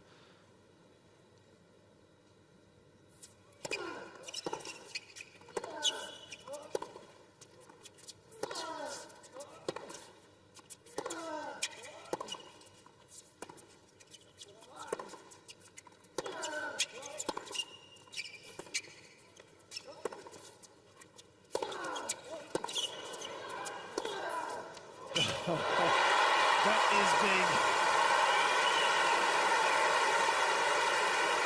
That is Rafa. That's what he does. 15. Oh, he's not too far. That one was very, very close, but it was good.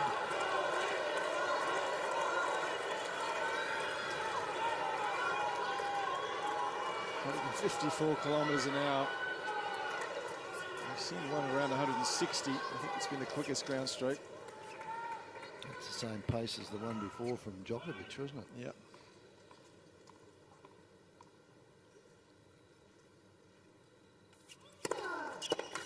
Well done.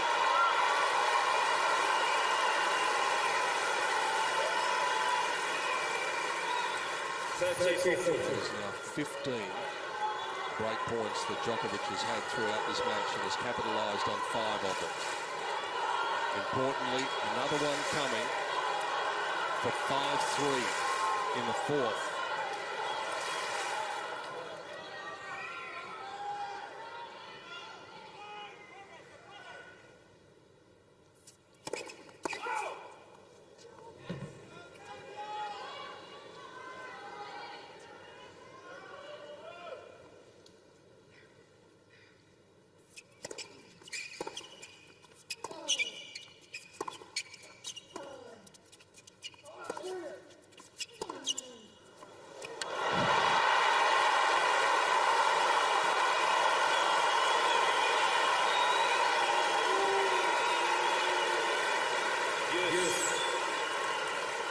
Well, it's fair to say that Djokovic wasn't looking for that down the line. It's raining, Jeff, I think.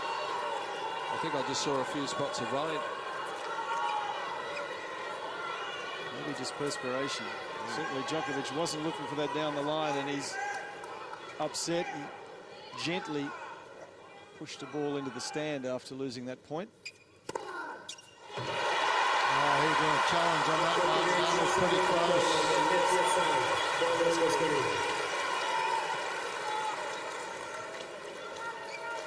This one I think missed. Ah, it's good. What an effort from Nadal. Relentless even if he's down and out on the canvas.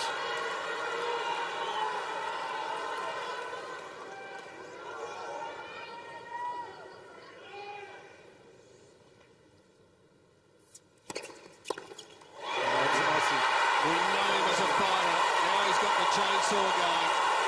That is unbelievable. He just keeps on going to the well and keeps on coming away unscathed. For the time being, Djokovic can't put him away. It is raining. We've got a problem. Are we going to get an interruption to the final? Pascal Maria saying it's raining quite hard. What a time this would be for the final to be interrupted. Who's got the balance of power just at the moment? Listen to this.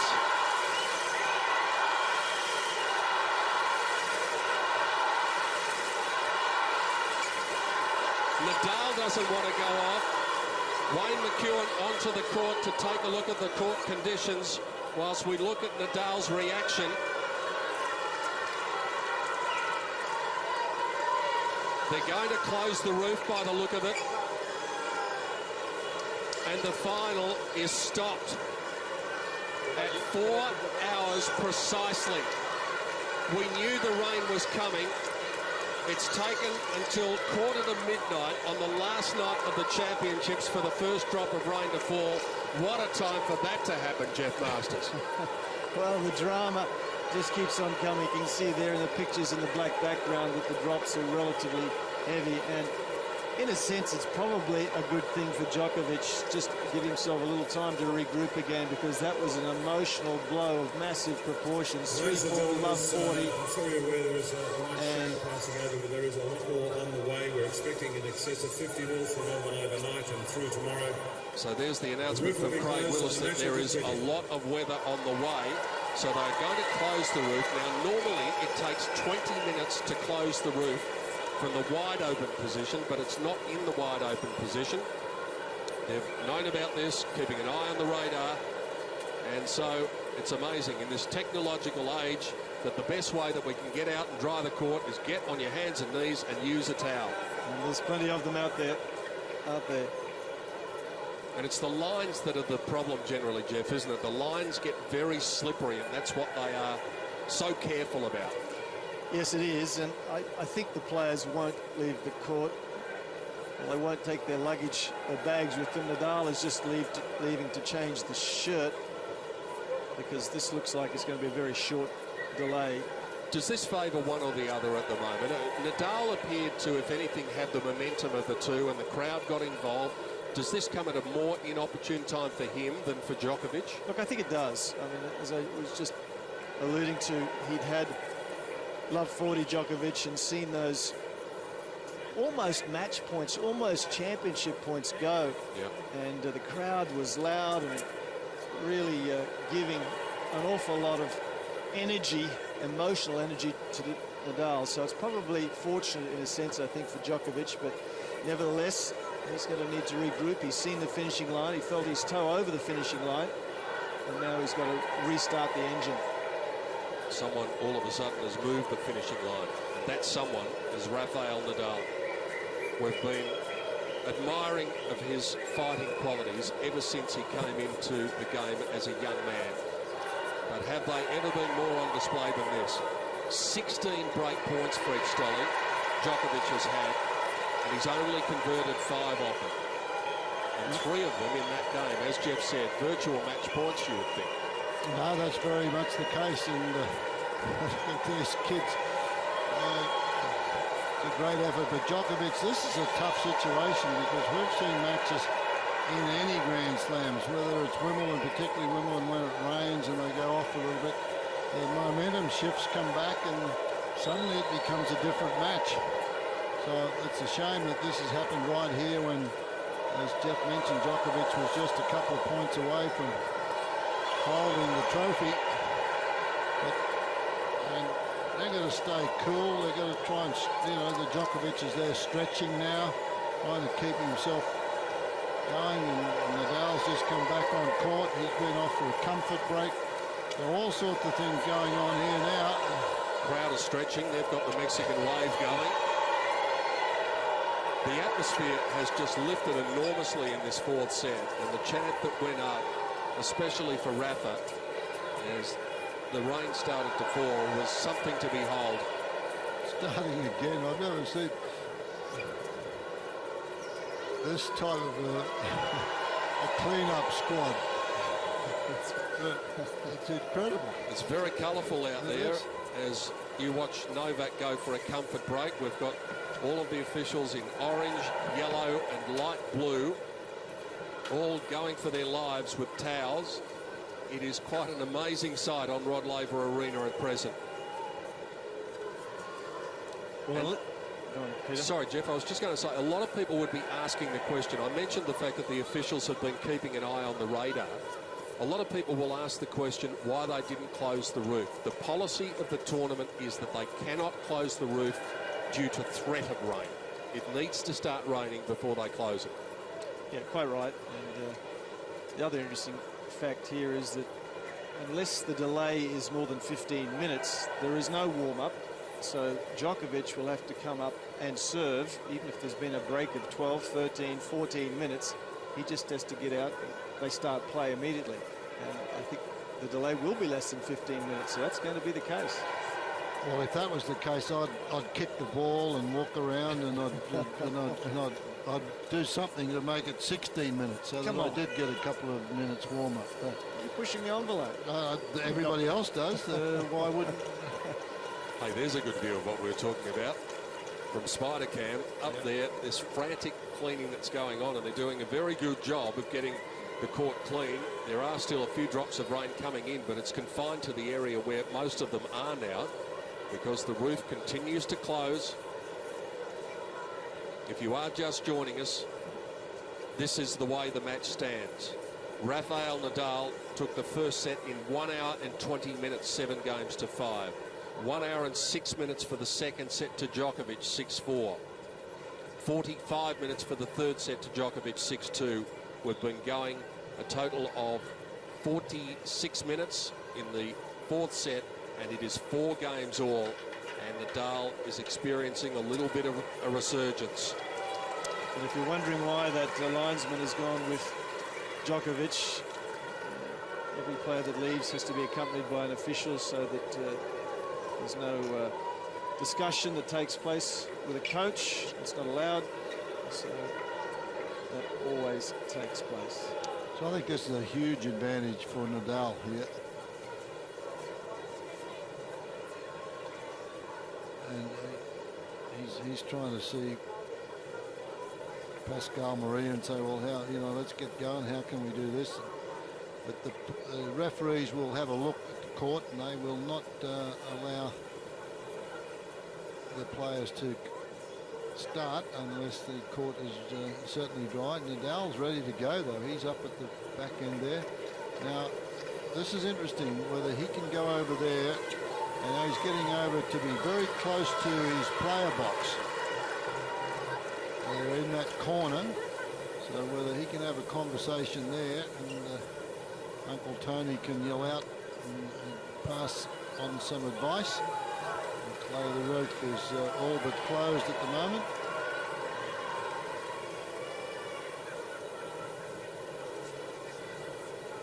Delay has been just over 8 minutes.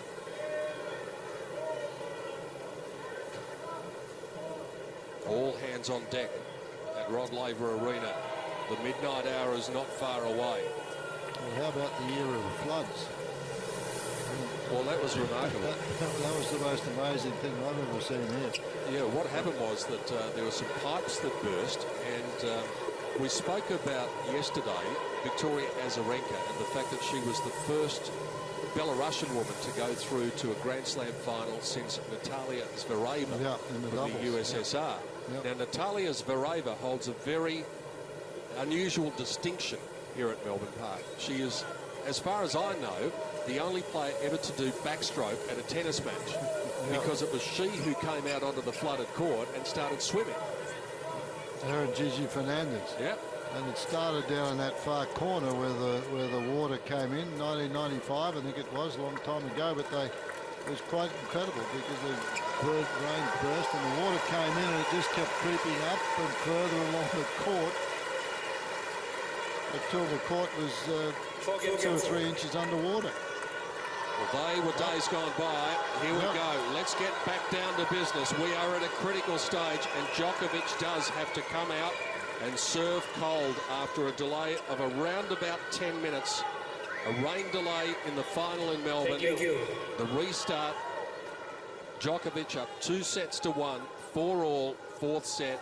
Midnight approaches. How far away are we from this title being decided?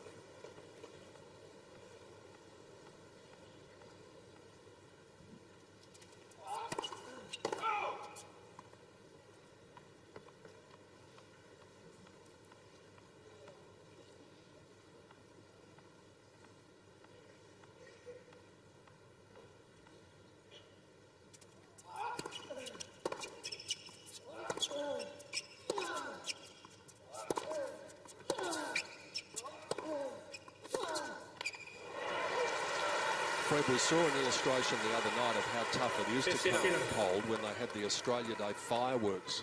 Yes. And it came in the match between Rafa and Roger Federer. Federer came out and served afterwards and didn't serve very well in that game at all. I think he lost 14 of the next 16 points or something, didn't he? It's a tough task.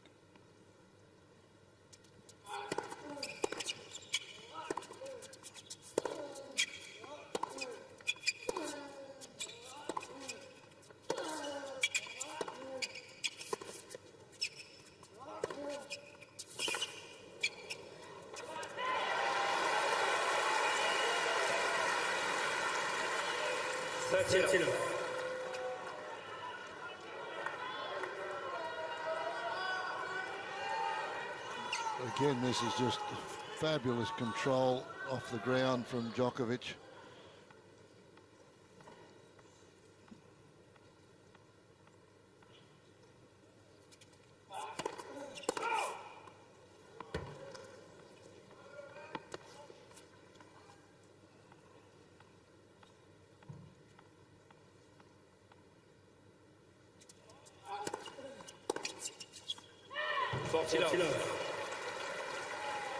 Well, there's one that you like, Jeffy.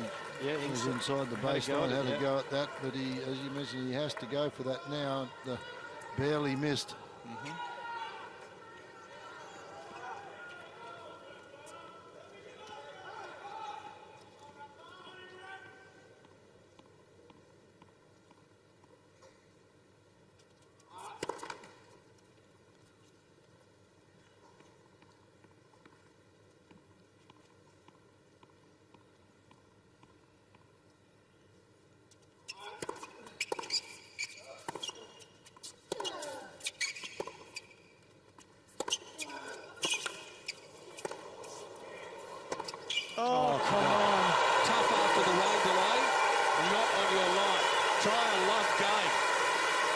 for the highlights reel as well.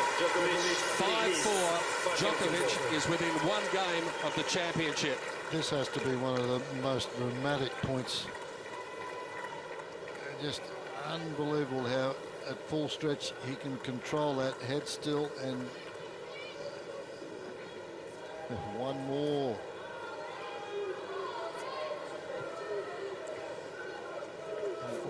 And 12 minutes, and that's as good as it's going to get. That last forehand down the line. Look at the reaction from the Djokovic box there.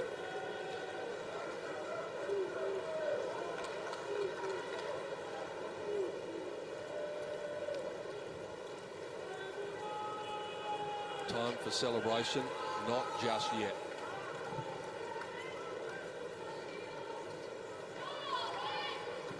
The packed house are under the roof. Boys in this game, maybe the subsequent one, if there is to be one, might just about lift the roof off.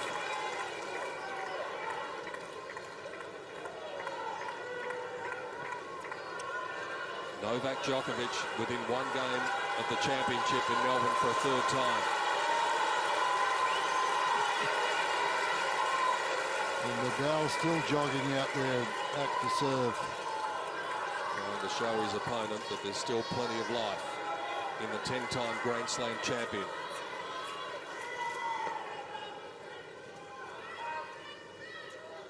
But for him, this service game has to go only one way.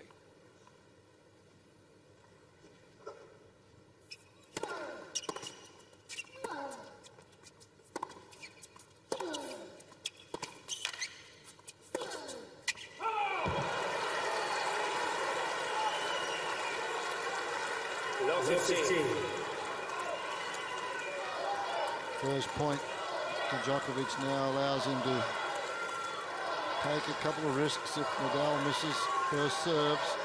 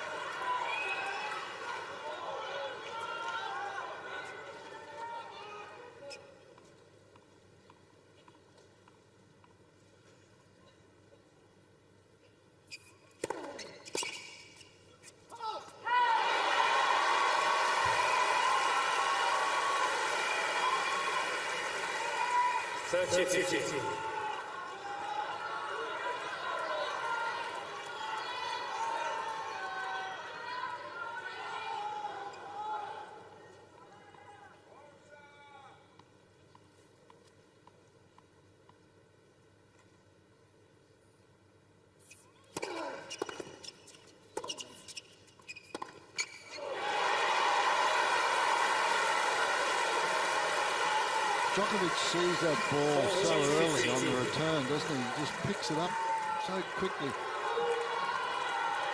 Gets it out in front, never seems hurried again to make those shots.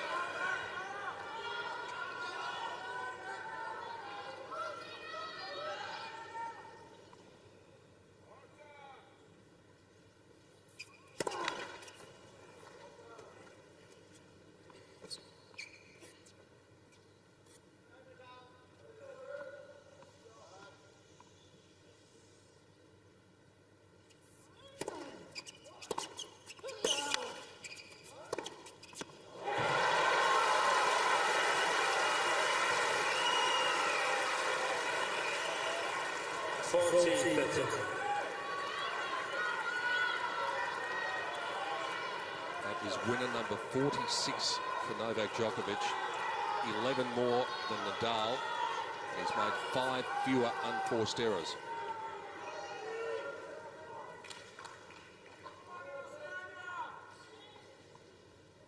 Time for a prayer.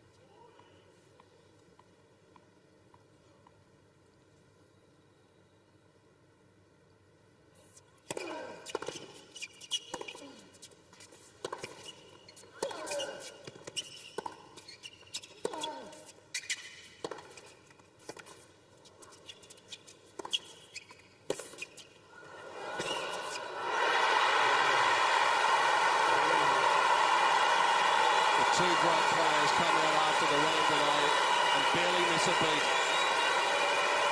And the battle goes on. 5 games. Well, this is just becoming just a little bit harder now for Djokovic. He's thrown his best punches. He can't quite put his man away, and the momentum and the crowd is really lifting Nadal. And Nadal's getting them to lift him too. He's working the crowd very, very well. There's Dad. Sebastian. Yeah. Thank you.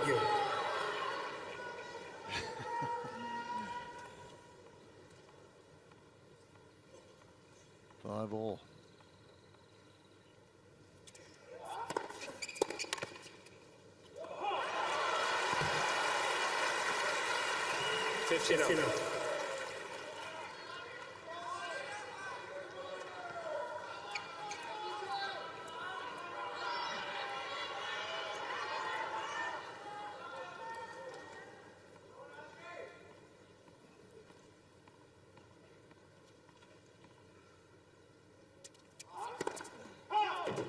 Nadal and Verdasco. How long did you say, Peter? It was, I think, about 5-16, Fred.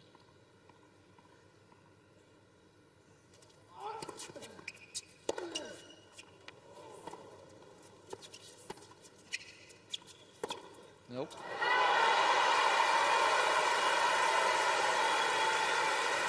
Now this is going to fully test Djokovic's resolve here, because this entire arena, apart from the Djokovic box probably, they want this to go the distance. They want it to go to 5 sets.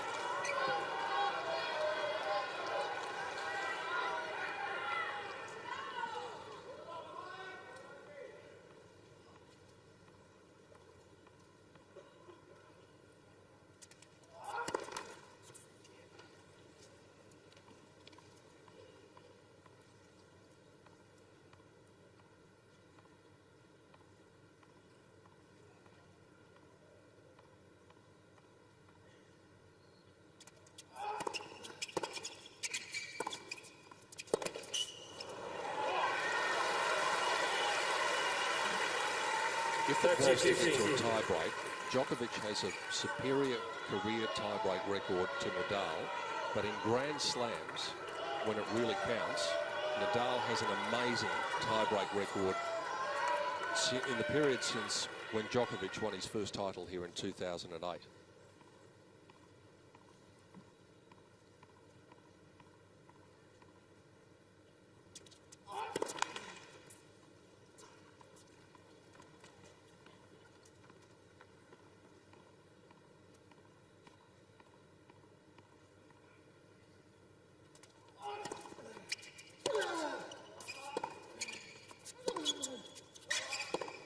No.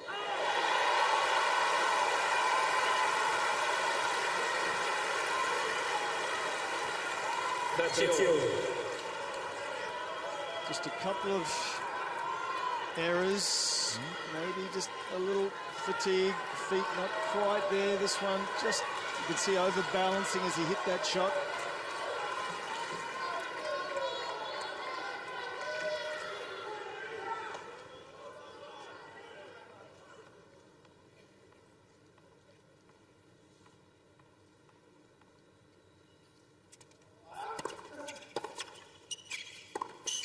Oh, that is brilliant. That is brilliant. under the gun. He gets a first serve in. It's not a bad return. But then the next shot splits the line and the corner. Well, it took some courage to go down the line. Short part of the court, high part of the net, at 5-all, 30-all. This takes some serious self-belief.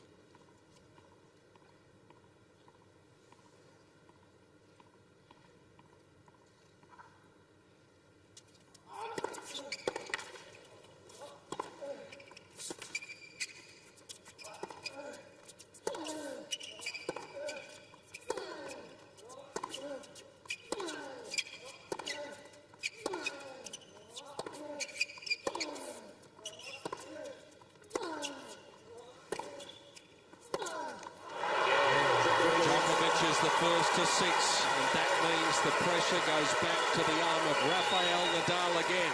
In the fourth set, 6-5. 6 games to 5. This wonderful depth again. 30-all, he comes up with an unbelievable shot in behind Nadal, very close to the line. And then this point, look at the depth of shot here. Wonderful rally. That one there gets him too deep and he can't control it, can't get behind it.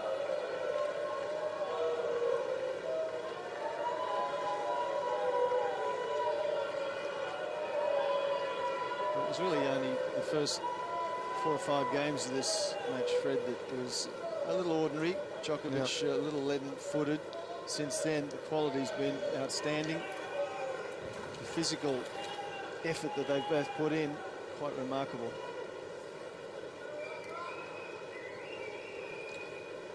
Charlie.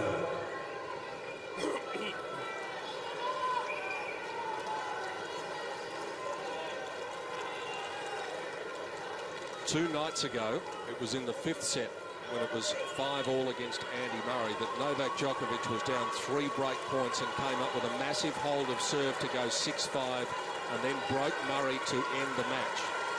If he can break Rafael Nadal here, he will win the championship. It's been a magnificent final. It exemplifies the skill of both players, the fighting quality in particular of Rafael Nadal, who's looked miles away from that trophy at times, but he continues to hang in there.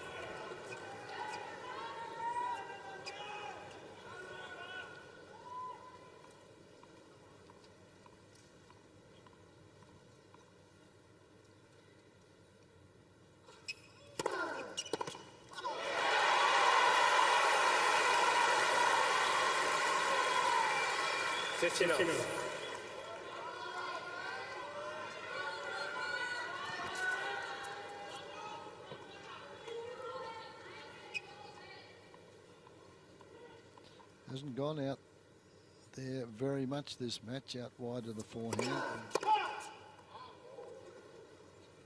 The last time we looked at it, it was about 11%.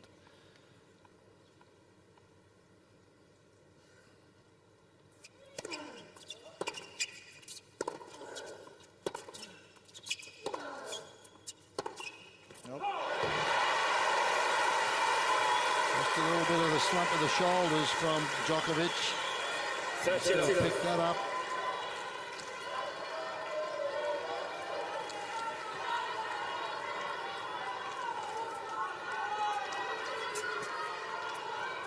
Especially when you know that this man at the other end is never going to drop his shoulders until the very last point of the game and the match.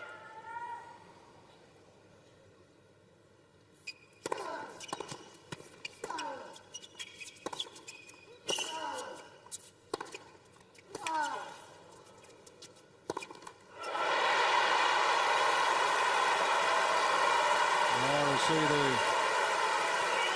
whacking of the thigh and that. Saying, well, come on, legs, keep moving. That's Djokovic.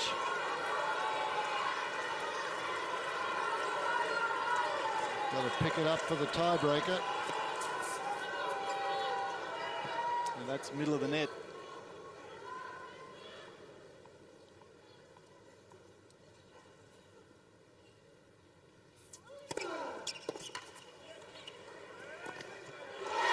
the sequence. Here we go. 6 games tiebreaker. Right now, Nadal thinks he can win. At the end of the third set, he didn't think he could win. Both players Deep receive down, one he additional didn't think it. challenge. Now he thinks he can. What a remarkable effort from the Spaniard. You just know the fighting qualities, and I've said it half a dozen times. This is a very, very important match for Nadal in the scope of things with his... Thank you. Thank you. These up-and-coming matches throughout the year with Djokovic. And we lost the last 6. Here we go.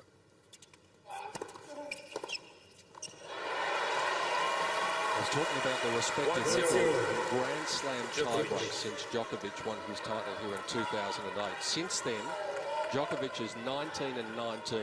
Nadal is 33 and 11 in tiebreaks. And last year, Nadal was 12 and 2, and Djokovic was 5 and 7. So he plays the breakers brilliant at the top level.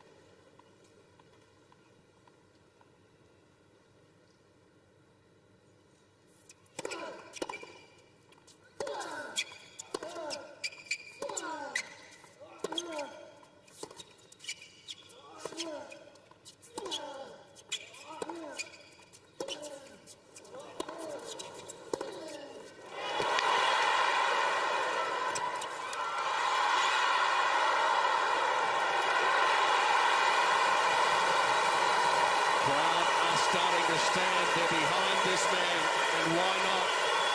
Well, unbelievable effort from both players there. Djokovic knows that he's got to try and put this man away in this tiebreaker, otherwise this crowd's going to turn. And they're all for Nadal here, and Djokovic is fighting Nadal and the crowd. And fatigue, Freddie. And fatigue, exactly. Yep. So he would love to get this one done and dusted right here in this tiebreak. Thank you.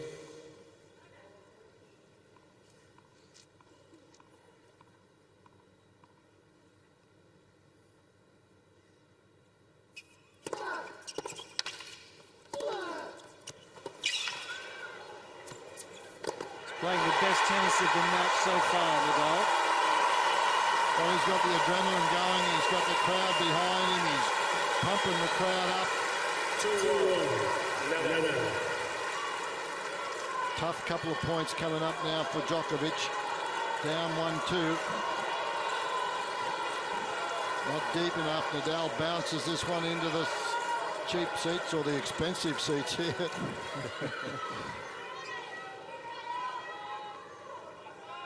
Whatever they've paid for them, it's worth it. They've got their money's worth. One of the better matches that you're going to see.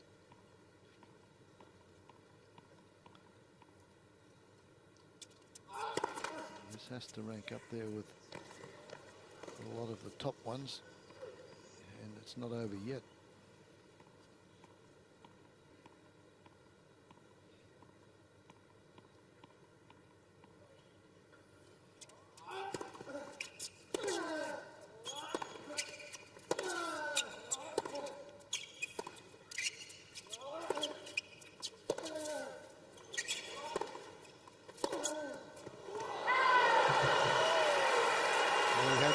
Court, Nadal not happy with that one. Djokovic not able to scramble. Both camps now probably more nervous than the players.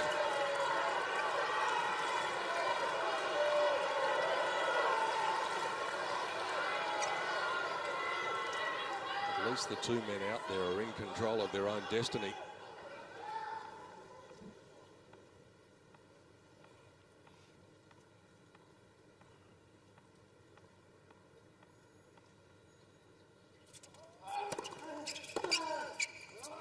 Nope. Was not in position to hit that shot. No, and he still 5 feet, and he didn't go. He didn't make any commitment.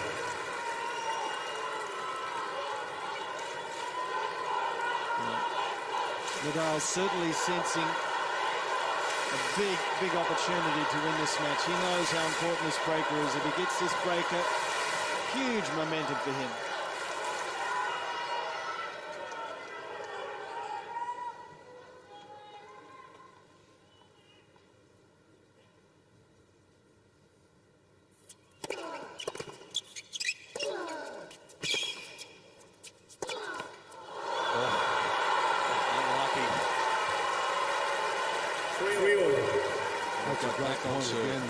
Fabulous point from both players. Unbelievable return. Both guys going after it now. No quarter given, no quarter asked. Half a centimetre higher. That's a clean winner.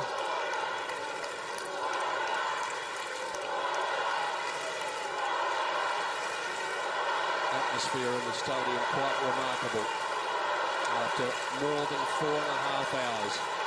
I think Djokovic knows he's just barely hanging on here. If this set goes against him, I wouldn't like to back him at all in a fifth. Well, we've seen it before, though, haven't we? Where you think he's down and out, and he comes back.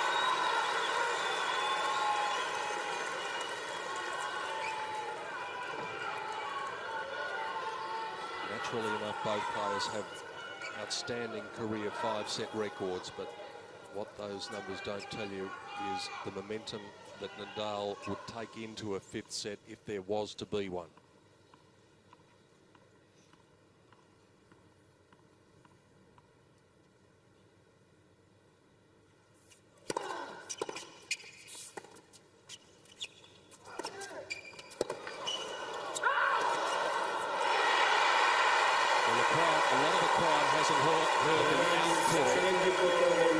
Nadal simply has to challenge the call. Djokovic seemed to be pretty confident that it was out, but it's out. So 4-3, Djokovic, Nadal has 3 challenges remaining. Well, that's big. 2 points against the Nadal serve.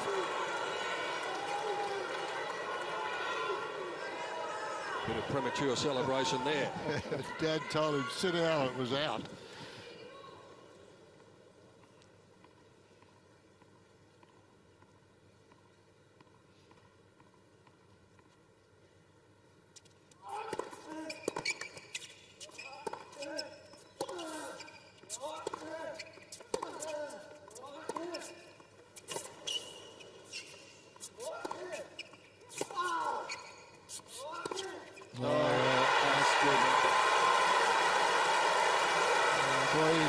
That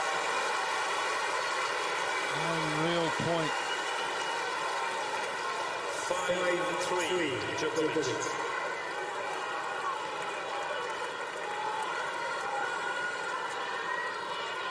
Measures this one back in the corner again.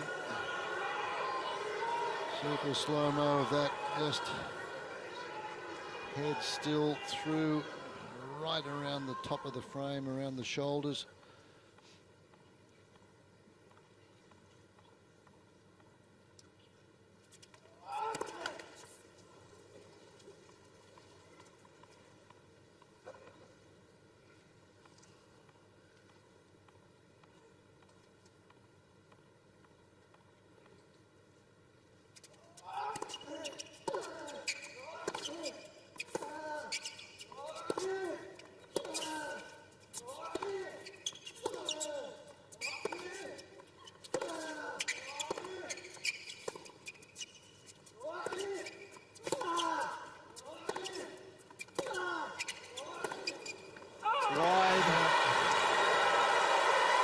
So we're back on serve again in the tiebreak. 5-4, Djokovic.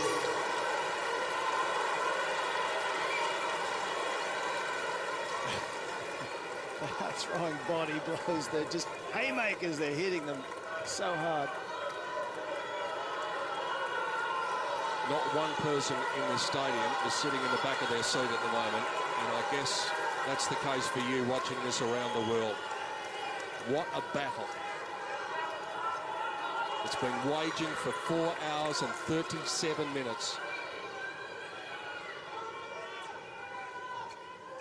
on serve in the tiebreak.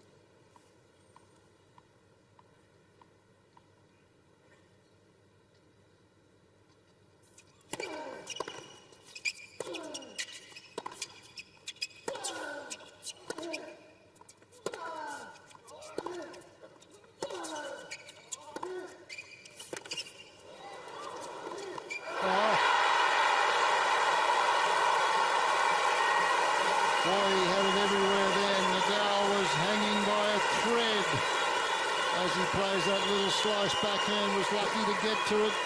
Djokovic didn't bend down, didn't get underneath it. This one really barely gets it back, and you can see him standing straight up, Djokovic, as he misses that forehand.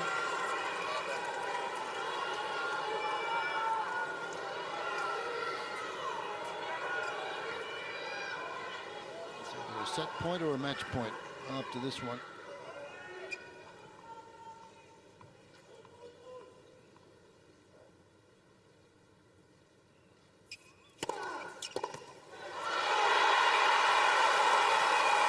And he hasn't gone out there but a dozen times, Jeff, after that one. He's gone down the middle most of the time. Hasn't used that one at all. A lot of time.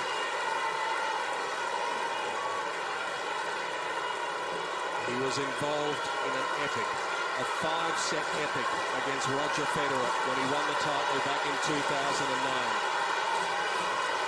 Are we going to go the distance in Melbourne in 2012? Thank you.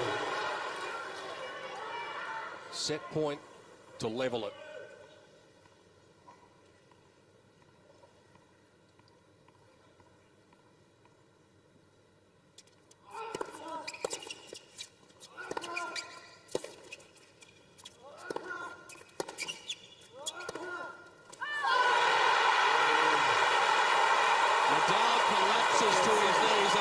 Straight back up because he knows the job is still there to be done. It'll probably be the longest match in Australian Open history by the time it's over.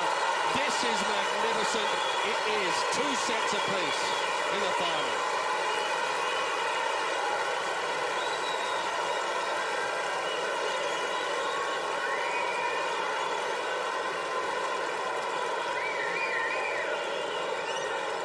Wow, something special.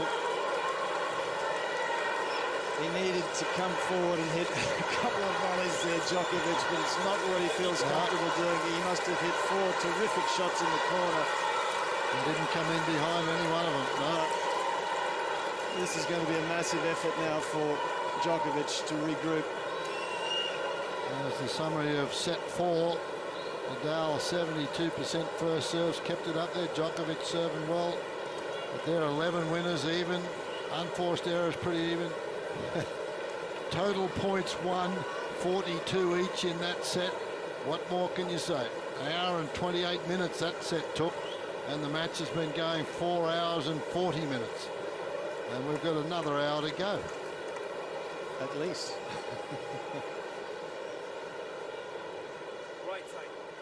Some of the highlights, and boy, there was a lot of them in that set. And it was this man, Nadal, that pushed the crowd to the limit, got them going, and remarkable tennis from both sides of the net as he fights to save his life and go into a 5th set.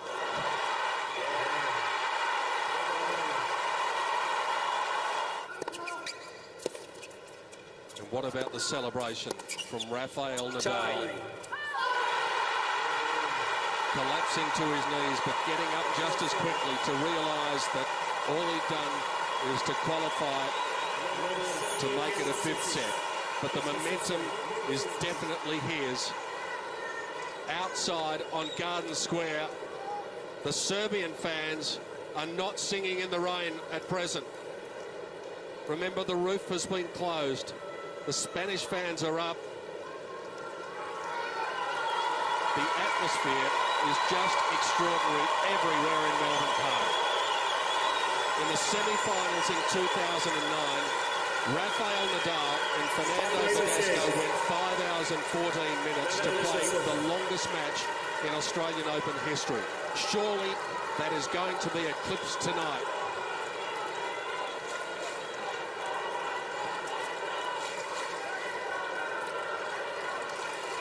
The deciding set for the championship in 2012. Nadal with the advantage of serving first with new balls.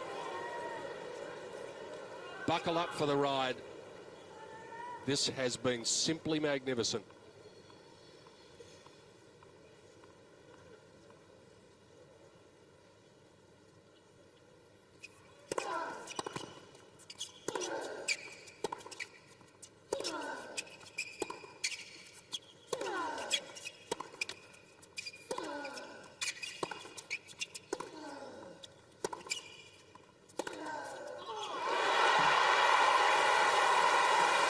Jeff, what sort of psychological blow do you think that was for Djokovic? Oh, just enormous. I mean, he's reached a crescendo in his mind where he saw the finishing line and the heart rate was up, and now he's just so deflated. To pick yourself up again will be extraordinarily difficult, almost like the Borg-McEnroe final of Wimbledon, where Borg had match points at plenty in the fourth set and lost it. Had to come back and win the fifth, and did. It'll need an effort like that. Well, it'll certainly be a test to Djokovic's fitness. He's a lot fitter than he was 2 or 3 years ago. He puts that down to a gluten-free diet and a lot of work, a lot of exercise. But we know with Nadal just doesn't get tired. Or it doesn't appear to. We haven't seen a match where he has done.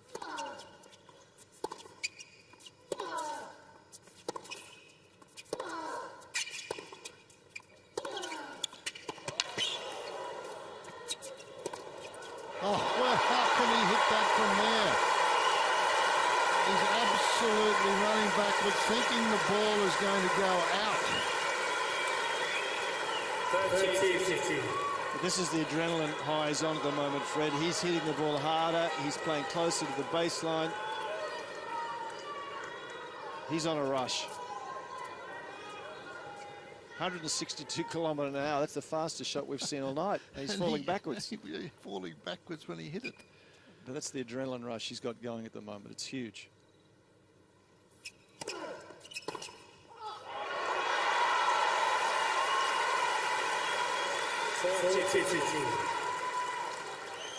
Sort of stuff never happened to me when I had an adrenaline rush. It's too long ago since you last had your adrenaline rush.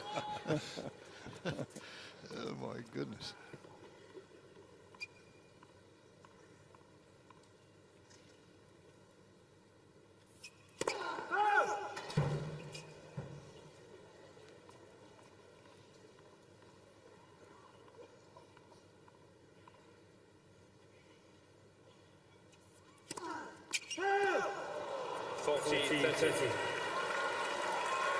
It's 4 double faults now for Rafa, and that is his highest tally in any match of these championships. Mind you, it averages out to be 1 every hour and 12 minutes.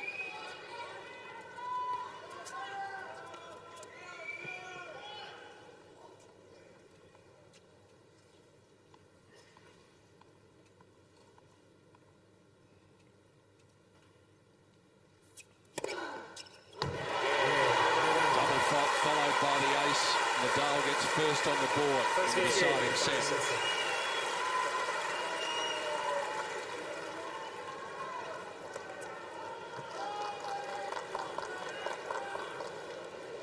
Well, they're going to eclipse, gentlemen, the longest Grand Slam final ever. 4 hours and 54 minutes. Lendl and Wilander at the 88 US Open. And they are only about 6 minutes shy of that, 7 minutes shy of that at present.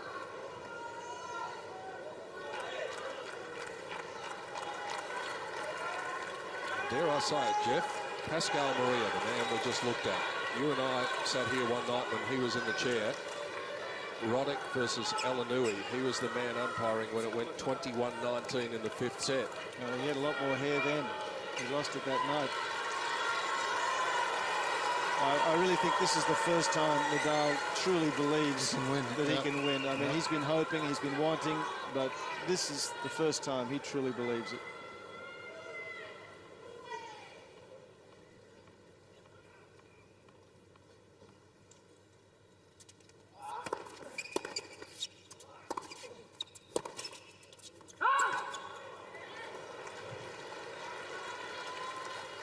$50.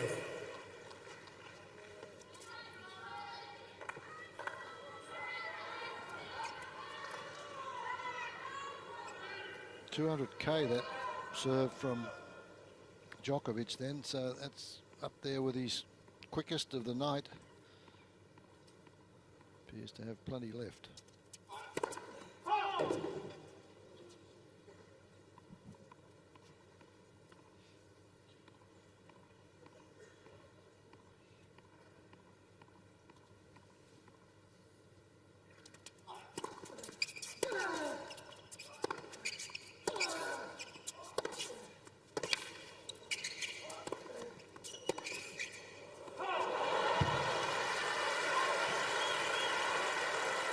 Needed a couple of those in the tiebreaker when he had a couple of punishing ground strokes in the corner, had Nadal defending. He needed to come forward, didn't do it. He's done so here and been rewarded.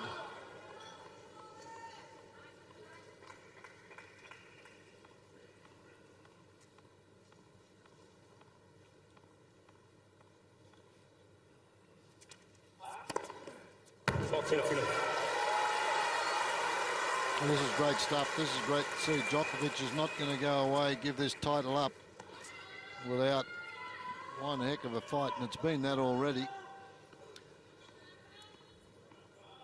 That's his 7th ace of the match.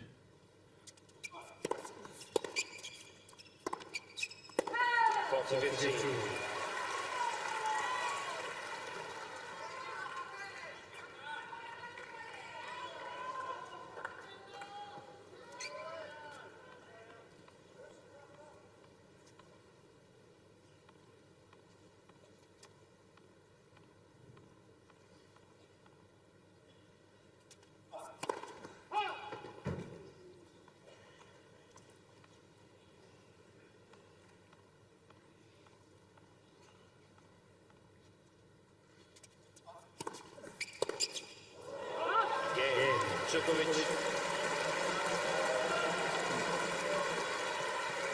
One game. Also, the mental side of it comes in with Nadal now that he's battled his way back when he thought he was going to get beat, or he's hung in there. Now he thinks he can win. It becomes even more difficult. Pressure builds. It's 1-1. Final set. Serving first in the 5th will help Nadal as well.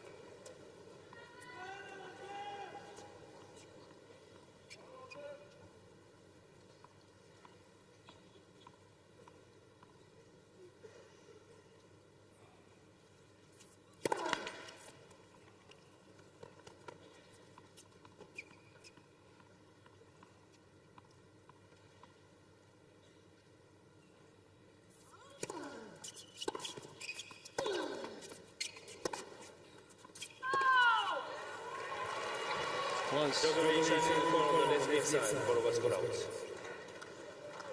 think it was wide.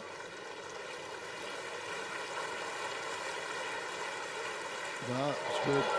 Well, that's got to be annoying for Djokovic, because he's missed. There's been a few tonight that. So he's saying to Pascal Maria, why can't you overrule those? I guess. Frustrating after 4 hours and 51 minutes.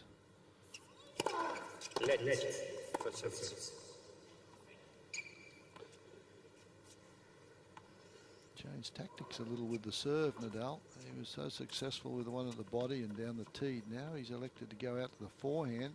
Maybe he thinks that Djokovic is a little weary, stretching to get out to that one.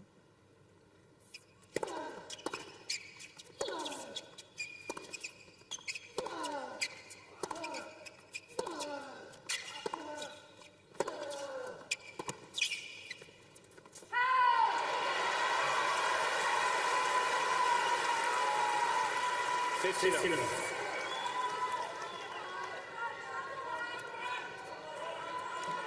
He's definitely picked up the pace, Nadal. Look where he's playing now. He's on the baseline now. He's taking a little bit of time away from Djokovic, and that wasn't the case in sets 2, 3, and early in set 4 either.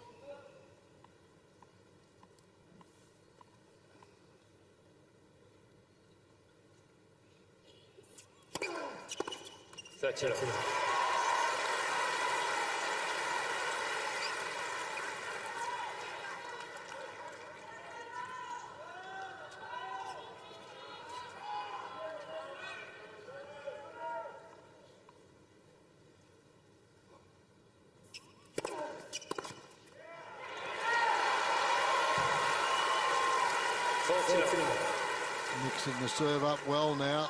That one down the tee. That's who is getting points early.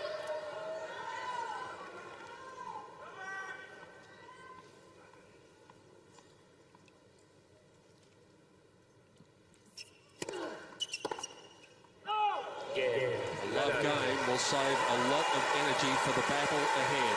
It's Nadal on serve, 2-1 in the deciding set.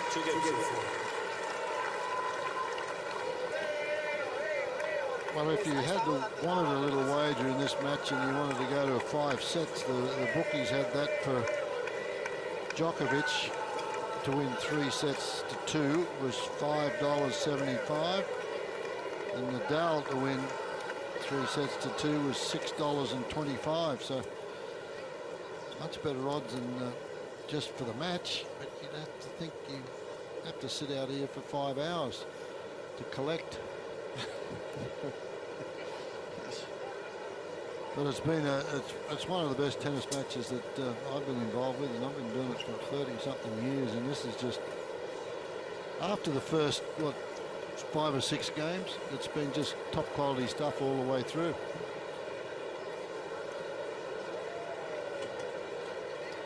Time.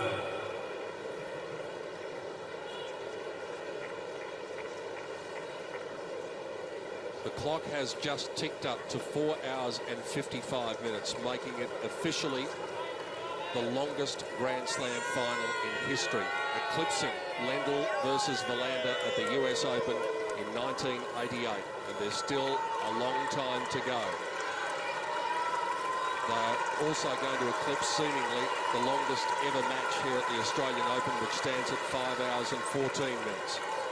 And of course, the other factor to keep in mind is that there is no tie-break in the 5th set. We will play on until we get a winner from 6-all onwards, if it gets to that. Thank you. The pressure swings to the arm of Novak Djokovic once again.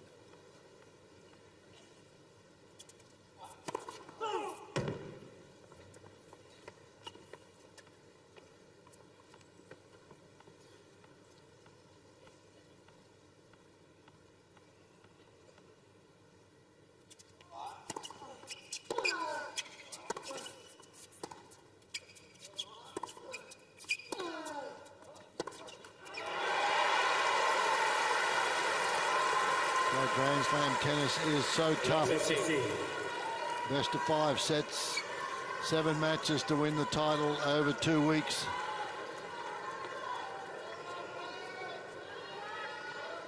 A lot of variables, aren't there? Lots of things can happen along the way. Nadal's been out there,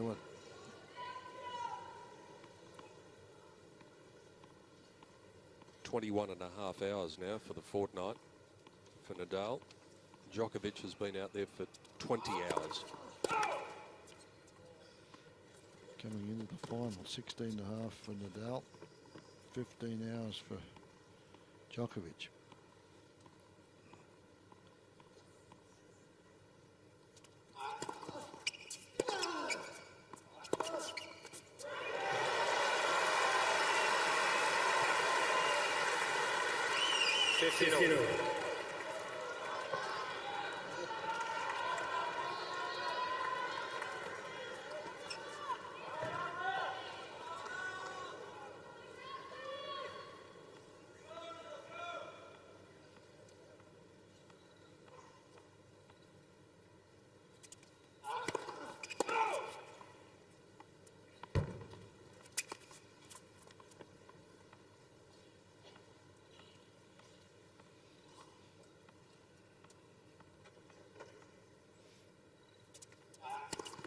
left. Second service.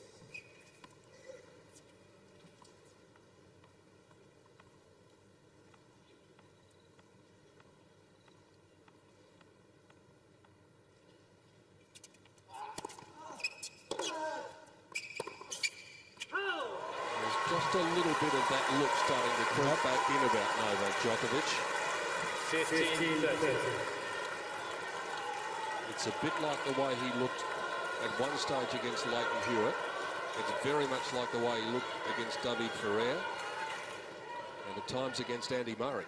He can't do that with this fella, though.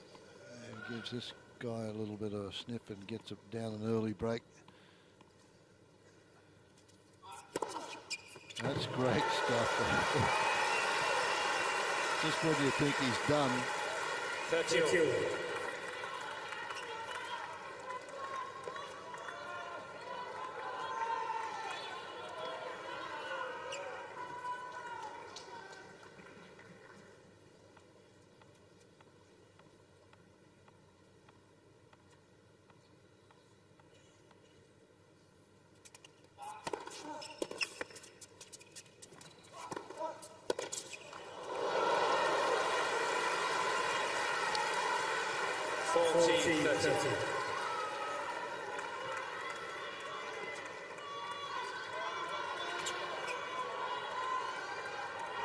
Nadal reads this one.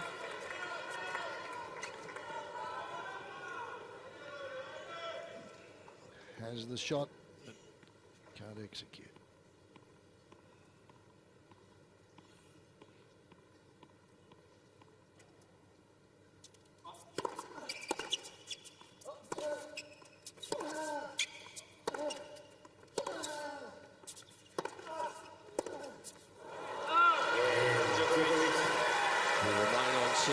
The clock ticks to 5 hours. One game more.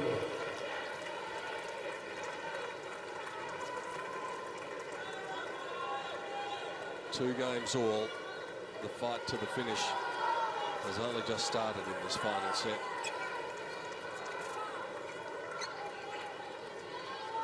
Thank you. How much run have those legs got left?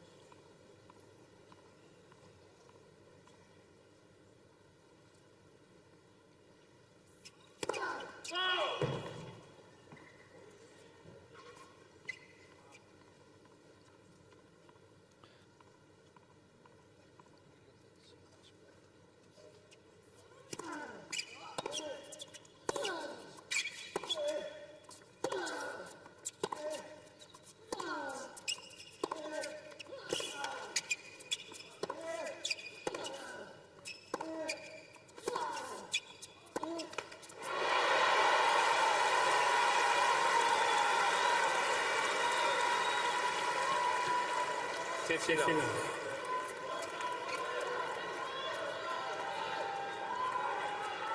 a look at Djokovic when this point finished.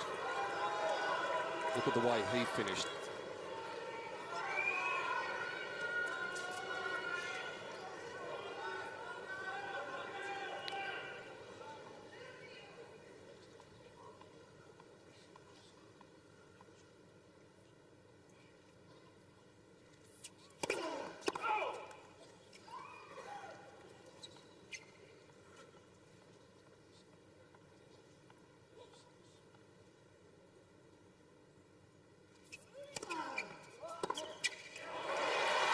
That was a very tired-looking shot. The feet didn't move at all, Jeff.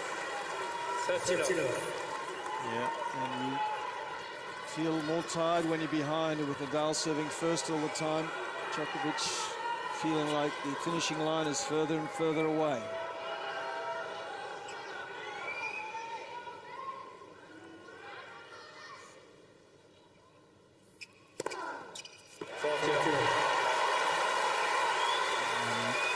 Nadal can feel it.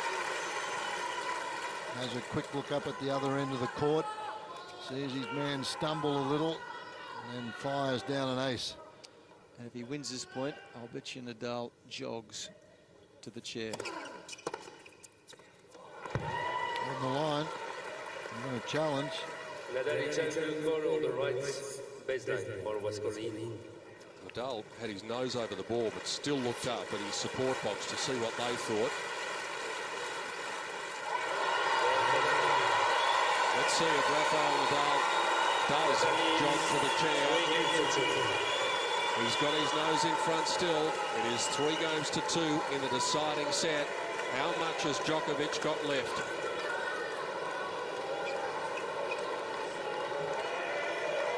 It's a shame in matches like this to see a loser, because it's been so entertaining and so one up one way and then back the other, and it's just been quite incredible.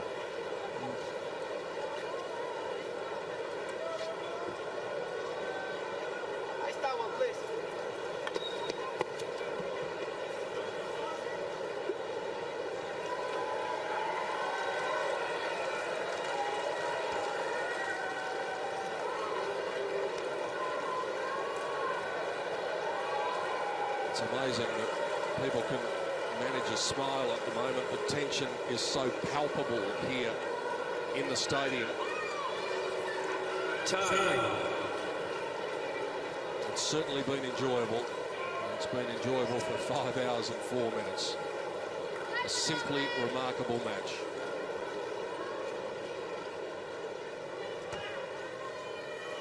They are the poster boys on the official program, and so it has turned out. But the poster says ready, play. Well, I think they've done their job. And we're ready to watch them play again as we come up to the 322nd point of this match. All the pressure is on the arm of Novak Djokovic after Rafael Nadal has held his serve 3 times. Twice he's been able to answer that pressure.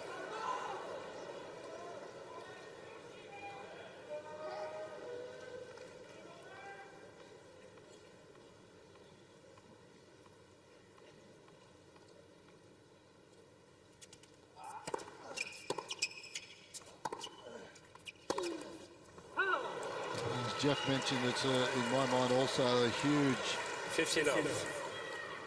effort if you can serve first, a huge advantage if you can serve first in the 5th set, particularly in a match like this when both boys are exhausted. Some of them are making unforced errors like that last one from Nadal, but that's through being a little bit arm weary. But the standard and the quality is just absolutely superb.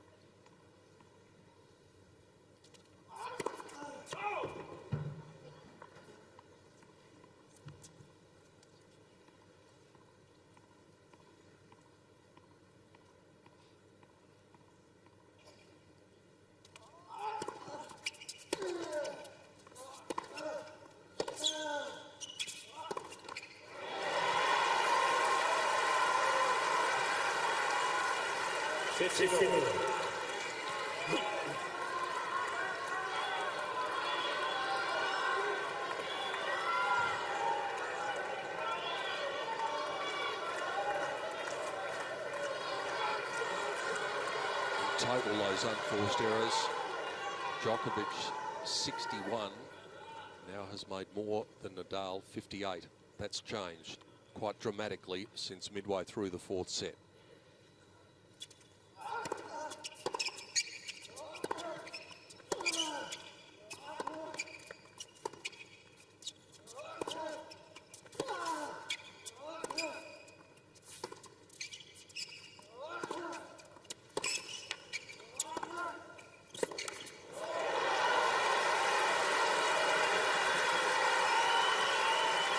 That's the tactical play. Goes to the forehand now, and then comes back and knocks the 2-fister down the line.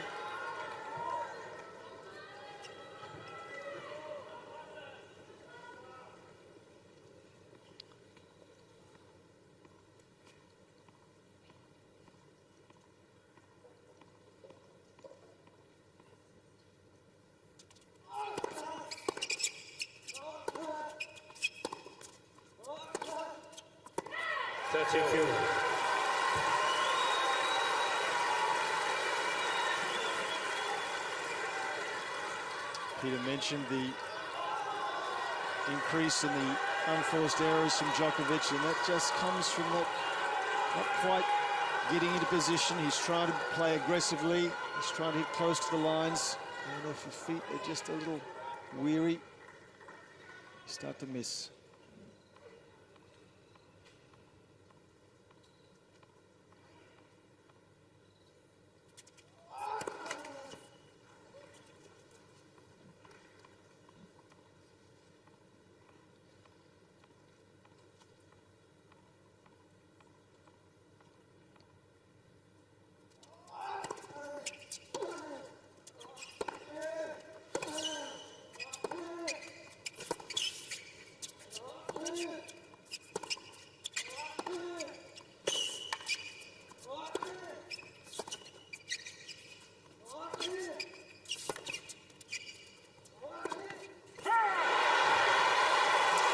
Playing a man who won't miss, it's a nightmare. Well, he's got to come in behind one of those, particularly when he's got Nadal way behind the baseline. He knows he's got to play a slice. This one here, he could come in. That's an easy volley if he's in there, and he's asked to hit another outright winner. And Nadal is just tracking everything down at this stage.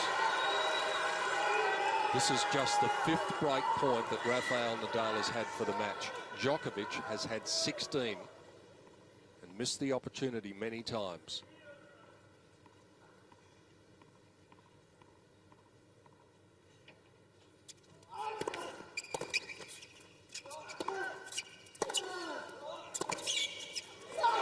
Might that be the straw that breaks the camel's back?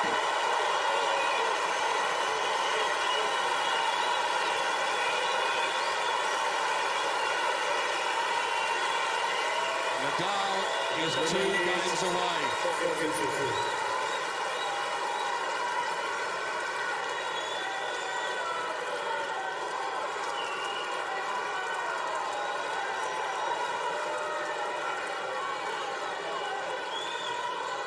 Have a look at the Nadal serve. We talked about the 53% down there and that, the body 27, and it was 11% out wide. He's changed that, and that's worked for him against Djokovic, that 20% out just on the juice court. That's where he's changed it most of all. And he's in a pretty good position right now, Rafael Nadal.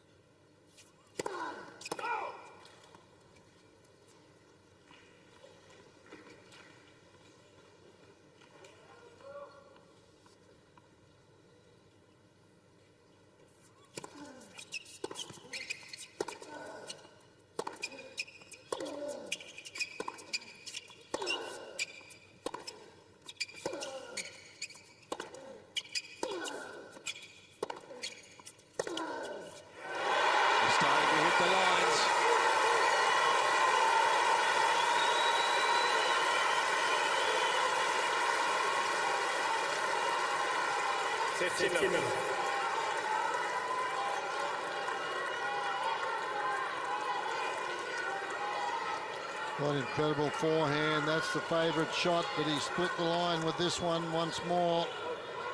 145k.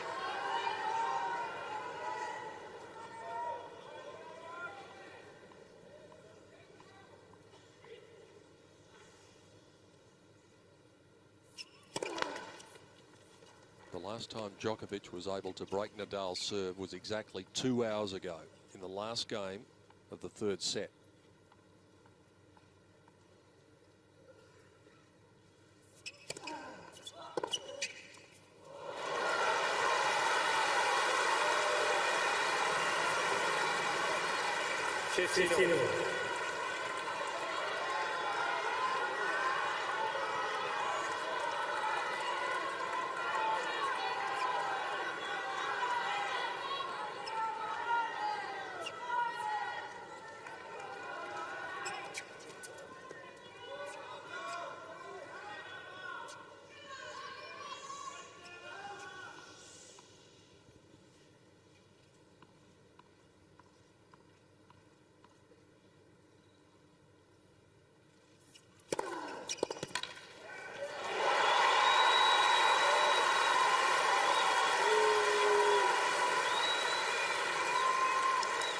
30-50.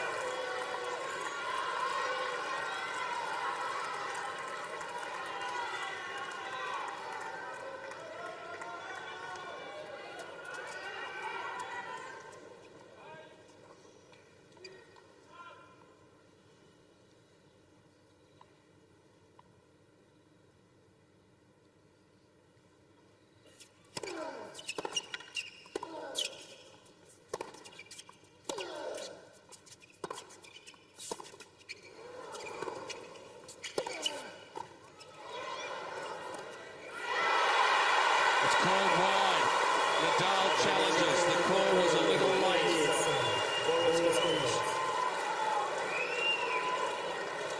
I think he's missed it. Could have driven a truck down here. A small truck, but nonetheless a truck. Well, if Djokovic in the tiebreaker hit that short forehand the way he hit that one, he'd have been in the locker room right now. That one he got underneath it, hit it well. Didn't make a great volley, but he was Thank you. he was in position.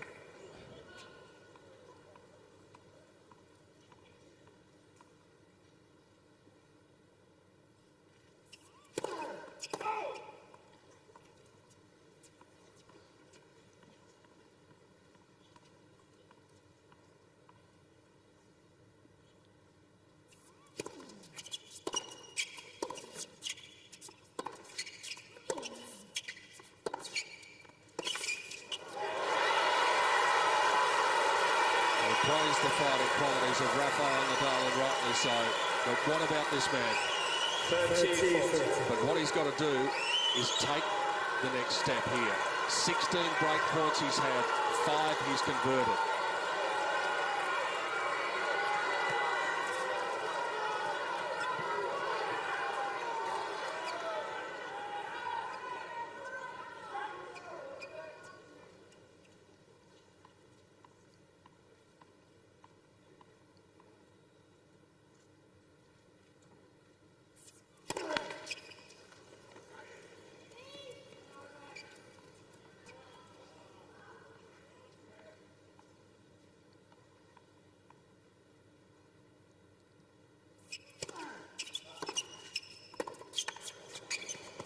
Can you believe it?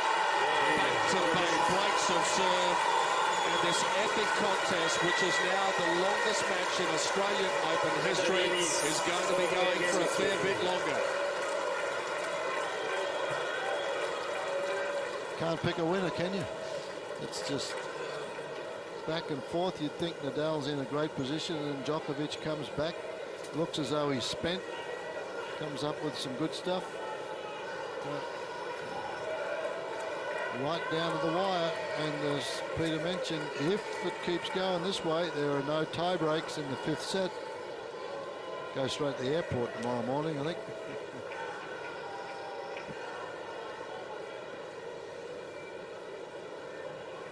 He's expended every last ounce of energy. We've seen that sweat dripping off him from the moment he came onto the court and received the Djokovic serve in the first game of the match. It's just too painful to look for some. Tie.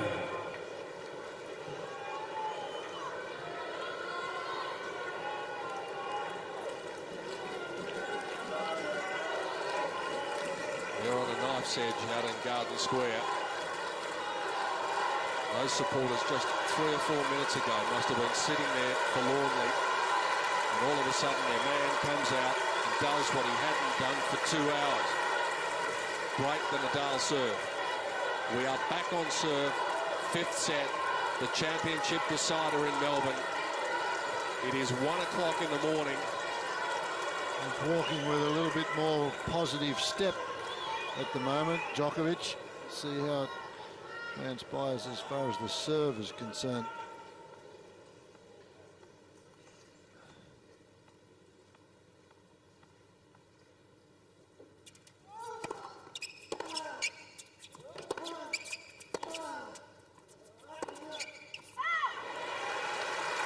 Big first point in this game. Love 15. Again, Jeffrey, by that point, He's way behind the baseline. He's been back and forth with his tactics, Nadal. Well, he got back into this match by playing positively. And now he's going back to no miss tennis.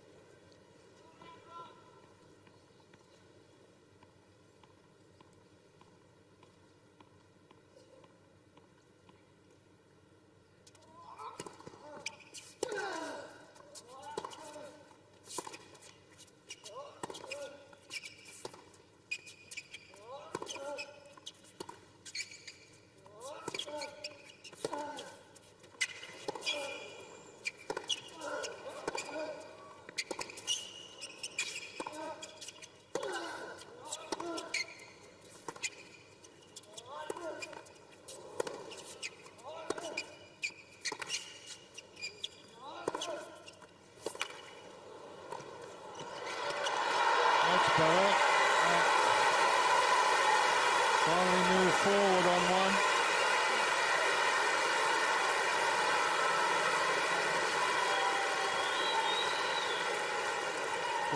Stroke rally, that one. Nadal was planning on taking some time off after this tournament. I suspect that they both will lead to 86 metres he ran in that rally. Nadal, 70 for Djokovic. And they've been out there 5 hours, 15 minutes. Fabulous. What courage.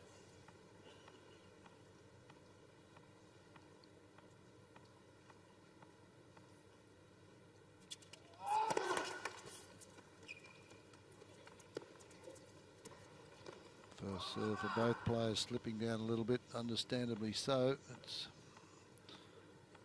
hit a lot of them.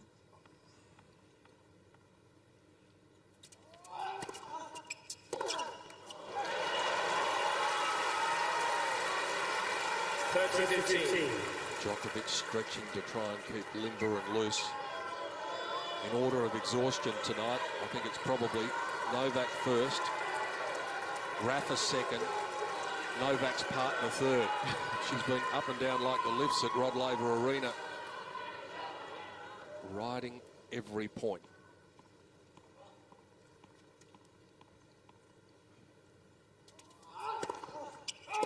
Can't buy a first serve in this game, Djokovic.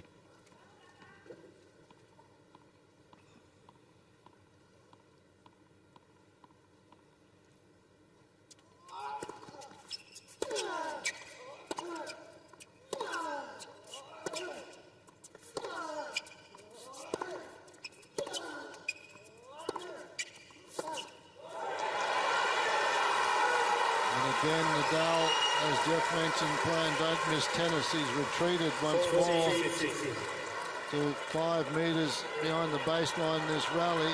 There he is, trying to stay in the point.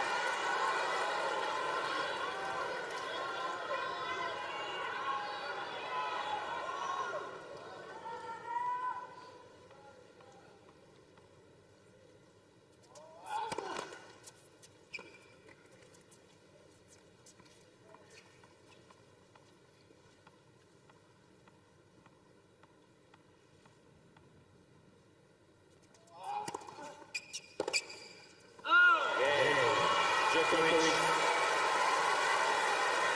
seems silly to say it was a comfortable hole after all of the ground that they covered, but on the scoreboard at least it was that way.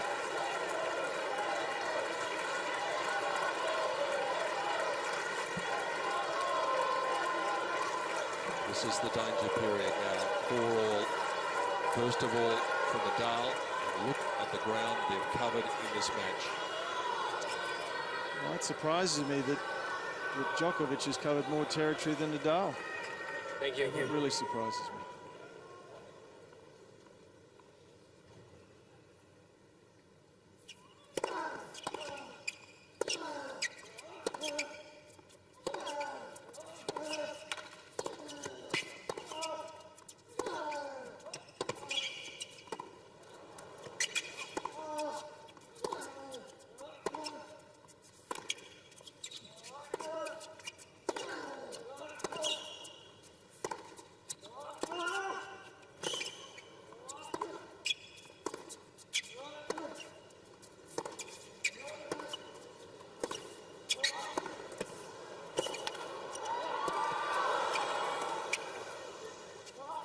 That's unbelievable. Djokovic is down. Normally, players only collapse to the court when they win the championship. His body, well, you wouldn't blame it for failing him. 31 points in the rally, and the crowd just standing and applauding. They're standing up here.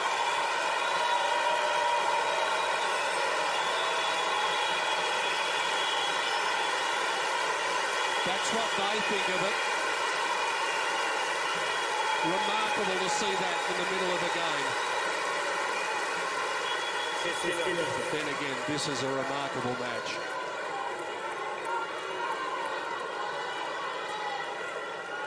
"31-stroke rally."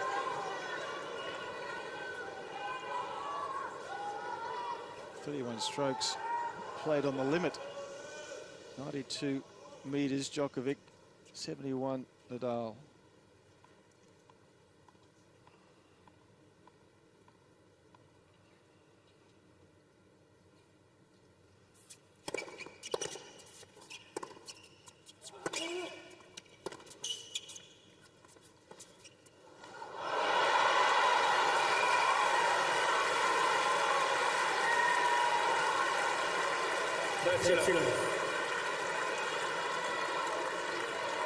Actually, last 2 points, Nadal stopped grunting and groaning. He's just conserving all the energy he can at the moment.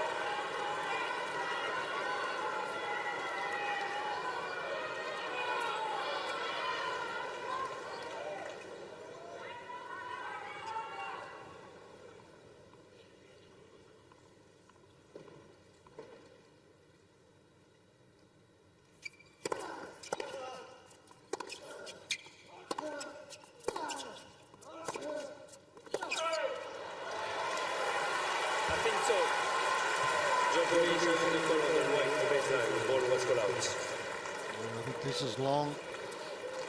He asked the umpire, and he said out. There you go, boy. He's been unlucky. 13.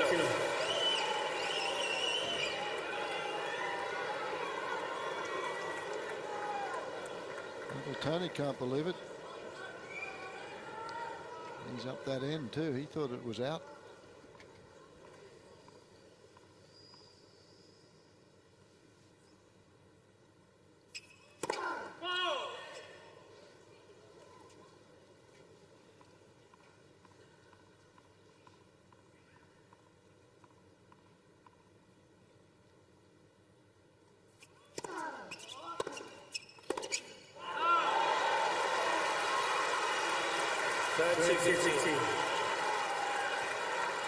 How important was the first point in this rally, in this game, Fred? They had that 31-shot rally. It was a massive emotional and physical victory to whoever took it.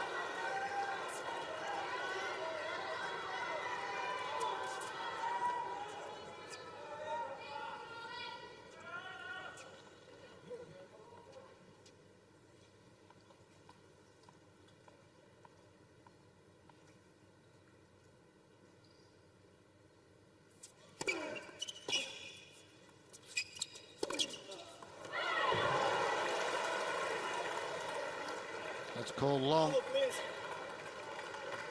Towel, please. 30.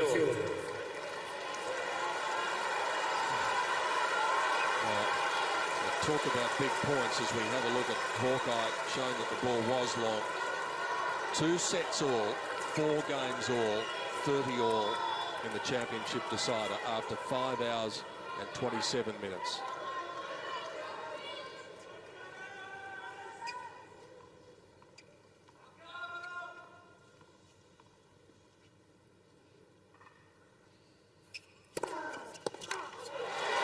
Serve on the big moment.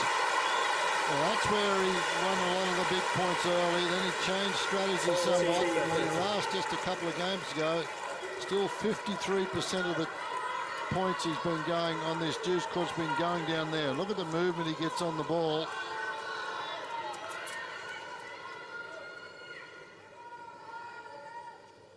Unbelievable effort again from Djokovic to get a racket on ball.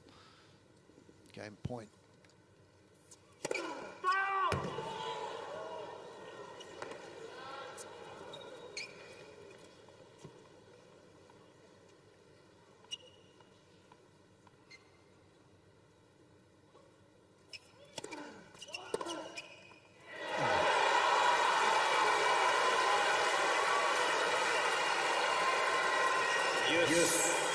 even Uncle Tony applauding that. That's good sportsmanship from... he appreciates his tennis and wants his man to win, but this is just guts and talent.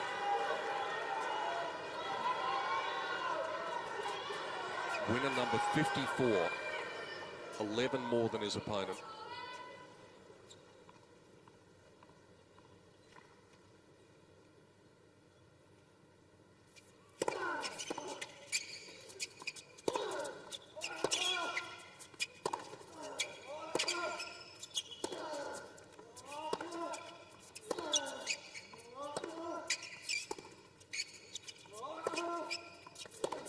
Out. And this is not negotiable now.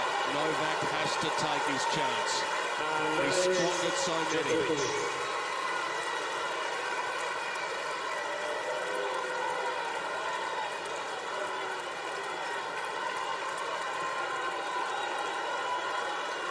So he's going to have to win it. Nadal's not going to give it to him. He has to go after it.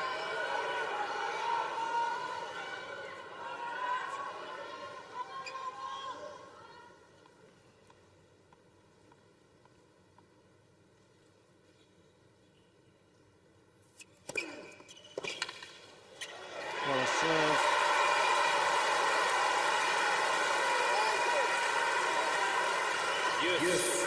145 k's an hour, no speed at all, but it was the swing, the curl, dragged Djokovic so far out. He couldn't even hit around the outside of this ball. He wants swing. He got it. Way outside the doubles alley.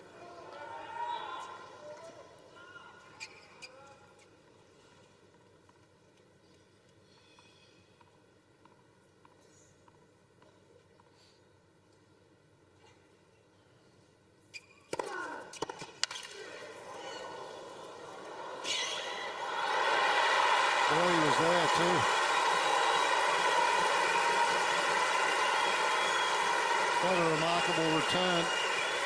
It was an excellent touch from Nadal. At this stage, the tension, the fatigue, was able to come up with this sort of drop shot.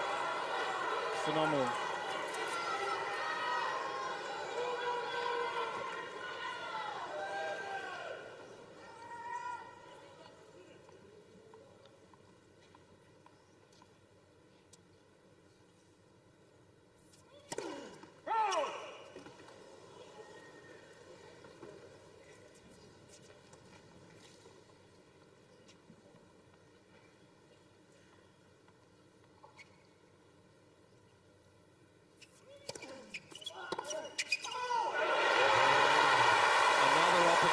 Slides by. Djokovic drops his head.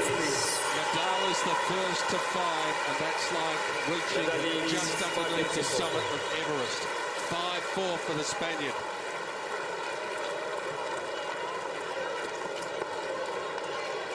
Both players just getting standing ovations after pretty much every point these last couple of games. But Djokovic, 18 break point opportunities he's had, and he's only converted 6 of them. Nadal's had very few. He's only had 5 opportunities, but he's converted 4 of the 5, and that certainly has been the difference in this match.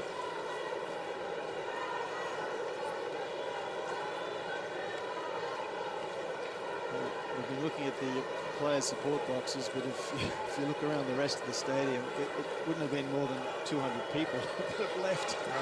It's just been phenomenal. It's 1:15 in the evening. So engaged are they in the match? She's left it crazy.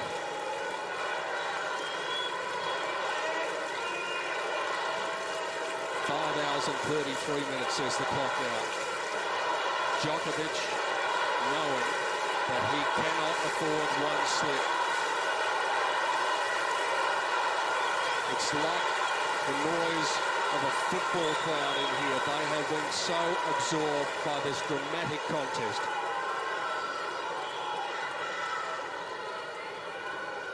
Thank you. A hold for Novak. Thank you. Not negotiable. He's got new balls to help him try to do it.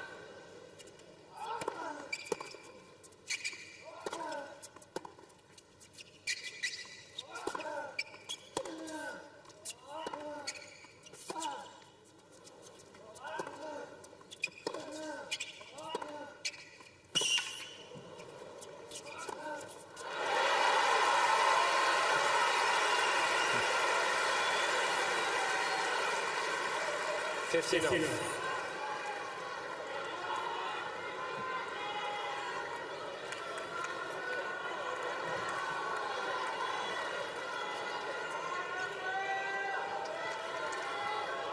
It doesn't get any better than this, folks. Unreal stuff.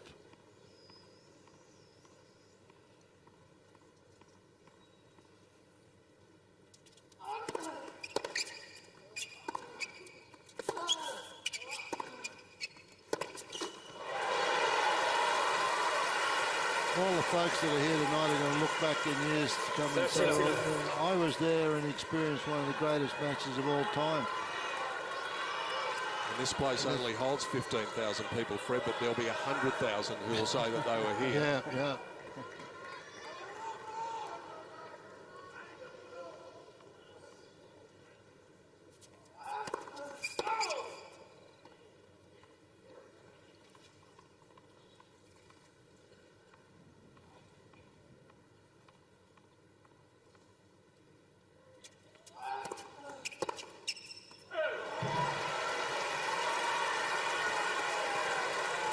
It's funny, Nadal tends to just play more aggressively, almost when he's behind. He had a go at that second serve from close to the baseline.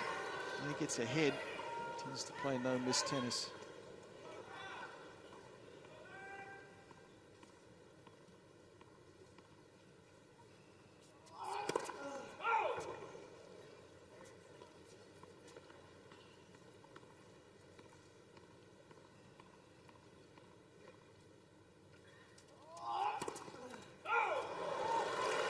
Second double fault of the match for Djokovic.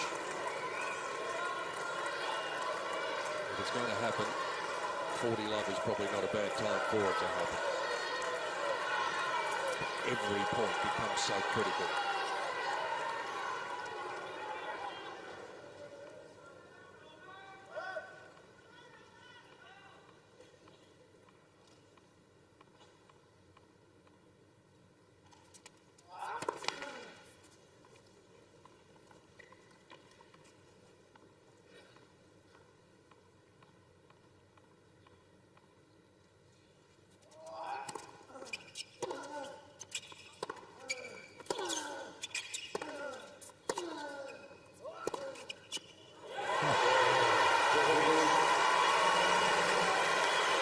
All you can do is sit back and applaud the efforts of these two men.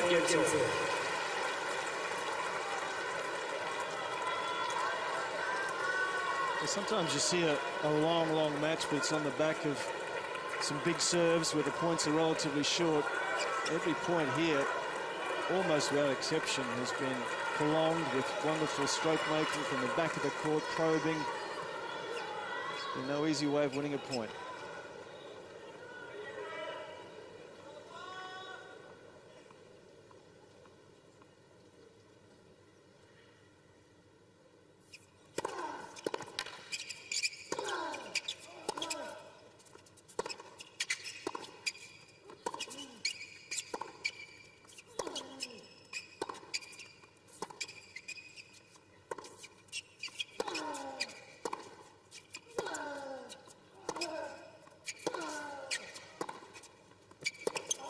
Oh, stop it.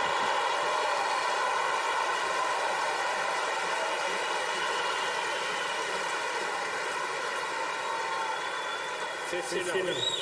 19-shot rally. Unreal stuff here on the full run. Where did that come from? Well, he was in a defensive position, really. He should have hit a defensive shot back or a neutral shot back. Instead, he's hit a cold winner.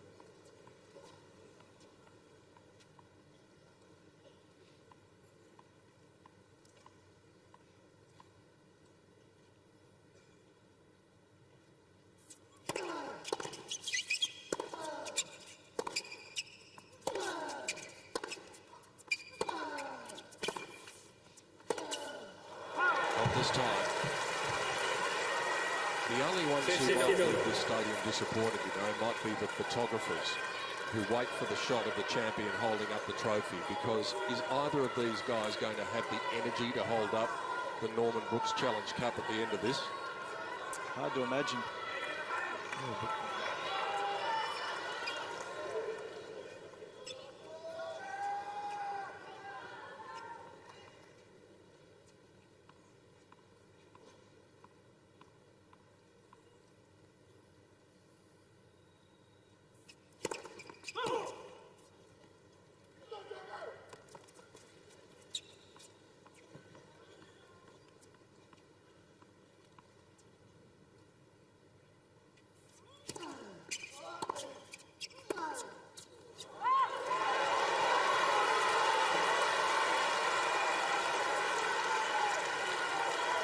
Bit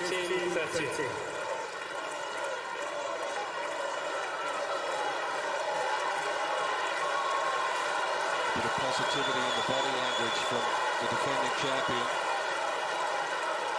It's very familiar territory, though, to find himself ahead in the count on Nadal's serve. Can he do anything about it, though? For the most part of the night, the answer has been no.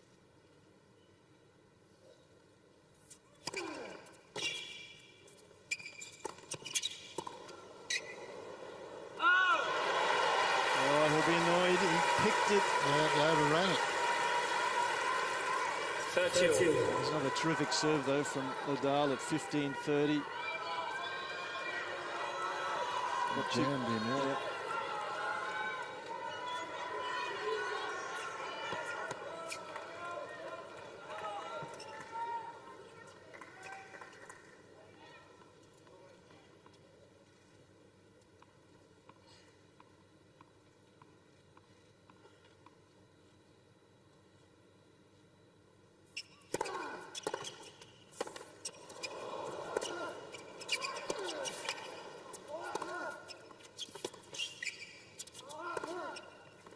Got to get in. Boy,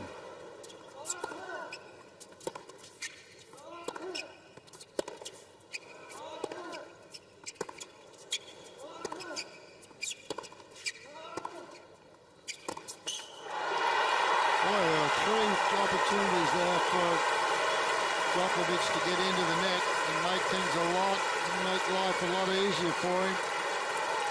He's hard-way Joe at this stage. Had a break point on Nadal's serve in the 7th game of the last set and couldn't, well, he was able to do something about it then, but he had a break point in the 9th game and couldn't do anything about it. He has a break point in the 11th game.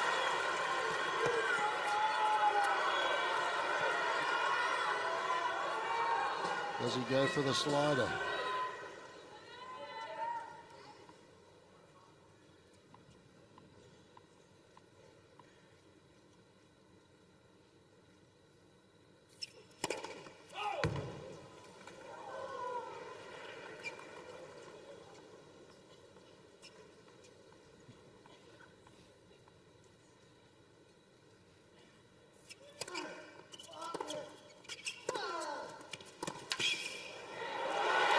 Hit that second serve, Nadal, he framed it.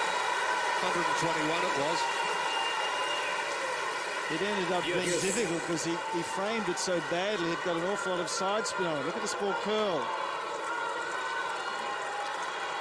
Still had to make the second shot.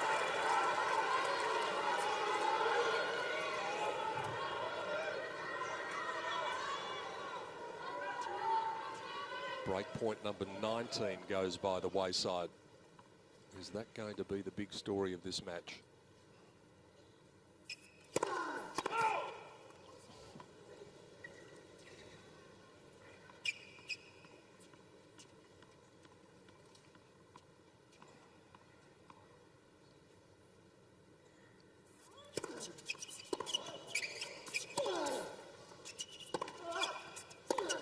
It's out.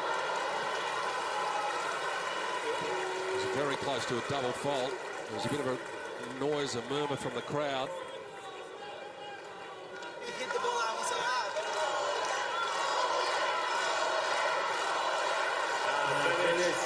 Djokovic.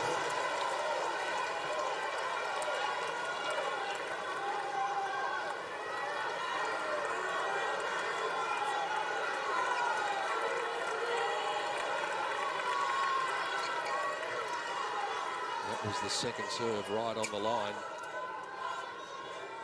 Many in the crowd murmuring. They might be doing more than that after this point.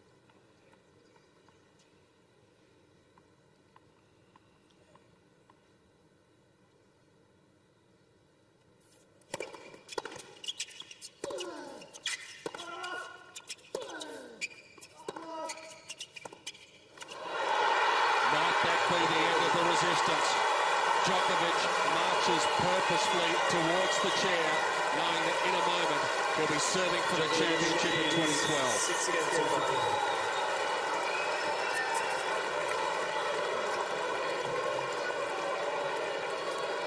Well, quite a remarkable turnaround again here. You've got to admire that's from every angle, isn't there? Well, there is, and I think Djokovic's ability to keep coming back and holding his equilibrium after having all those breakpoint opportunities, and they keep being staved off, and he just comes back and does it again. He showed incredible mental resolve as well.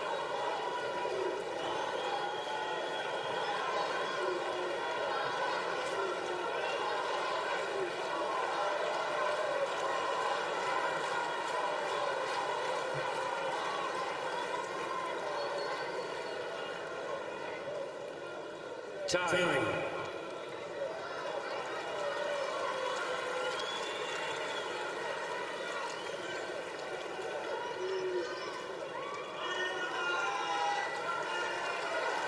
Novak Djokovic will be looking for a trend to continue. The last 3 5-set matches he's played, he's won 7-5 in the 5th set. One more serve, and he's the champion for the 3rd time in Melbourne. And this will be the toughest game he's played in the past 2 weeks. One of the toughest of your lifetime when you're serving for a championship. 5 hours and 46 minutes. Is it all about to end here?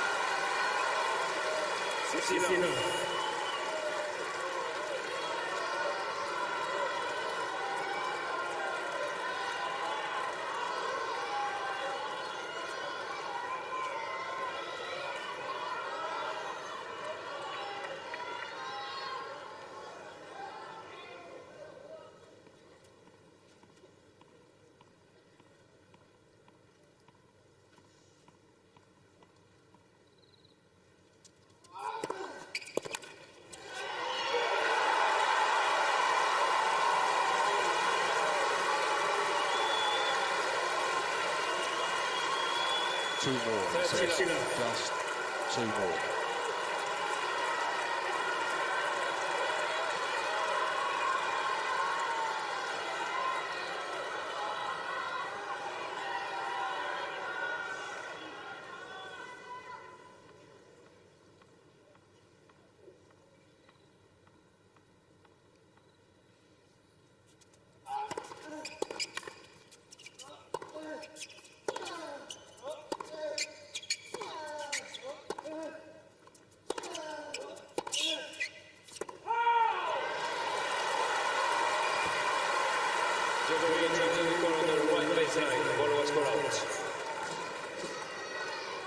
How many challenges does he have left now, Djokovic? He has 3, I think, before this. 30-15. That was a bit of a speculator. Djokovic has 2 challenges to win. Nadal now is back to the wall. He's hitting harder.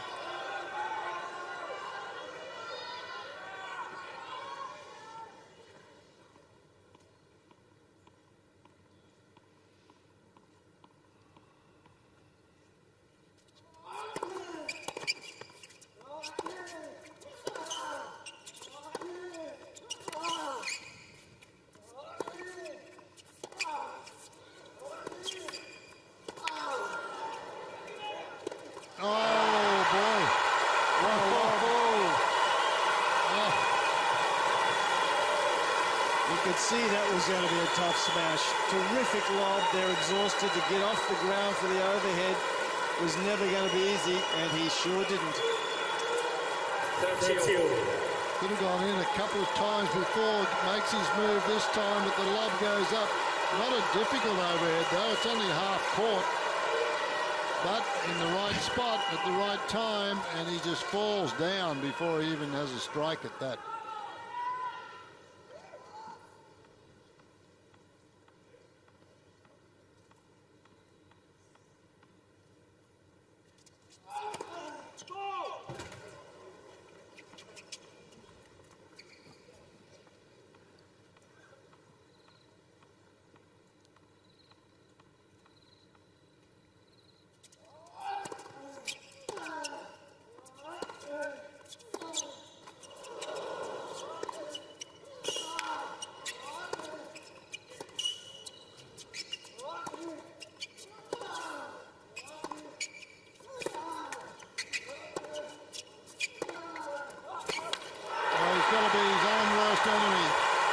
Novak Djokovic, that is just for a man in his position at that stage of the match. He's got to be crazy not to go to the net on 3 occasions during that rally.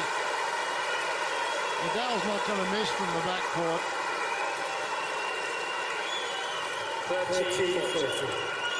Problem is, Fred, you've hit 4,622 ground strokes in the night, no volleys, so you're not really confident about your volley. Well, I think if he goes in on like that, Nadal misses the pass shot. You've got to let him ask the question. This is just playing right into Nadal's hands. Break point for 6-all.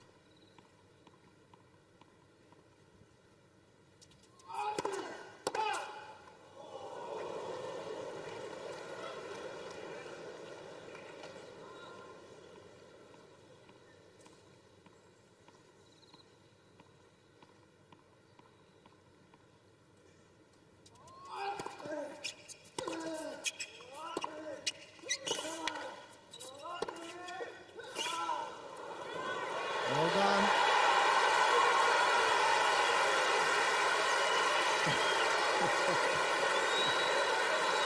He's playing. His partner's been playing throughout the night.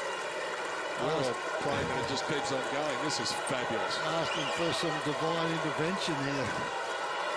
Well, after 5 hours and 52 minutes, Fred, you'll take anything you can get. Unbelievable stuff. Could have had it won, no. 2 points away again.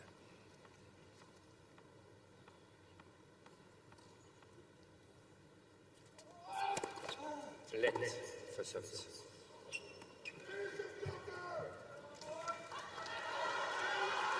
Thank you. Thank you.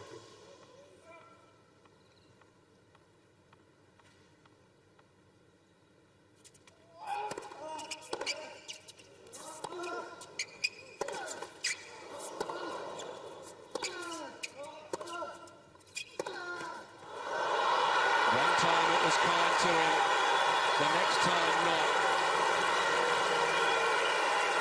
It has been the most extraordinary night. A night on the world sports stage, not to be forgotten. Sometimes in the sport of tennis, the phrase epic contest is overused. Not this time.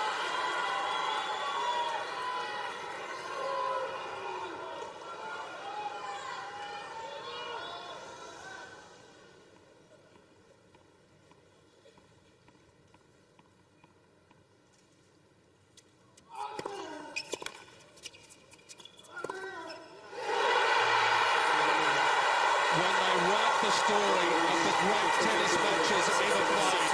This one has got to be right up the front of the book. 5 hours and 53 minutes. Novak Djokovic is the champion in Melbourne for the 3rd time. That was simply extraordinary.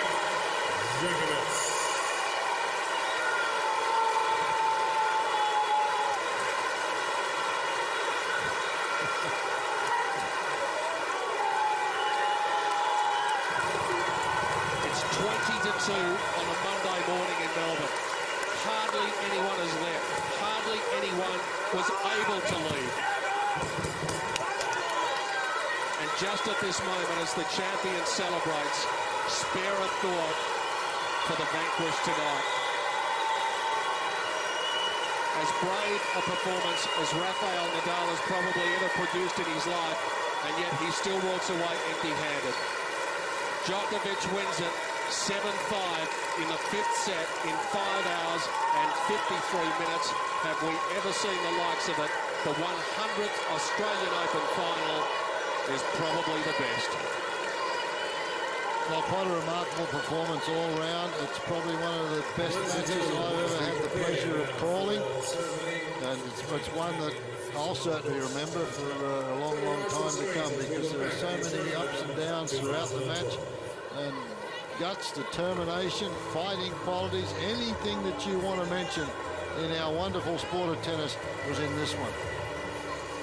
Most certainly was. I thought Nadal, of course, did magnificently well to get back into that 5th set.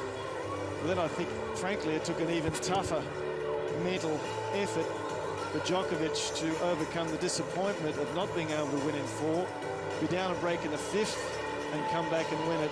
And wow, this is going to be a major plus for Djokovic and a huge setback for Nadal, who could not have given it anything else. What about the fact, Jeff, if he'd have lost that and had a look now, he's been the victor, but 20 break point opportunities, he only converted 7. So that also says a lot for the guy, as you mentioned, down after losing that 4th set, where if he could have come in the tiebreaker and made one short forehand that he missed there, would have put him into the locker room about an hour and 20 minutes earlier.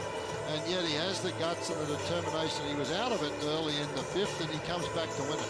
You were talking before